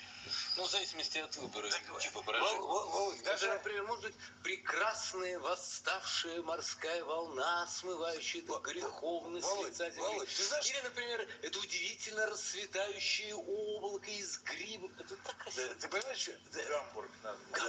Да, ты понимаешь, что дело? Это действительно вот образно все, что ты писал. Но они-то боятся другого было. Почему страшный конец? Это очень красивое зрелище. Укуренные козлы, короче, из сайта, блядь. Ну да, в натуре.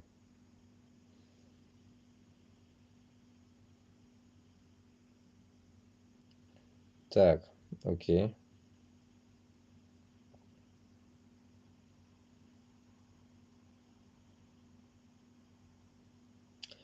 Отступать некуда. Евгений Добренко о мертвой хватке империи. Велика Россия, а отступать некуда, позади Москва. Подозревая, что этот апокрифический призыв, якобы оставшийся в 1941 году немецкую армаду, сегодня знает меньше людей, чем афоризм. Хуй знает, внутри там о чем, не знаю. Итак. Мародеры, среди которых есть и российские военные, зарабатывают состояние Курской приграничной за считанные дни. Награбленное пересылают своим семьям с помощью служб доставки. Эти факты подтвердил бывший губернатор Курской области, а сейчас министр транспорта РФ Роман Старофойтов. О том же говорил и глава Глушковского района Курской области Павел Золотарев. Россия не может установить порядок даже на той территории, где не было войны. После зачистки мародеры снова вылезают. Пиздец, да?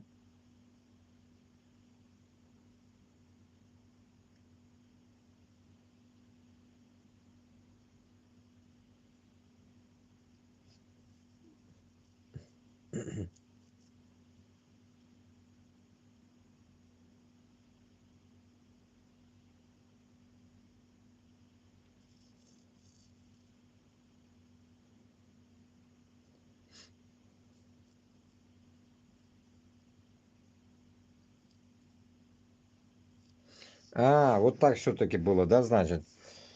Я много не буду разговаривать. Протестующие в Абхазии отвергли предложение Аслана Бжани о проведении досрочных выборов и отказались покинуть правительственный комплекс. Поэтому там жгут, блядь, костры, как говорится. В Абхазии сбежавший вчера Бжани пообещал, что если захватчик покинет здание власти, то он проведет нечестные досрочные президентские выборы. Протестующие у администрации президента Абхазии отвергли предложение Бжани покинуть правительственный комплекс. В то время сам Бжани при помощи Москвы готовит силовой захват здания от имени народа Абхазии. У себя дома он собирает силовиков, которые борются за его власть. А, понятно, понятно. Надеюсь, блядь, все-таки там они переборят это все дерьмо.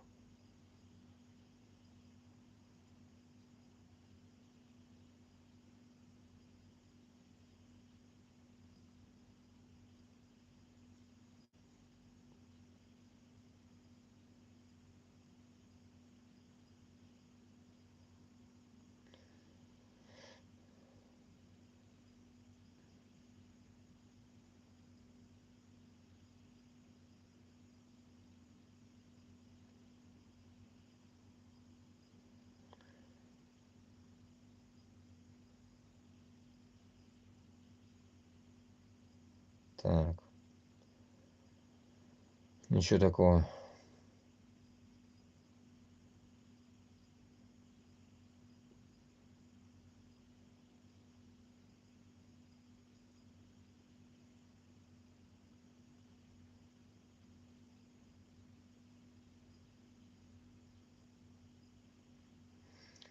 Ну, тут, блядь, я уж, блядь, спорт не люблю, спорт засунули сюда, нахуй. Короче, Майкл Тайсон проиграл бой блогеру Джейку Полу. 58-летний проиграл 27-летнему, нахуй, американцу, блогеру. За возможность стряхнуть стариной Тайсон получил 20 миллионов долларов. 20 миллионов долларов. И на блядь. Заняться нечем, блядь. 58 лет, нахуй, боксер, блядь.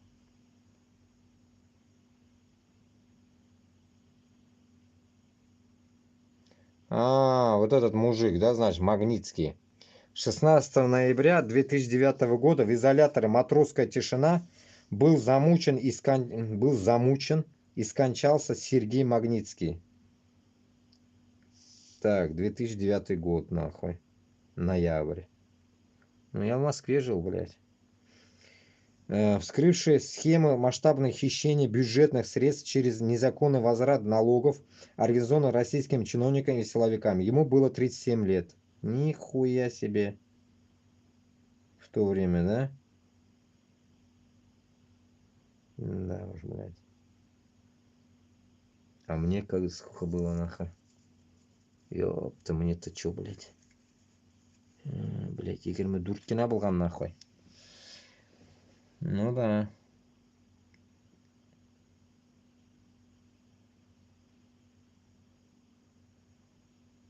Ну, само собой, грохнули его, хули. Притом 2009 год там, блядь, нас ебли просто так, блядь. Просто так нас ебли, блядь. За то, что, блядь, я с Башкортостана, блядь. Регистрации нету. Фу, блядь. Это же те пиздец, те времена, блядь. Это гондонские времена, блядь. Ну, сейчас тоже не лучше уж.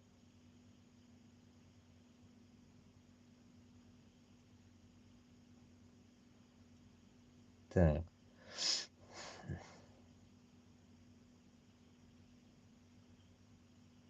Башкирия отменят прием студентов в вузы.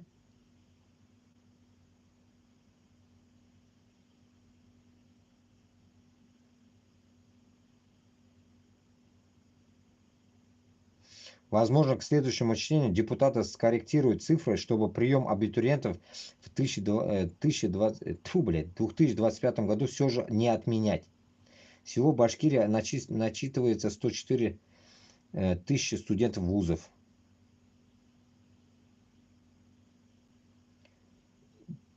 Я не могу понять, нахуй. Я же говорю, блядь, пидорасы. И учиться не дают людям, блядь, спокойно, блядь. Поэтому Башкортостанда и Татарстанда, само собой, должно быть бесплатная учеба, блядь. Народ, чтобы, блядь, учился бесплатно. Чтобы он не думал, что еще за это нужны деньги. Денег нету, я не пойду учиться, блядь. Вот этого не должно быть. Каждый должен учиться за счет государства. Это не то, что за счет государства, оно не должно даже говориться об этом. Учеба вообще должна быть бесплатной, нахуй, начиная с детсада, блядь, заканчивая, нахуй, универа последнего. Человек должен образованно выходить за счет государства, так, в кавычках. Но этого не должно даже вообще в населении теперь в дальнейшем говориться об этом, что он за счет государства проучился. Нихуя. Это говориться должно так, что просто он учился там, учился тут и все. Никто ему нахуй не должен утыкать, что тебя государство проучило. Нихуя. Это, как скажем, будет так, негласно нахуй, что государство обязано нахуй проучить этот народ, блядь. Вот и все. Это его задача будет, нахуй, первостепенная, блядь. Сколько бабла, нахуй, угрохают они. Не угрохают, у этого ученика не ебет это, нахуй. С детского сада до универа, даже не универ, до последнего бакалавра, нахуй, они должны доучиться, блядь, правильно, бесплатно. Вот только так. Чтоб, блядь, у народ хотел учиться, а не, блядь, думал, блядь, как я вот, допустим, с армии вернулся, а я учился до армии. Я вернулся, у меня уже не хотелось учиться. Потому что у меня, во-первых, был контракт, во-вторых, нахуй, я уже не хотел учиться, нахуй все. Или мне надо работать, блядь, как-то, блядь, выживать, блядь, или учиться, блядь. Конечно, я работу выбрал. Вот так. А было бы, блядь, бесплатно, я, может, блядь, жил бы дома и как-то, блядь, карабкался бы нахуй, учился бы. Потому что чувствовал, что это бесплатно же, я пошел бы. Примерно так, понимаете? Не бесплатно не должно быть вообще, блядь. Все это бесплатно должно быть, наоборот. Ну вот, видите, вот ебанизм, блядь. Самые юные подопечные военных. В Островце детсадовцы записали в патриотический клуб, нахуй. Вот. В детском саду нахуя им нужен, блядь, патриотизм. Все, блядь, в одежде, блядь, нахуй, военной, блядь. В детском саду, блядь. Это что за нахуй клоунада, блядь? С детства уже убийц готовят, блядь. Вражки, блядь.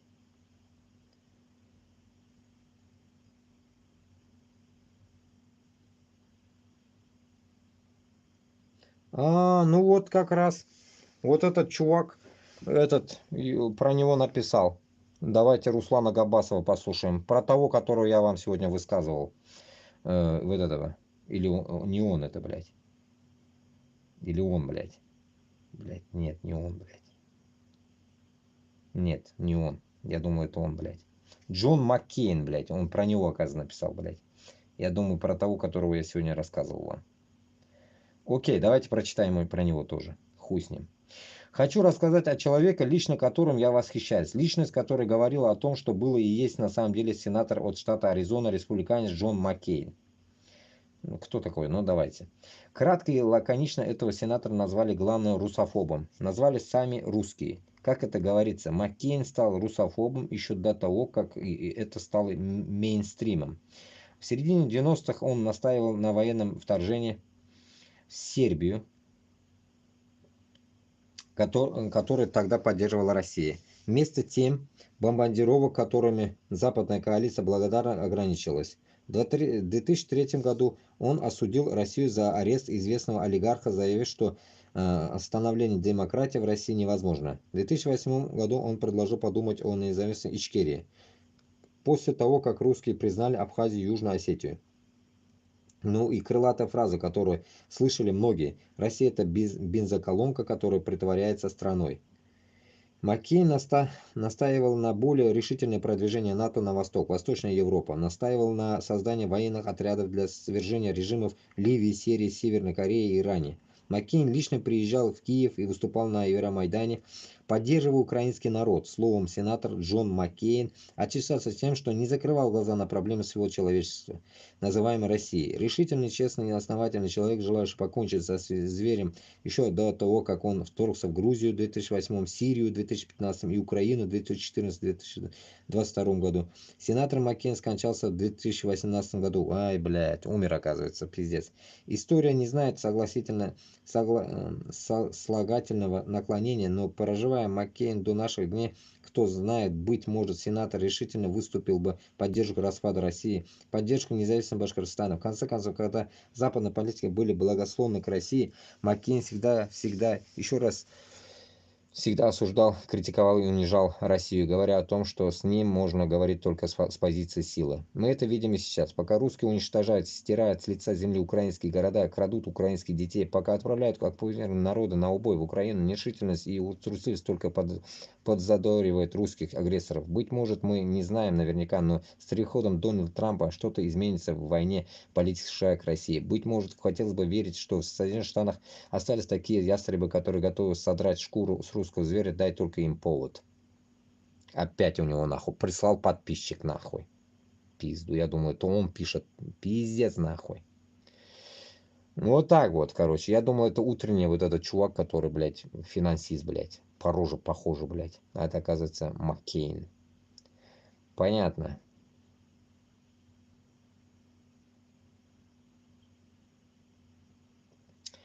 Так, Россия, устремленная в будущее. Это когда не всем еще подключили газ, но уже готовы всем выключить интернет.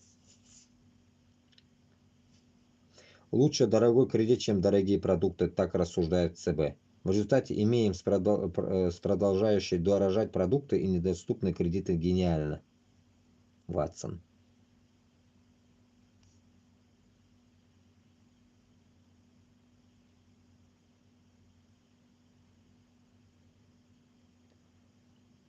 Так. О, ну да, насчет ипотеки, пиздец. Сбер поднял минимальную ставку по ипотеке до 28,1%. Что это значит для россиян? Допустим, молодая семья хочет купить недорогую квартиру за 6 миллионов рублей. Это всего 60 тысяч долларов. Миллион как-то наскребли. Взяли в банке еще 5 миллионов на 25 лет. Средний срок ипотечных займов в России 24 года и 2 месяца. Такая ставка означает, что выплачивая долг, российская семья выплатит за свой кредит в 7 раз больше его стоимости. Ебануться, да? 60 на 7 умножить?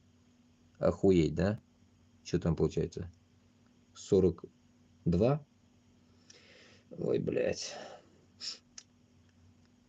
И ведь это только начало. Ставка будет еще повышаться и повышаться. А если ставку попробуют спустить, сразу же начнется гиперинфляция, которая быстро сожрет любую зарплату. Теперь попробуйте представить, какая доходность должна быть у любого российского бизнеса, который попробует взять кредит на несколько лет. Собственно, у правительства есть всего два варианта. Борясь с инфляцией, постоянно поднимать ставку и убивать этим любое промышленное производство в России. А попробовать опустить ставку и обанкротить всех жителей России, инфляция быстро сожжет все их деньги. Деньги в фонде почти закончились. Есть несколько промежуточных решений. Заморозить все накопления россиян в банках, чтобы попытаться сдержать инфляцию, это значит ограбить все население страны. Попытаться контролировать цены в магазинах, это значит прилавки быстро опустеют, и производить продовольствие будет невыгодно. Сразу возникнет черный рынок. Ввести талоны на продовольствие, чтобы люди не умерли с голода. Продразверстка. Забирает продукты у производителя силы под лозунгом «Не позволим спекулянтам наживаться на наших трудностях». Решение надо принимать очень быстро. И здесь тоже есть два варианта развития событий. Медленно попытаться продать непопулярное решение населению. Как только по телевизору начнут рассказывать, что патриоты должны затянуть пояса потуже, и что в богатой Америке тоже есть продовольственные талоны, значит скоро деньги в банках заморозят и ведут талоны.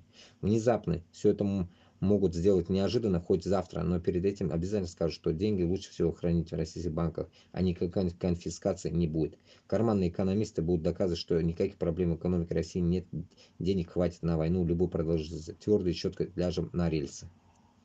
Ну да. Короче говоря, как в тот день я высказывался уже, как в Кыргызстане предложили кыргызам 1 миллиард, блядь, долларов, наверное, хуй его, блядь, 1 миллиард, блядь, ихних денег, тьфу, блядь, долларов, ихних денег, говорю, блядь, ну, в Кыргызстане, короче говоря, собрать с населения этими всякими лотереями, нахуй, какими-то акциями, блядь, всякой хуйней, типа, блядь, они, чтобы у них купили вот эти акцизы всякие, эти кыргызы, получается, и государству перечислили 1 миллиард, короче, накопить хотят. И, блядь, по государству у людей нахуя брать деньги? Вот это меня удивляет, блядь. Вот это сейчас они будут это делать или нет? Вот удивительно, блядь. Вот эта новость я услышал, я охуел, блядь. И тут там опрос идет, блядь, вы согласны, там опрашивают. Нет, конечно. Одна говорит, ну, можно согласиться, другая, нет, конечно, можно, нет, конечно. Или главное, блядь, спрашивает вот этот, сука, журналист у узкожопых. Явно она не кыргызка там. Пару кыргызок, а остальные все узкожопых спрашивают. Узкожопые что скажут? Ну да, можно дать, конечно, говорит. Я не могу понять, нахуй. Как можно, блядь, в обычном независимом государстве, нахуй, отдавать деньги государству? Твои личные деньги. И это быть надо, блядь, вообще ебанутым, нахуй. Вы что, не помните, что ли, банкрот, нахуй, из рубля, нахуй, 92-х годах, блядь? Что произошло, блядь? Сколько бабла сгорело, нахуй, при развале, нахуй? Что происходило, не помните?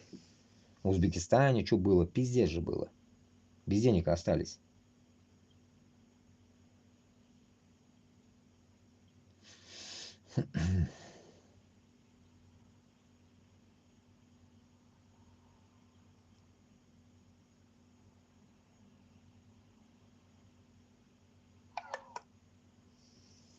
Так, зарядка садится, время 3. Наверное, будем отбиваться.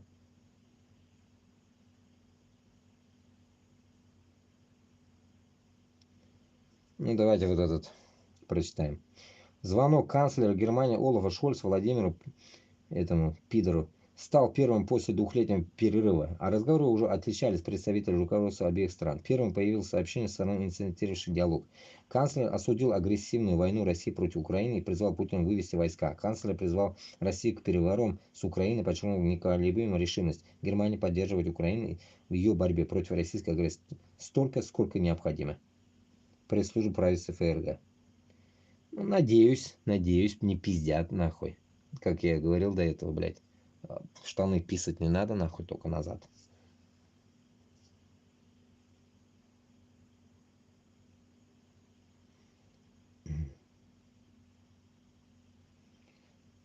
В России удвоились число оформленных фронтовых льгот по кредитам. В третьем квартале 2024 года по льготы оформили почти 55 тысяч новых участников войны. Это почти вдвое больше, чем годом раньше. 23 год синяя тут полосочка и 24 желтая. Все, пиздец нахуй. Катастрофическая нахуй полоска. Прям вдвое больше нахуй. В третьем квартале и во втором дохуя, и в первом дохуя. Вербовка добровольцев для участия в войне продолжается рекордными темпами. Свидетельствуют данные Центробанка о кредитных каникулах военнослужащих, на которые обратила внимание Медиазона. В этой статистике речь идет о кредитах каникулы, которые оформляют в основном новые участники войны. Отсрочку нельзя получить на кредит, полученный до отправки на фронт. Только с июля по сентябрь банки оформили 54,2 тысячи новых кредитных каникул для участников вторжения в Украину, включая контрактников и мобилизованных. То есть почти вдвое больше, чем за аналогичный период предыдущего года. По оценке американской разведки, которую производит Нью-Йорк Таймс, российская армия для войны с Украиной ежедневно вербует 25-30 тысяч человек. Вот и думайте после этого. Вот по этой хуйне можно понимать, что если оформили столько кредита, вот представили, да? Получается, вот эти 55 тысяч, грубо говоря, людей только могут позволить себе кредит. Поэтому вот эти пидорастические ваши жены, продажные шкуры нахуй, которые, блядь, так скажем, блядь, самодостаточности им не хватает, блядь, чтобы, блядь, как говорится, покончить со своим мужем, блядь, и забрать все денежки, нахуй. Вот эти мандалошки, получается, и отправляют вот этих тупорылых мужиков подзаработать, понимаешь ли, нахуй, на крошки, как вампиры украинцев. Вот вам ответ, блядь. После этого вот эти 55 тысяч, нахуй, не ждите дома. Вы не думаете, что эти 55 тысяч, нахуй, вернутся, как говорится, двумя ногами. Они вернутся вон в тех гробах, нахуй, в одном гробу 3 штуки будет их, нахуй. Отец, сын, сын. Отец, сын, внук. Отец, сын, внук. Вот так. Вот такая хуйня.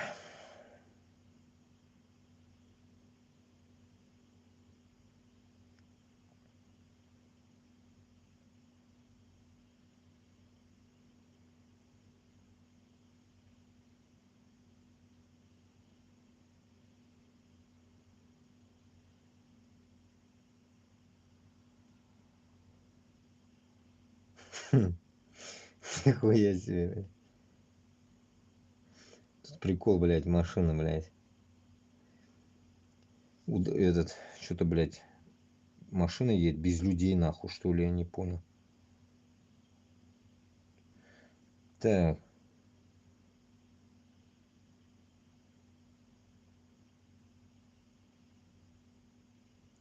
Президент никем не признанной Абхазии свергнут своим же народом.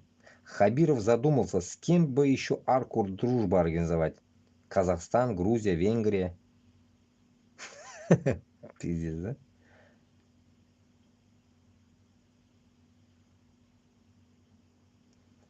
Это взвешенное решение. Красноярский депутат и застройщик Захар Енджиевский сообщил, что отправляется на СВО. Необычную диету он выбрал экзотическую.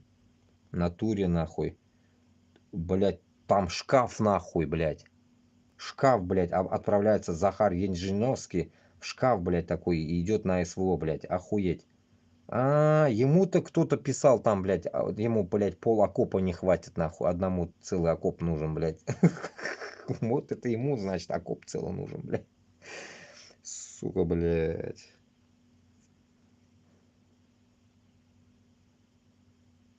Россия не может защитить своих граждан в Абхазии. Россиянам лучше покинуть Абхазию. Москва озабочена развитием ситуации в Абхазии, заявила Мария Захарова. По ее словам, россиянам, временно находящимся в Абхазии, важно проявлять повышенную осмотрительность и по возможности выехать из Абхазии. Министерство правительства РФ начинает разрывать некоторые экономические связи с Абхазией, в первую очередь связанные с туризмом. Тем временем оппозиционеры убрали флаг России из захваченного здания парламента, оставив флаг Абхазии. Лишь бы это было правдой, лишь бы правдой. Так что, туганлар, дуа кылыгыз, чтобы абхазцы не обосрались уж в этот раз. Вышли нахуй и послали, блядь, этот узкий корабль.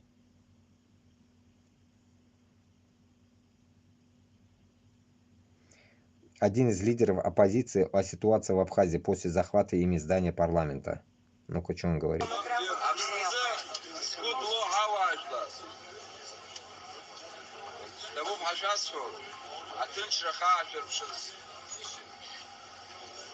На данный момент ситуация следующая. До нас доходит информация о том, что действующий президент пытается дезинформировать нашего стратегического партнера о том, что в Абхазии совершен госпереворот некими протурецкими силами, прозападными силами. На данный момент он сидит и звонит в Москву вот с такой повесткой. Это абсолютная ложь. Мы еще вчера ночью предприняли последнюю попытку. У нас была встреча с депутатами парламента. Мы их попросили, чтобы этот вопрос, который будоражит всю нашу общественность, сняли с повестки. Об этом было объявлено еще вчера ночью, чтобы люди успокоились. Наше предложение проигнорировали. Более того, уже сегодня, когда мы все собрались у здания парламента, мы опять попросили парламент провести сессию, снять с повестки этот вопрос, который будоражит наше общество. Главная идея, главный посыл был в том, что через несколько месяцев должны были состояться выборы президента.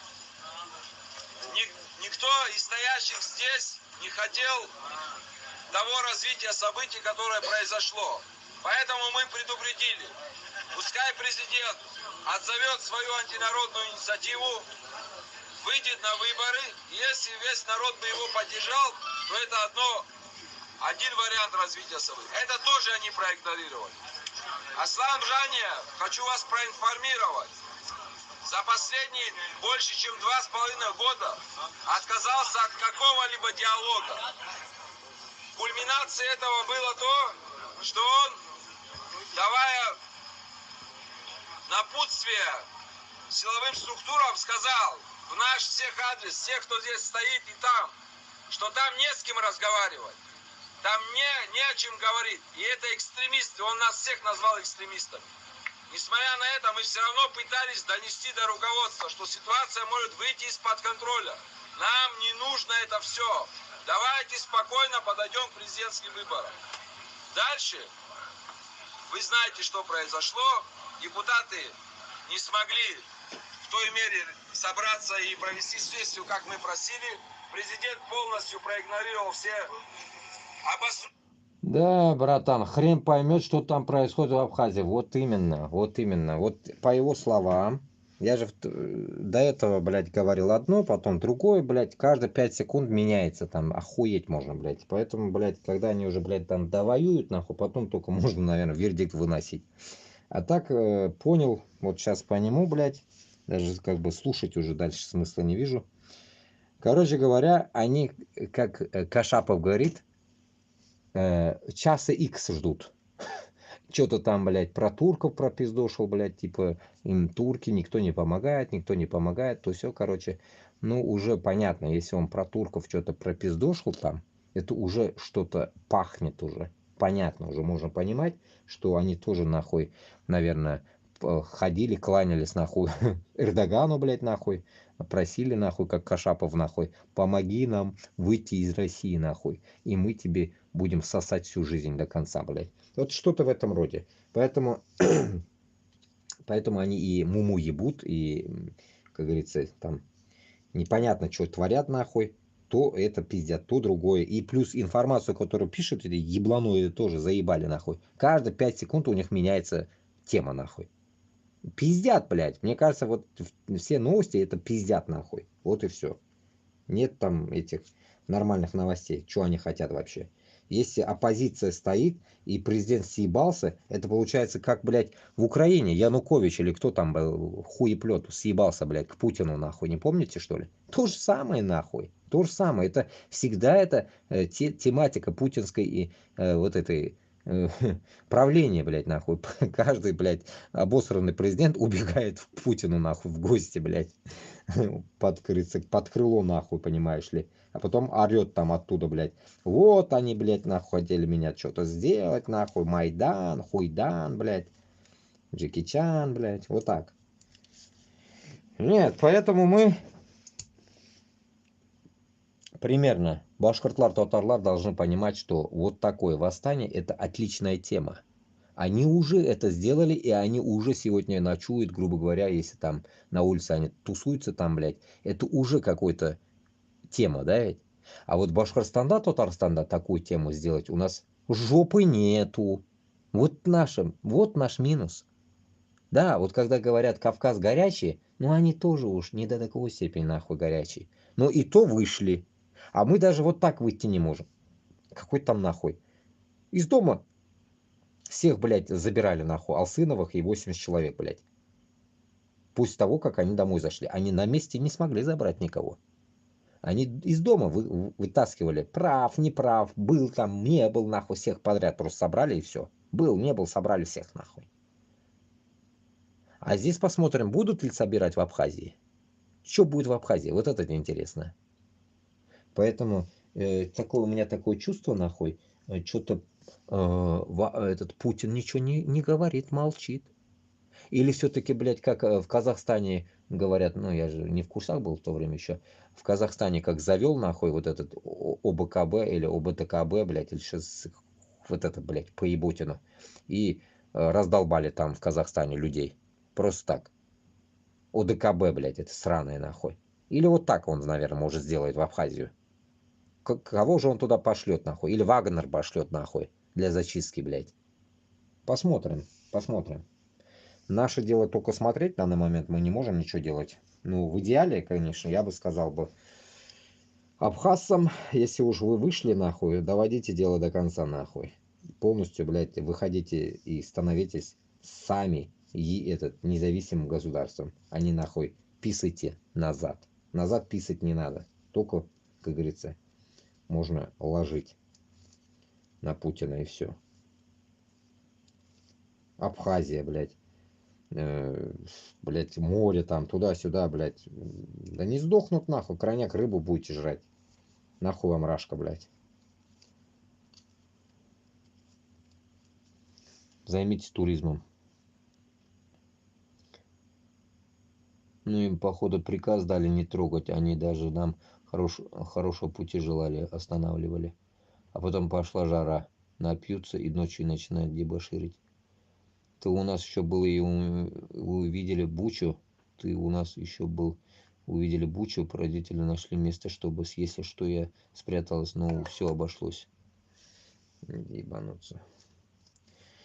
Вот я и говорю, короче. Поэтому этот Башкортостан, да, обязательно должен не час X, блядь, как этот, блядь, Габбасов говорит, час X, блядь. Кашапов тоже час X они ждут, блядь. Нет, не час X, нахуй. В Башкортостане и в Татарстане нужно конкретно самим эту тему создать, а не ждать, блядь, часа какого-то, нахуй. Часа никакого может и не быть. Это просто слова. Поэтому мы должны как-то сами это все сделать и конкретно встать и конкретно дать отпор нахуй Москве раз и навсегда, блядь. И вот сейчас посмотрим на абхазцев, доведут ли дело до конца, блядь. Вот этот самый момент, интересный момент вот этот. доведут ли дело до конца. Если столько, грубо говоря, блядь, дров сожгли, блядь, костры, блядь, и дело не до конца, ну нахуй тогда дело. И это делали вообще, блядь? Нахуя делали? Или они все-таки, блядь, боятся сказать, что мы хотим выйти из России, ну, мнут нахуй, сиськи нахуй. Никак не могут сказать это. Это тоже удивительная вещь. Очень. Прям странная вещь. Что они никак не могут решиться сказать: все, иди нахуй, русский корабль. Мы не хотим с вами дружить и жить, блядь. Мы хотим, блядь, сами. Или там, я не знаю, блядь, с грузинами мы будем жить. Или чё? Так пусть каждый живет сам, блядь. Хоть маленький, как муравей, пусть сами живут нахуй, а. С голоду помирать начнут, будут покупать нахуй. Искать нахуй что-то, пути. Странные какие-то люди, блядь. Все пытаются объединяться, быть вместе, что-то делать нахуй. Тут каким нахуй вместе, блядь? Вы чё нахуй? Всю жизнь, блядь, с кем-то вместе хотите жить, что ли? Вот таких людей не могу понять, нахуй. Отдельно тоже учитесь пожить, блядь. Отдельно учитесь жить, блядь. Отдельно, самостоятельно, нахуй. Нет, постоянно им кто-то нужен, блядь.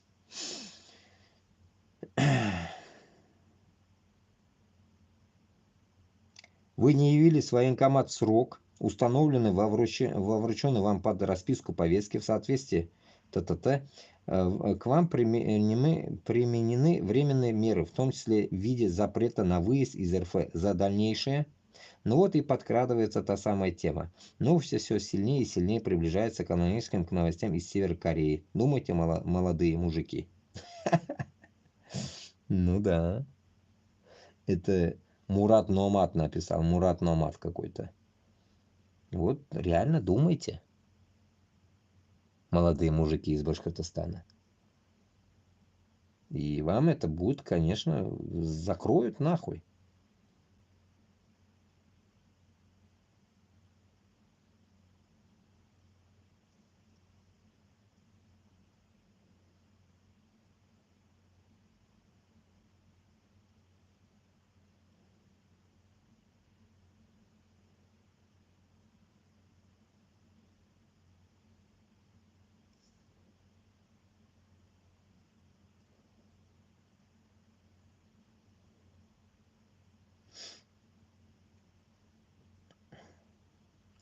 Лидер радикальной оппозиции Абхазии Леван Миака объявил, что протестующие останутся в здании, пока не будет отставки президента. Эшсоу Какалия объявил о взятии под охрану правительственных зданий, о сохранении имущества и соблюдении порядка. Нахуй и здания не будет, ничего не будет. Тоже мне под охрану они взяли.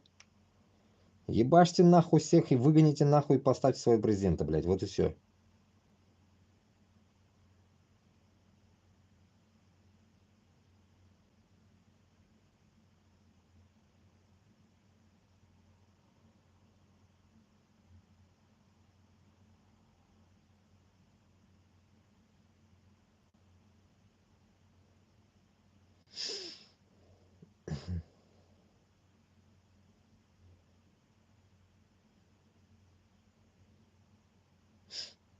Ну понятно, тут, короче. Ой, блядь. Россиянки не рожают из-за ожирения, так считают в Госдуме. У 30% женщин фертильного возраста есть одна из степеней ожирения. И еще 25% находятся в стадии предожирения. Слова депутата Ирины Филатовой. С такими показателями решить демографическую ситуацию невозможно, заявила она.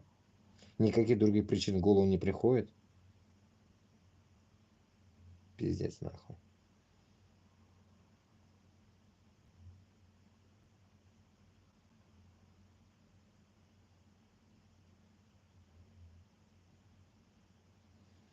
Ну все, да, здесь все. Абхазия, заебали.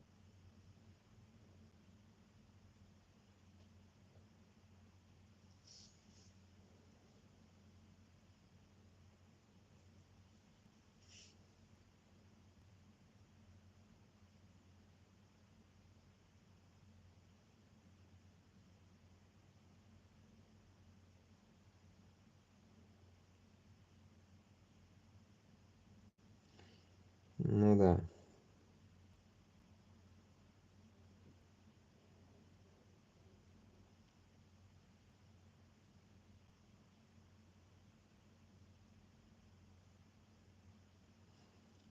Абсолютно все в России построено на лжи. Во время СССР убивали за правду, уничтожали ее.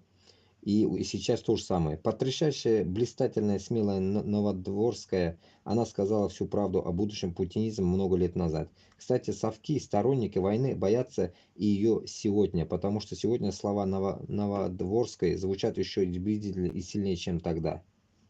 Ну, кто такая нахуй?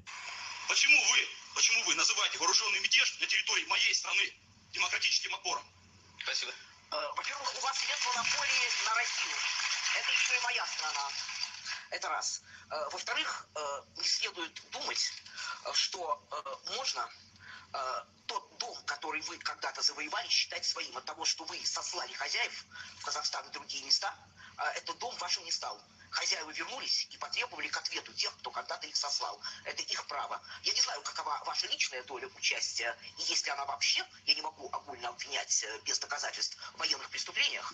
О, Жириновский молодой стоит. Книгу Анны Политковской «Вторая чеченская», тот имеет на руках текстуальные свидетельства о пытках, о похищениях, о казнях мирных жителей, которые никогда не брали в руки оружие, о казнях и убийствах детей. Да, я уверена, я знаю Анну Политковскую очень много лет, не она одна туда ездила. Давайте говорить о собственном опыте, потому что иначе это звучит в высшей степени некорректно. Скажите, пожалуйста. О, соловей молодости. Орден мужества, орден за военные заслуги, медаль за заслуги ордена перед Отечеством. Вьетнамские ветераны, когда осознали, какие методы применяла их собственная армия во Вьетнаме, бросали свои награды к Капитолию. Я чувствую, что награды за Чечню, в отличие от Белой армии, которая вообще отменила награды за участие в гражданской войне, вы не готовы бросить. Первое, что сделали бы демократы, когда пришли бы к власти, если это когда-нибудь случится в России, в чем я лично очень сомневаюсь, очень жаль, возможно, не случится. Может быть, России не суждено жить свободной. Это отмена наград за Афганистан, за Чечню, за Чехословакию, за Венгрию. Вот такая вот смелая Новодворская. Она сказала всю правду о будущем путинизме много лет назад. Да, Соловей молодой, Жирик еще молодой, блядь, там вижу. А эта женщина такая в очках, жирная такая, прям на мужика похожа, блядь. Ну вот такая вот. Не зря, наверное, говорят, жирные нахуй добрые бывают, что ли. Сука, что-то не вижу нахуй жирных, добрых олигархов, блядь. Вот так вот. Так что, ну это, блядь, русская она была или еврейка, хуй поймешь ведь, блядь. По роже ее не поймешь, блядь.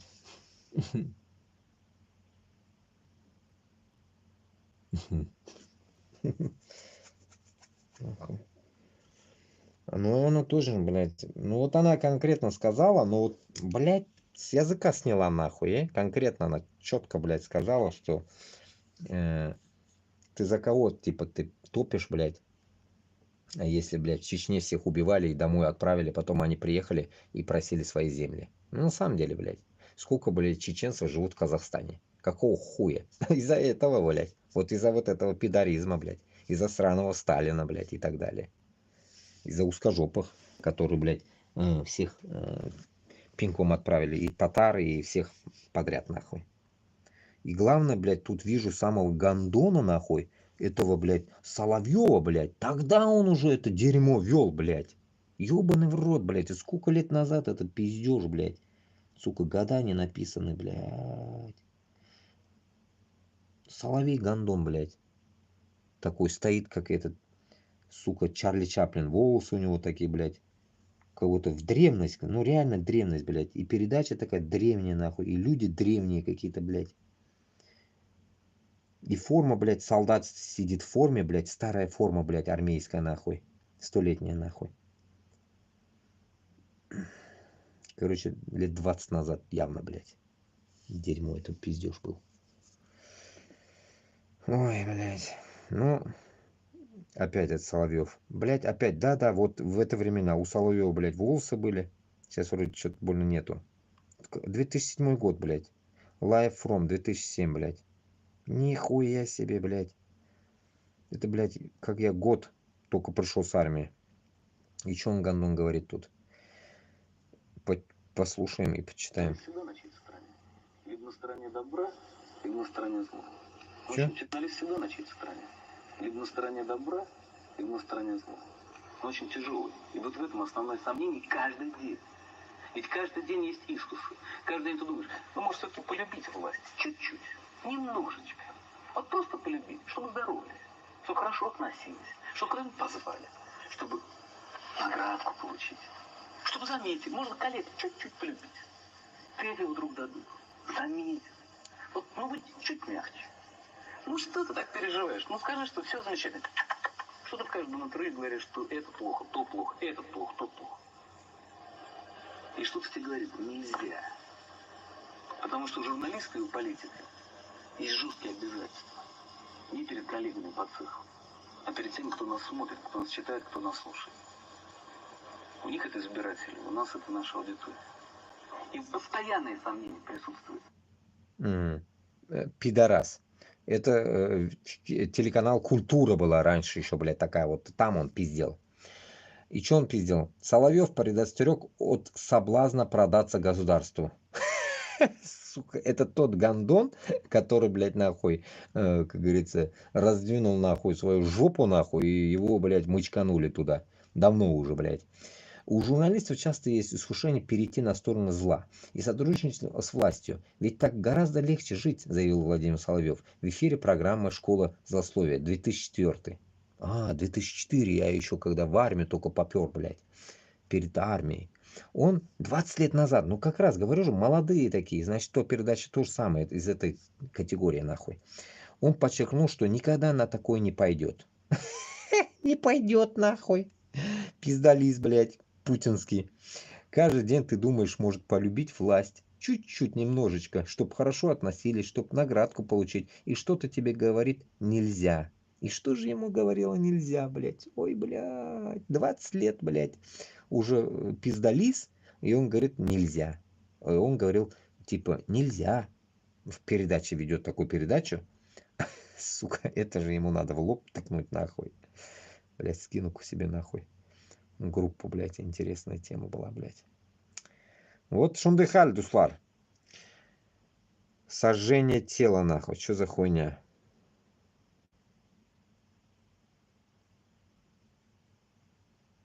Ой, блядь. 98-й год. Сожжение тела Пол Пота, фанатика, убившего от четверти до трети населения своей страны. Была уничтожена практически вся интеллигенция Камбоджи. Людей убивали за знание иностранных языков и даже за ношение очков. Забивали тяпками, закапывали живым, давили бульдозерами. Пол Пота сожгли со старыми шинами, мебелью, матрасом и разным мусором. Вот и все. Но мы так Путина не должны сжигать нахуй. Сжигать не должны. Мы его должны в памперс, блядь, напялить. В памперсах он будет ходить. Вы что еще? Народ веселить он должен, блядь.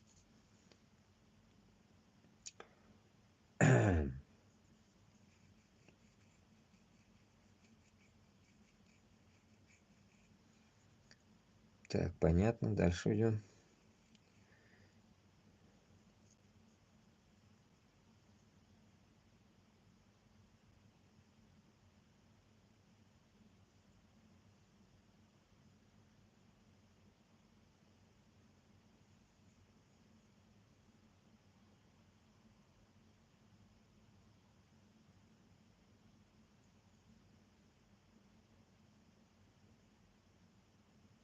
Угу, точно. Форум Юлии Навальной, вот это ебаная нахуй. Платформа России будущего. Все такие, блядь, пальцы веером, блядь, веселые, блядь, такие, провели такие радостные нахуй. Там, нихуя тут вижу эту очкастую пидораску, которая, блядь, ведет, блядь, этот Дождь, блядь, телеканал Дождь, это очкастая сучка, короче, которая ездила еще, блядь, как пароход, блядь, кататься, это овца какая-то. Я ее также узнал сейчас. Сука, без макияжа. Уебище же она нахуй, Макияж только более-менее, оказывается, блядь, намазюканная утром. Так, и тут самое интересное, вот Навальная сопроводила вот таким фото. Как-то не скажешь, что главные российские эксперты сильно скорбят по погибшим. Россияне ежедневно становятся беднее и уязвимее. Украина в ее отчете о форме не упоминается. Агрессоры и жертвы агрессии объединены под одним словом фронт. Вот так вот. Короче говоря, у них веселье здесь, кайфуют они и пиздят о народе, понимаешь ли, блядь, после Путина.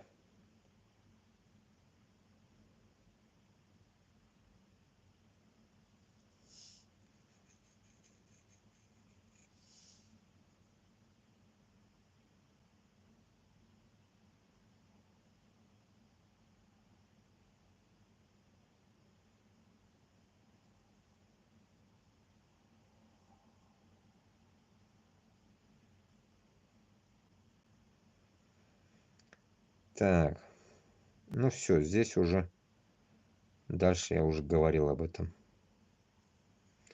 Да, здесь уже старье. Короче, этот планар будем завязывать, наверное. Что-то я 3 часа опять. Ёбаный в рот. Вчера тоже так же было, блядь. Тогда будем баиньки делать, да? Вы тоже уже отбой? У вас, блядь, уже утро, ё-моё, блядь. Братан, что ты спать не будешь? Днем будешь спать, да? Что за нахуй у вас тут, блядь, стрип какой-то в прямом эфире? Вы хотя бы в ТикТоке переписываетесь, что ли? Когда я караоке буду делать. Так, значит, 8 человек слева и 6 человек справа. Всем рахмат, которые сидят со мной до конца, как говорится. Вот здесь Лиля, кто такая была? Спасибо за стрим, она сказала. У нас только 6:45 вечера. Нихуя себе вечера, блядь. Вечера. Лиля? Лиля какая-то с Америки, что ли? Ни хера себе. О, бонжур, мадам. И что я ей скажу-то? Так, и Наточка какая-то, троечка. Спокойной ночи, все, ушла. Короче, тут что-то Ника, что-то своих украинок завела сюда мне в команду, так скажем, против ботов, блядь. Есть прием, да? Ну да, интересно. И, конечно, тут ихние фотки тоже есть, но хрен посмотришь фотки. Тетеньки, наверное, какие-нибудь. Ну все тогда, им всем рахмат, Лили, Наточки. Кто такие, не знаю, новенькие, наверное. Ну да, я вижу, что за эфир подписались 5 человек, короче. Вроде бы. Вроде бы. Вот так вот.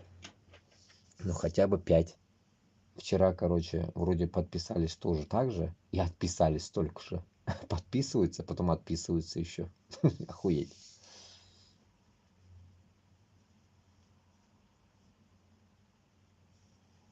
НАТО это от Фиделя. А Фидель кто такой? С Америки который, что ли? А Лиля кто такая с Америки?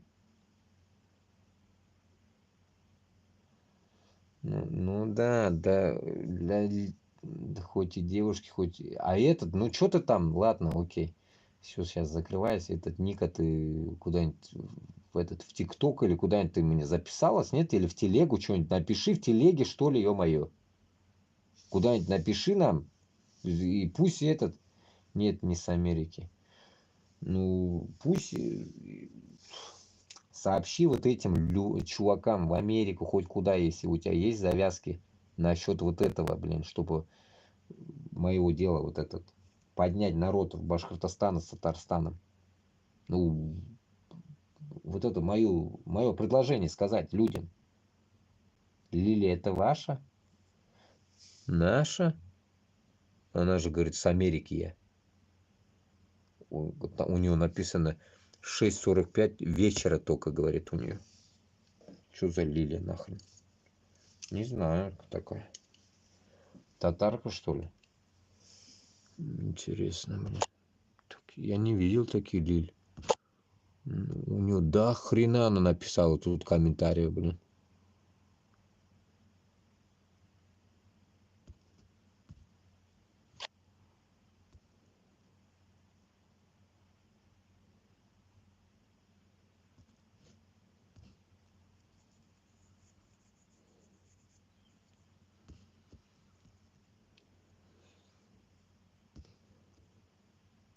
Так, Лиля.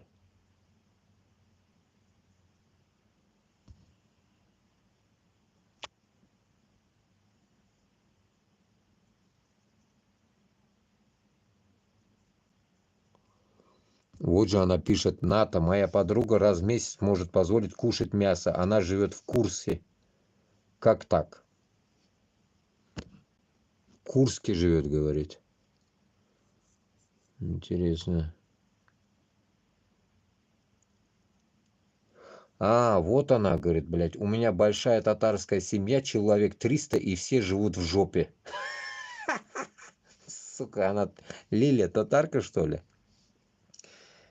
Лиля, синкойданул, блин. Ё-моё, она упиздила уже давно, наверное. А чё она тогда писала, что у нее 6:45?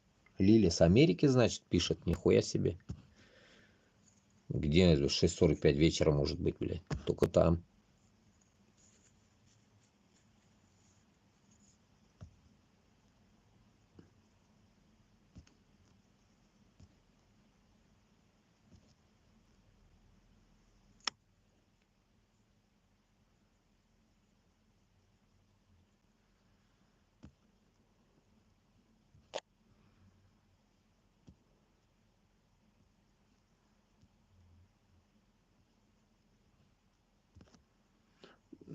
Так, окей.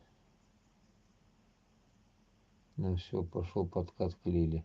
Не, так. Не, подката нету, у нее даже это фотки нету. Там у Наточки есть фото, а у Лили какая-то фигня там у нее, блин, мелкая, не видно, что у нее там может быть.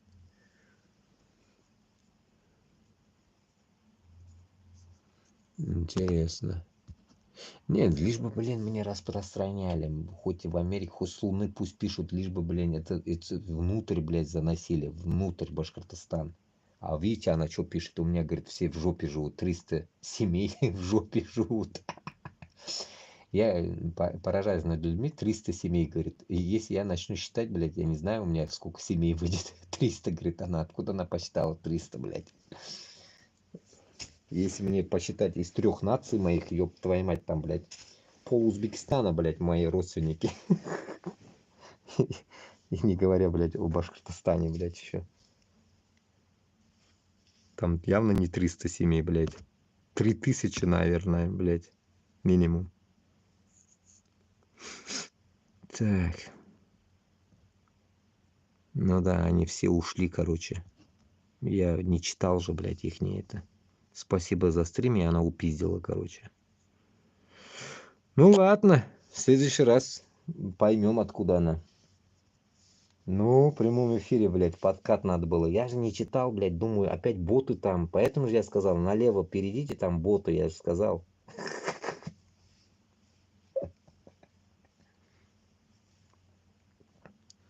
А, нихуя, я из Уфы сама, пишет она, нихуя себе.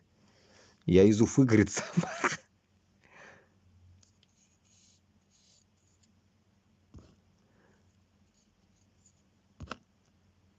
Но если она из Уфы, какого х у нее 6:45 вечера, бля, вот это не могу понять, блядь.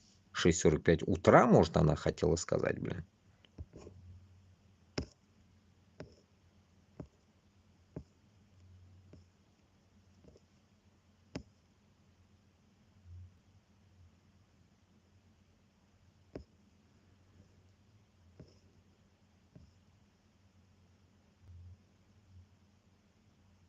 У нас только 6:45 вечера. Спасибо за стрим. Ну ладно. Нет, вечера буквами написано. 6:45 вечера.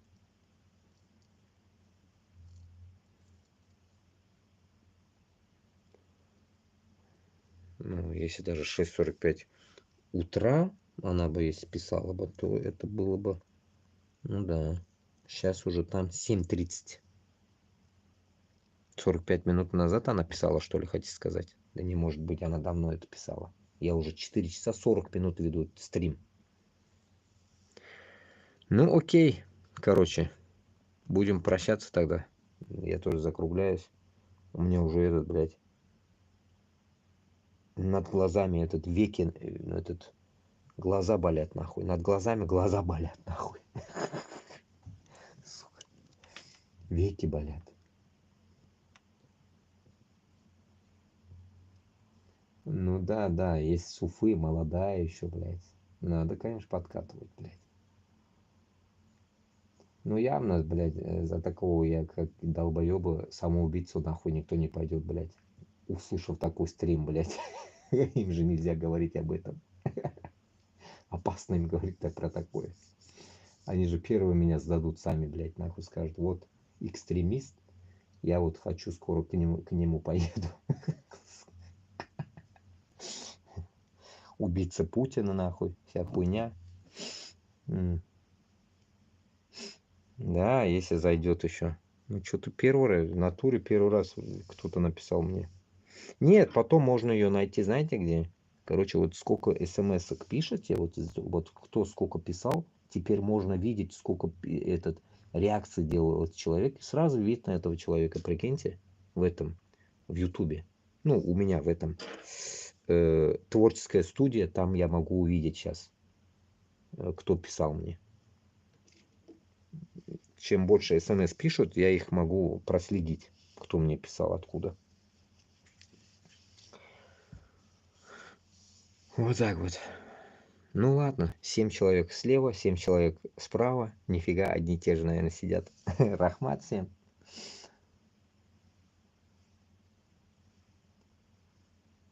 Как там говорят? Данкшон. Данкшон, блядь. Битшон. Мерси боку. Все, гудбай, Ника и Номад. Что-то Номад поменял свое имя, интересно. Так, все, закрываю тогда справа. Спокойной ночи всем. Посмотрим, сколько людей было, скажу здесь. Как обычно говорю. 3081 человек сидел. Общее время 52 минуты 28.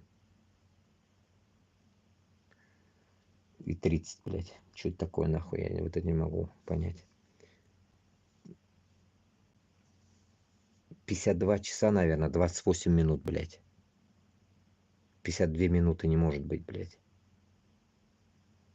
Одновременно 61 человек сидел. Ну, сейчас скриншотю, закину в этот. Ой, блядь, у меня там 1% остался. Сейчас вырубится он. Сейчас закину. Зарядник. Если что, все эти скрины я загружаю в Телеграм. Телеграм заходите. Телеграм у меня, если кто не в курсе, Хорватия, граница Хорватия. Блять, что такое? Граница Хорватия, короче. В Телеграме. Такого нету больше. Только вот этот мой. Ну, рахмат бүтініңізге, тыныш ұйқы. Кем қолған болса мұнда. Исән сау.